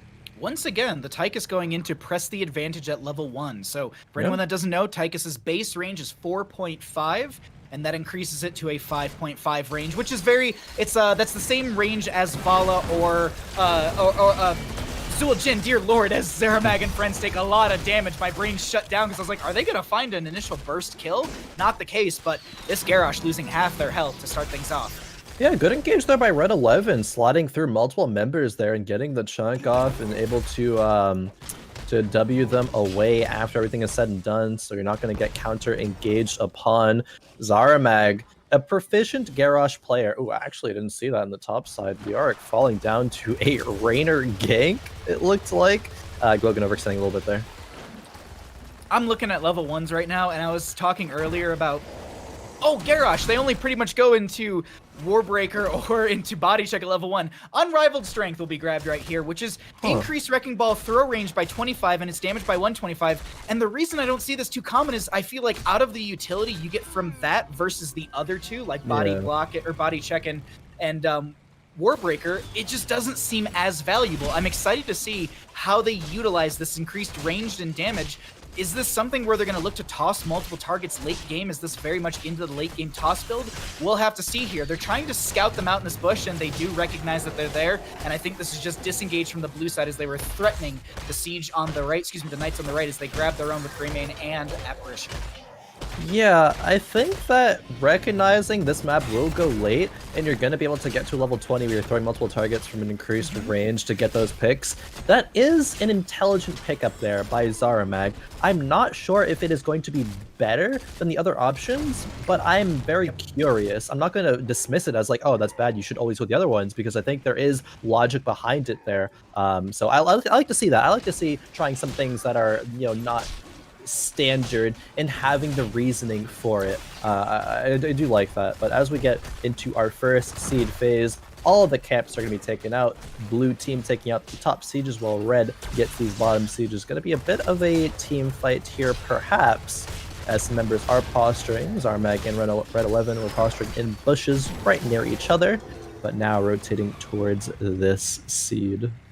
We do have Leork still pushing up into top lane, ETC, Stukov, Tychus in mid. Raynor coming over on this right-hand side to stall things out. I'm assuming there's a penetrating round right there on the hide. Still have these sappers over on the left-hand side. There's still one with a little bit of health. Power slide from Red 11. There's a lot of damage onto Zermag, who did use the Indomitable Slows, will be out from the Stukov, and they connect onto one. Hide gets the dash over to Apparition, and they're able to disengage from this Khroen. Beautiful engage there by Red 11 with the slide. The follow-up from the D-Blade on the Stukov, and then Xenaris actually that amazing grenade to secure the kill, pushing Garrosh back into that lurking arm silence. Xenaris rotating up to deal with these sieges. The red team, early game, they are over multiple games now collapsing with 5 members and getting kills for it. So this is what they seem to be doing best. They just need to keep it up when we get to that level 10 talent tier and beyond. While they're rotating multiple members, they're not ahead in XP. Oh, okay. A little bit of a look there from Zarmag in the bot side, but Champ of Horde is able to be safe. Even XP as we get into the second seed phase here. 7's up on both sides. We do have that dive onto Raynor as Ravar is going to be losing most of their health, getting it back, and then having to tap well as well. Leork did push one more wave into top, and honest to God, I'm looking at this right now. Typically, we should be seeing red team ahead when they have the 2 extra kills, but the split pressure coming out from Leork's been enough as Hyde dives in, and that'll be first blood for our blue team, trying to close that, trying to increase the experience gap, or at least for one of their favors. They have to toss onto Ravar, and they find a secondary kill right there. They're going to punch out 2 kills, and they should be able to grab themselves their own first channel onto this objective. Now the kills are even 2-2 apiece. We talked about the fact that while red team was up in kills, they weren't up in XP. That's because they dedicate so much to getting those kills. They are always consistently behind actually in the soak there, opting to not prioritize those waves but getting the kills, and that only gets you so far. You need to be able to do something with those kills, get some map pressure, get advantages there, but while the kills are even, blue team are now ahead in XP. Glogan rotating up top, making sure he catches that. And it is 1-1 seeds apiece here. But I would say blue team is going to be in the lead, especially with Zaramag there getting that throw onto Gazlo and taking him out with the rest of the blue team collapsing there. Good dive from Hyde and Apparition joining in, but I was looking at talents and something actually kind of caught my eye here. Intimidation from Garrosh. I don't feel like I see this level 7 from them picked up often. And what it does is Groundbreaker reduces the attack speed of heroes hit by 40% for 4 seconds. So with a Tychus and a Raynor having their auto attack speed reduced, that's really, really good for your team. And keep in mind, we literally just saw Garrosh get the toss Groundbreaker combo, so it's not like Zuramag struggles to be able to get that 1-2 throw. It is going to be channel and seed advantage for the members of our blue team. This is looking like they're building the momentum they built in previous games. It's a decimate coming out for Zaramag here. Garrosh go Burr! Garrosh go Burr. Okay. In terms of standard Garrosh talents, it looks as though Zaramag went to like randomtalentgenerator.com and just clicked accept. But okay, I say that, but there is still logic behind everything that is happening here. It's not the standard build, but I think it can work out. We talked about the level 1, going to level 7, that's going to shut down Raynor and Tychus very, very well, especially knowing that those are going to be the heroes that, are pressuring him, and he is going to be pressured the most. You don't really maybe need the ally toss as much as you would in other games because he's going to be the one stepping in there. We see an aggressive invade here from the red side, and they're going to take the bruiser camp. Leoric is, again, opting to soak some waves. They don't need to get this seed here. Blue side, that is. They could give this one up and still not lose it. Logan will fall here by the rotate. Unfortunate, but you're Leoric, so it's okay. Up into the world. So what I want to ask you at this point right now, because I was literally just about to ask you, but Leoric just went down. Do you want to try and jump into comms, or do we kind of stall here? I think maybe for the next one, perhaps not right now. I mean, we are seeing a little bit of engage though, actually. But okay, there is, Garrosh walking away. Okay, yeah. For the next one, we will, yeah. It's going to be an intense one for the next one. It's 2-2 right now, so that's really when things are going to accelerate there. Glogan spotting out this Siege Camp invade. B-Blade, really good recognition knowing Glogan was in that bush there. Though, they're trying right now. They've invaded 2 camps, are still down a little bit in XP, but they are catching up though. There are things that are going in their favor as main blue members, they're looking for something. Okay, not quite here. Hyde going a little aggressive though. Yeah, just a little bit of poke here and there. I was watching the mini-map, and as the red team was rotating into mid lane, I was like, the blue team's kind of far forward right now. What I like about this map so much also is typically teams don't just sit on their side of the map, and that's why I also get so excited, because they're diving in onto this right-hand side. Stukov was showing in the bottom lane. Power slide, mosh pit onto 2. Water Elemental does come out. Curse Bullet's going to be there, but that's going to be Kerosene and Garrosh going down. Red 11 gets picked off by the dive from the Greymane. They're going to try and turn this around, but Glogan is going to get picked off as well. It's a 3-for-1 in favor for our red team as Apparition gets bursted down as well. 4-for-1, and that Commandeer Odin was mega value for that red team. So, looking at this game in terms of Mosh interrupts, there's a Garrosh Q, and that is it.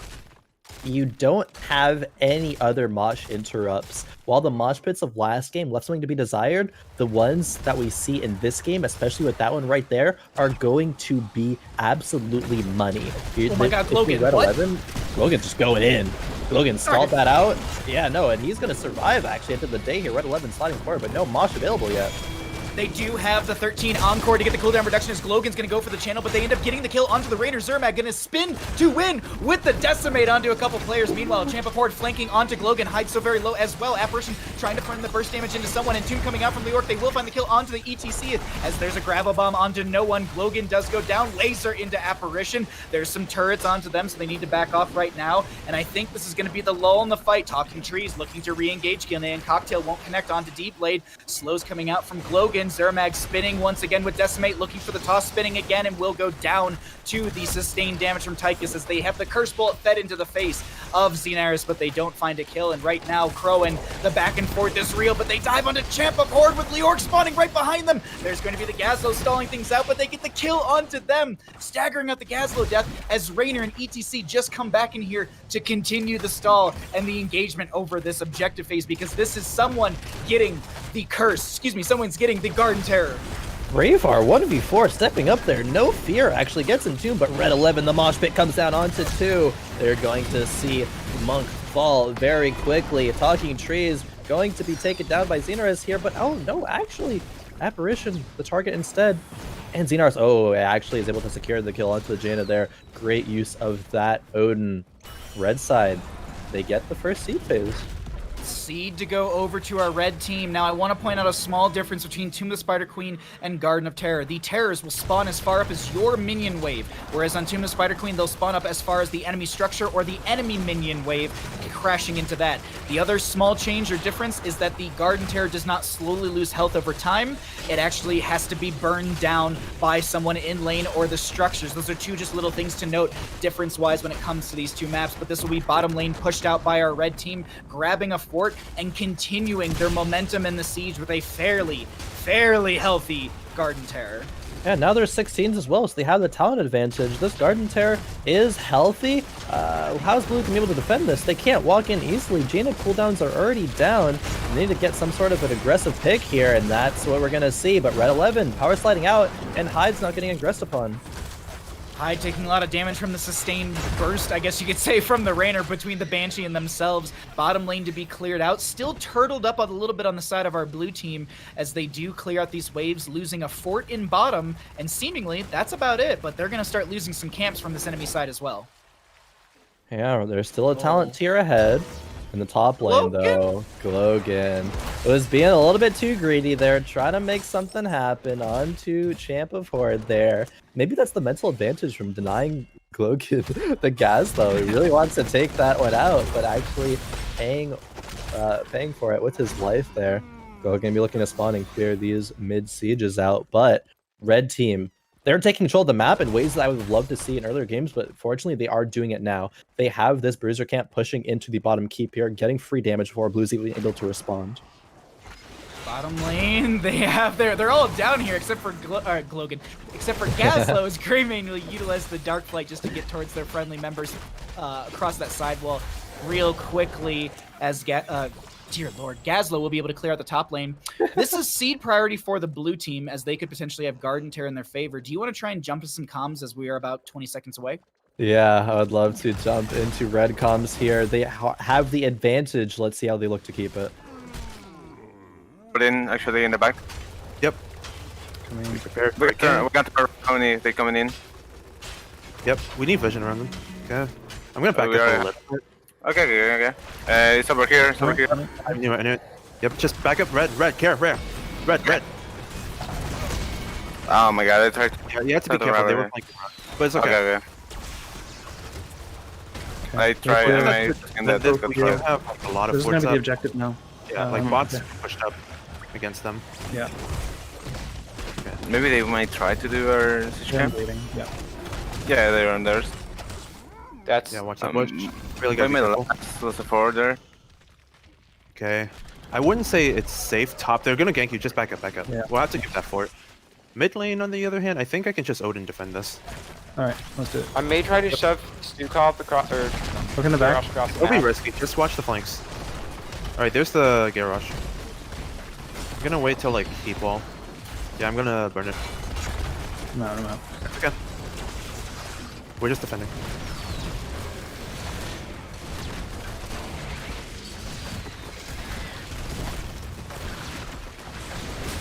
Okay, going back. Top fort's down, that's okay. Might have missed it towards the end right there, but it was literally like, all right, this is the defense plan. Absolute silence and comms, and maybe it was to make room for comms to be called, but it was a little silent and a little scary, I'm not gonna lie. Yeah. Oh, okay, Red actually aggressing forward here, but getting bursted immediately there. Logan, though, be to be traded out as they pop the Entomb. No buried alive value because no 20 talenties. And Daenerys gets dove on, and that's going to be a 1-for-2 trade in favor for our blue team as they still have this Garden Terror pushing through bottom lane. Can they get a keep from this? They can get a keep, I think. There's no Odin. Tychus is down. Raynor being the sole DPS here. You have 3 members only on the side of the red team. You have Logan coming up soon. This will be a keep at least. Probably won't look to end, though. Yeah, we do have Raynor showing in top lane as well, but it seems like they're going to back off right now. 17 seconds on the ETC. It's a little cutting it close, I think, right there. So I respect this. They're going to back off. They're going to look for 20s, and they'll just play this safe. But this is kind of map reset in a sense when it comes to our objective phase, yeah. Yeah, momentum is in their favor right now. I can't help but think it's a little bit of a caster curse there. Red was playing so well as soon as he jumped into the comms. Unfortunately, Red steps a little bit too far. Red 11 steps a little bit too far forward, gets taken out, and then bottom lane as well, trying to make something happen, but just getting bursted too quickly on the side from the members of the blue team there. Has had a lot of good plays here so far. Both teams are going to take 20s, so the map is reset right now. You're not really behind too much. Of course, you're down a keep, but still very much this is anyone's game. This is Garden of Terror. This game is going to go late. There is going to be opportunities here to capitalize in these team fights, especially again with very minimal mosh cancels on the side of blue. This is a 5-man party bush here. Siege Camp and Bruiser Camp are up in a minute or 20 seconds. And I think they're trying to play around the factor that they want to come for this. Ooh. I don't know if D-Blade saw them. Like, I don't know if Fog of War might have shown, but you just saw the Raider go over the sidewall, or at least the wall, and they do know that the enemy team was in the water, just sharks in the water. There was blood and they were just trying to find some sort of kill. Unfortunately not the case. They're going to split across the map, and realistically, the red team could just give this. It's not like they get any sort of massive advantage from getting this objective phase on the blue side outside of just their one tick out of 3. So I think, at least reading the minimap, they're going to grab camp with Gazlo, grab a fort in top lane, and give this over.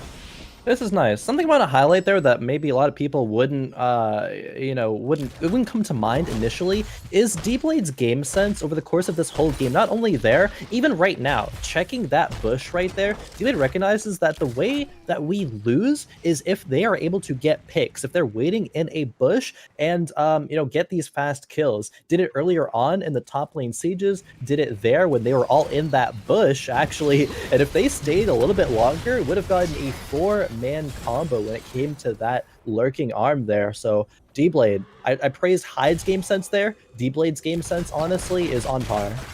I want to note a couple things really quickly because I just saw questing talent complete, and if anyone's wondering what some of those are, we have Jaina with the frostbite, literally like 78 damage necessary to finish that out. I'm not even kidding. It's 14,922 out of the 15,000 necessary. Mithril Mace was just finished out by the Leoric, so they have an attack speed increase up to 30% from that one. As for other questing talents, Proc Rock was finished out by the ETC a bit ago, and those are, also to note, we do have the Fingers of Frost from Jaina done. This is the second objective potentially for the side of the blue team. They need to make some sort of play on the red side, and you can see that happening right here as Red 11 has the face melt, but there's no stall into Apparition in the backline, and this is going to be second tick in favor for the side of our blue side. Also to note, look at the bottom lane. We do have catapults starting to amass down there, and we are 18 minutes in. Those catapults should be hitting somewhere in the 350 to 400 area when it comes to damage. This is an exciting game number 3 in our final 3-game series of the day.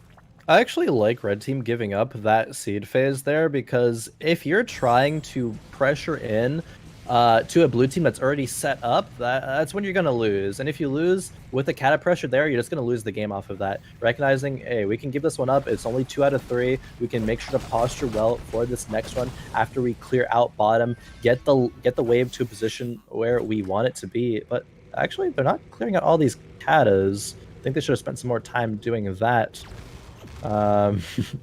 Either way, though, blue, I think, is going to be happy with giving up this seed, taking the camps, and taking a fight when it is more in their favor position-wise. Garrosh is stepping in over here. Just a face belt knocks them back. There's going to be the boombox as well. D-Blade has the channel. No decimate to interrupt. There's going to be a lot of gravel bombs on the... Explodium charges on the ground, and they're not going to be able to lock anyone down with that one. I just want to note really quickly, I peeked at one of the catapults. They're currently hitting for 354.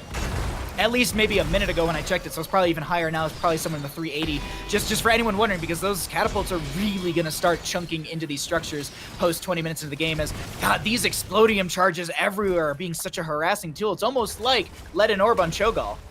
Yeah, just about there. Huge camp and cata pressure in this top lane, but they're not gonna want to stay around for too long here. Going to just paint the map blue when it comes to these mercenary camps. Red team are on the back foot. They need to make something happen. They need to clear out the catapults before an engage happens. This seed is on blue's side. How is red team going to pressure into this? They need the wave priority. They need to be able to force blue away and get a good position on their own. Have we jumped into the blue team comms this game? I don't think we have.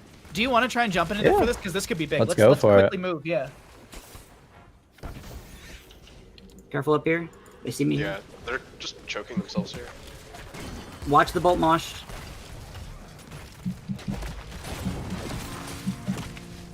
Is it that mosh? No, this blink. No, it's bolt mosh.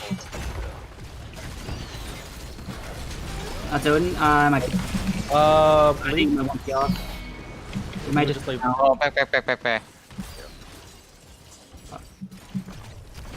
Let's go up Rivers.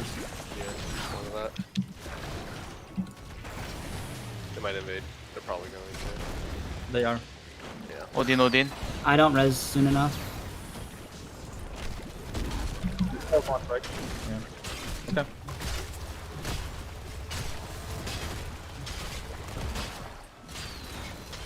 We got it. hung around in the comms for a little bit extra because I was wondering if there was that invade onto the camp, what we would hear. But it was actually really, really good comms right there. Just to be like, they're going to the camp probably. Yeah, I see them on the camp. Just back off, give it, wait for. And Glogan was even like, I don't have enough, like, or my death timer's too long, or whatever they said. So things like that are big. That was a great Gladiators medallion from Champa Ford. Thoughts on the comms we just heard? I think the comms were good there. It's a little unfortunate. It seems like whenever we jump into a team's comms, they have momentum. They lose the momentum immediately after. Glogan getting slid in that team fight by Red 11, and that's not a slide that most players would make. But yeah, the cat is. I mean, they're not going to end the game, but it's a lot of pressure there, though. 400 in auto from those catapults, and I believe they do increase damage to structures as well. 59%, there is a minion wave trying to clear that out. 55 as the minion wave did clear that out, so still 45% off your core is not a good look for you, as this is potential garden tear for both sides. There's gonna be the toss from Zermac, but they're so very low. Block totem will come out from Hyde as they're looking to just counter any sort of aggress. There's going to be the entomb. There's no buried alive. There was the shroud picked up once again for Glogan as they're gonna short wraith walk away.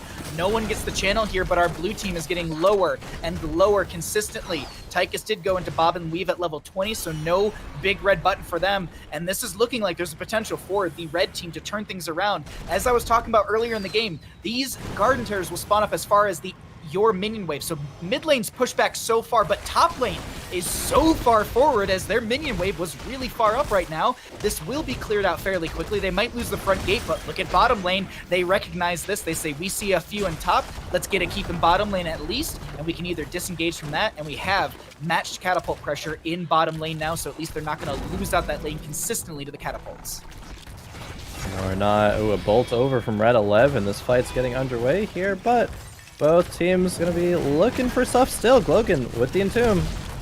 They're going to end up going down. D-Blade still inside of this, able to spread that pustule around since there was no buried alive value. Mosh Pit drops onto 2, and you mentioned it earlier, there is no one to interrupt the mosh. Full duration will commence, and that will be Jaina going down, Garrosh going down, Gazlo traded out, Glogan getting picked off at the start of the fight, Garden of Terror running through bottom lane, and so is our red team. They're looking like they want to take game number 3 here on Garden of Terror. Looks like it here. There's 3 members down. Leo's gonna spawn soon. Hyde is looking for anything they can right now. Talking trees in the gray main as well. Are they gonna be able to defend this? Power slide from Red 11 won't connect onto Hyde. The core is not really falling too quickly. Garrosh down for 35 as well as Jaina. Leoric is still just harassing as best as they can, and it seems like they're gonna back off. I'm really surprised by this right now. Khroen, like, I guess they're just afraid of the dive burst between the 3 of these heroes. I don't know. I'm confused. I'm honestly confused. I mean, a 3v4. Oh, actually, Hyde, though, getting bursted out. A little bit of overextension there, and now maybe red members can push forward again onto the core. I don't know, though, with Garrosh and Jaina spawning in 8 seconds. I think I like red team backing up there initially. You don't have enough core damage with the heroes that you have to also take place during a 3v4. If you put core in there, it's kind of a 4v4 there. It's really risky. If you lose that, your core is 55% because what the Catas go through earlier, so you're just going to lose the game off of it.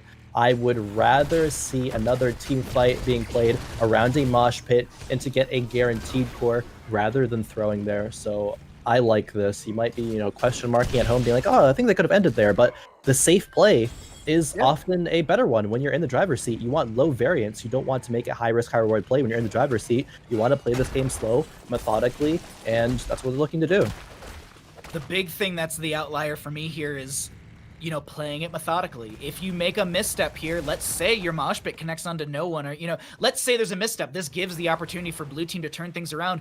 Both teams have a win condition, but me personally, if blue team wins out in a fight, their win condition's way more open because they've already got 45% off this core. And Tomb goes on to Champa forward. There's going to be the power slide from ETC, dropping a mosh onto 2, grab a bomb, pulls them in. There's going to be the palm out from Karazim onto 1, but it still means that Greymane goes down. Hyde is trying to find some sort of dash into this, punching in as best they can. It's a 1-for-1 trade between both of them. Power slide from Red 11 onto Apparition. They have the harassment. Ice block goes out, but they still go down. Glogan manages to back out of here, and it's a 2-for-1. And I don't know if they really need the Gazlo to end the game. They need the Tychus and the Raynor, in my opinion, as it seems like Raynor's unsure of what to do. They're going to pop Commandeer Odin, and they're going to step to core once again. I think Khroen, you might have called this perfectly. Methodically was the way that they need to play this, as they have Siege Giants and catapults coming through. Red 11 is just harassing Zermag, trying to clear things out, tossing minions around Glogan, doing their best to wave clear. The core technically not taking health. This is giving time for Greymane and Jaina to get back in,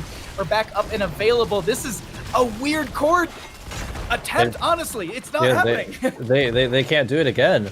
There's not enough kills that happen. Actually, D-Blade with a huge combo onto Glogan there. He's 1 HP though. No one able to take or to finish that one off. There are so many Katas and Sieges though. The core shields go down. It's at 96%, but they're rotating to the mid lane to take out this keep. Some more slow methodical play needs to happen. If you're going to end the game there, you needed more kills. It's a little bit of like a feels bad letdown, but you can't disagree with this decision here. I think if you're Red, you're playing this correctly. You're gonna get this seed phase. You got 2 keeps down. That's huge in terms of pressure. As long as you keep playing fights this well, you're going to win the game. Red 11 in that team fight, Entomb came down. He said, "This is a window for me. I'm not, you're not stuck in here with me. Or the other way around, rather." But either way, just a good identification on Red 11 there to bolt Mosh. And the Wombo with the gravel bomb there was huge. Look at bottom. They're just gonna end the game. Are they literally just trying to run it through bottom? Yeah, let's go, Blue. Okay. All right, Blue. I see you. They're not gonna. He's back right now. Red team doesn't like red team. Okay, no, they're seeing it just now, so they're gonna start hearthing in the top lane. Hyde is already diving onto the scores. They're gonna lose half their health. This is Champa forward with a gravel bomb trying to pull a couple members in, but I don't think they managed to do so. The core is falling rapidly here, and this is possibly going to happen. Hyde's going to get the Divine Palm. Jaina's gonna go down. There's 4% left in the core. Hyde is gonna be. I can't believe it. Zermag is gonna be able to end it with 66 health, and the blue team will take game number 3 in our 3-game series. That man had 66 health left. The final auto attack took down the core. It was a photo finish there, nearly defended. If any one of those backs had happened but 0.01 seconds faster, it would have gone the other way there. What an end to our day here, Baha. That was wild. As much as I complain about the lack of Cho'Gall and all of my, let's say, niche ideas, this today was an absolute blast. We got some Gazlo play, we got some Garden of Terror play. We've had 2 maps that went plus 25 minutes today. This was an insanely awesome, fun day of Here's the Storm. Closing thoughts on this Garden of Terror game here, Khroen. I'm just gonna, allude to those damage numbers that we saw. I'm gonna read them off here. I still have them pulled up. Raynor, 93,000. Gazlo, 82,000. Tychus, 81,000. We look at the highest hero damage on the blue side. It was 49,000 there, but tied between Greymane and Jaina. The red team was in control for so much of that game. They were doing so much more damage. Leoric had 9 deaths. They were farming him, honestly, a little bit. But the core call from blue there was the saving grace. They recognized we can't win team fights. Red 11 is getting Moshes that are too good. We need to find this win condition, and they executed on that. It was actually amazing to witness, and so close, but they managed to pull it off there. Ooh.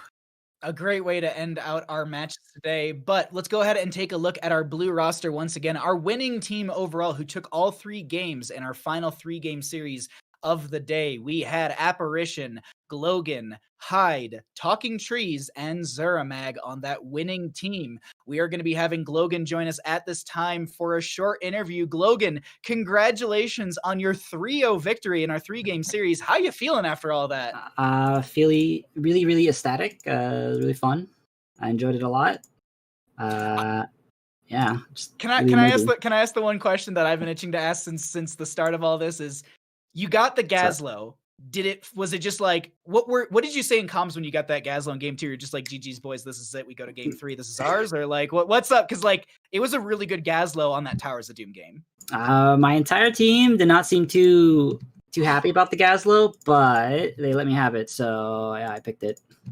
Before I pass this over to Khroen, I want to say that they should have respected that because of that gravel bomb in bottom lane at the end of the game really turned things around and solidified that for you all. But that's my 2 cents on it. Khroen, any questions for Glogan here?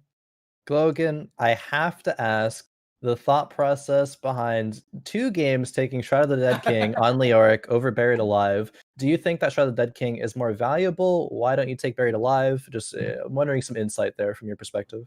Well, I am a Leorki, a feeder, so Shroud of the Dead King lets me live. And if, like 3-second protect on a 30-second cooldown is really, really powerful. Yeah. So I was able to go in, get an entomb, and then usually they dump all their damage into me, but if I have that, I can live and just sit there and whack them with auto attack build. Yeah, that's true. A non-standard, I could be wrong, but to me at least seems a non-standard Leoric build, but able to make it work, especially with the Shroud of the Dead King there at level 20, mitigating a lot of damage. Assuming you're able to pop it before getting CC'd or anything of the sort. So, it worked out. So, congrats to you and your team there. You think you played really, really well. I'm curious when it comes to asking that the pacing of the game there. It seemed like team fights in that final game were not going your way for the majority of it. What point did you say you have to find a new win condition rather than team fighting? Like, how did the win condition in comms evolve over the course of that game? Well, at first we felt pretty good. We were out macroing them, and we got their bottom keep really early, which helped a lot. Eventually, though, we realized we were just losing team fight after team fight after team fight, and not really getting much. So we started talking about just going core for a little bit there, and eventually Hyde just called it, and we went for it. I got one thing to kind of close us out here before I let you run out of here. We jumped in the comms a lot, and we didn't get to hear much from Hyde. Just out of curiosity, what was it like when they were doing calls? Because they were the Brightwing player, they were your healer. And let's be honest, there's a language barrier there. What was it like to kind of work with that communication? Because I'm just curious on my own end. Hyde spoke a little bit of English, but not very much. He would usually say 1 or 2 words, but they were very. If you spoke English, you can understand what he was trying to say. So it was like phase shifter, I got palm or stuff like that. Because I was just curious, how do they communicate? It's mostly we're okay, Lucio, etc, stuff like that. It's very basic calls, but he was making good comms. Okay, yeah. Was Hyde doing? Who was the majority of the shot caller? Because I feel like every time we jumped in your comms, there was a little bit of everybody almost. This is the first time we ever played together as a team, so it was basically everybody just saying things. I was calling the lanes I was going to catch, so the team could rotate accordingly if I needed help catching a double soak mid. No, it was just we got to catch a couple of them here and there, and I definitely remember you saying I'm gonna catch. I think it was Volskaya, I think it was, where you're I gotta catch mid wave and then I'll rotate up to you or something like that, or it might have been a different map, but it was really cool to watch all these games. It was a blast to see you play your Gazlo and showcase it for all of us here. Thank you so much for joining us for this short interview. Thank you for playing in these games, and have a wonderful afternoon, and we hope to see you all on the 17th. Thank you. GG's. GG's indeed. But everyone at home, that unfortunately will wrap things up for today for HeroesCCL. Khroen, closing thoughts on our day number 1 of our final weekend of exhibition games. I liked that interview with Glogan. I think that he had a lot of good insights there, especially I think you had great questions highlighting those comms, especially Hyde, because while there is a bit of a language barrier there, the calls that he was making were impactful. They were, there's target calling or calling cooldowns, or even I think even Glogan alluded to the fact that Hyde was calling for maybe that core, asking if they could go for that, which ended up being the game-winning call there. So Hyde still, making it work with what he has, and we saw some phenomenal support play there. I got to give some credit over to the red team. However, they did get 3-0'd, which feels bad, but they had a lot of improvement, I think, throughout the 3 games. Game 1, it felt like they were kind of lost. There wasn't too much going for them. Game 2, they were able to get these 5-man kills and get some momentum that way, but it fell off in the late game. And in this game, they had momentum for the majority of it. They're winning team fights. It was just, that 66 HP Garrosh, it feels bad, but it happens into the day. But some good improvement there, especially a player that I want to highlight, I think, is Red 11. Had a phenomenal ETC game. Even in the Towers game, while he got shut down a lot, we saw a lot of moments where he was looking for really good things. And while it didn't work out, you can't really fault him for that. It's not he didn't know impact. He was looking for stuff. It was just that blue team was a little bit of a step ahead there, and you really, you can't do anything about it at that point. But then getting into the Garden of Terror game and showing some really good stuff there. I agree with you. The momentum they built as a team definitely kicked off in game number 3. And I think Logan kind of highlighted that a little bit in the interview we just had, stating that we weren't winning team fights and we had to make, like, this was a bit of a Hail Mary. And we saw it was a Garrosh with 66 HP that ended the game there with, like, I honestly, like, I paused for a second. I was like, this is a Caleris core. We are going to swap sides and the red team's going to run it through bottom lane and take the series or take the game. So it was just great back and forth. I had so much fun with all these games today, but that doesn't wrap things up. We're not done for this weekend. We're done for today, unfortunately, but tomorrow we are going to be back with 2 more 3-game series, not best of 3s. I saw someone in chat saying, well, these aren't 3 best of 3s. It's because you all literally just flooded my house full of spoons and messages about wanting 3 games over best of 3. So we gave you what you wanted. So now, tomorrow night, we're going to be having 2 more 3-game series that starts at 1 o'clock PDT, 4 o'clock EDT, and 10 p.m. CEST. We hope to see you all here once again, or on Twitch, or on Twitter and YouTube, where we simultaneously stream. Until then, we'll see you there, as it's been day number 1 of HeroesCCL, presented by Roll20.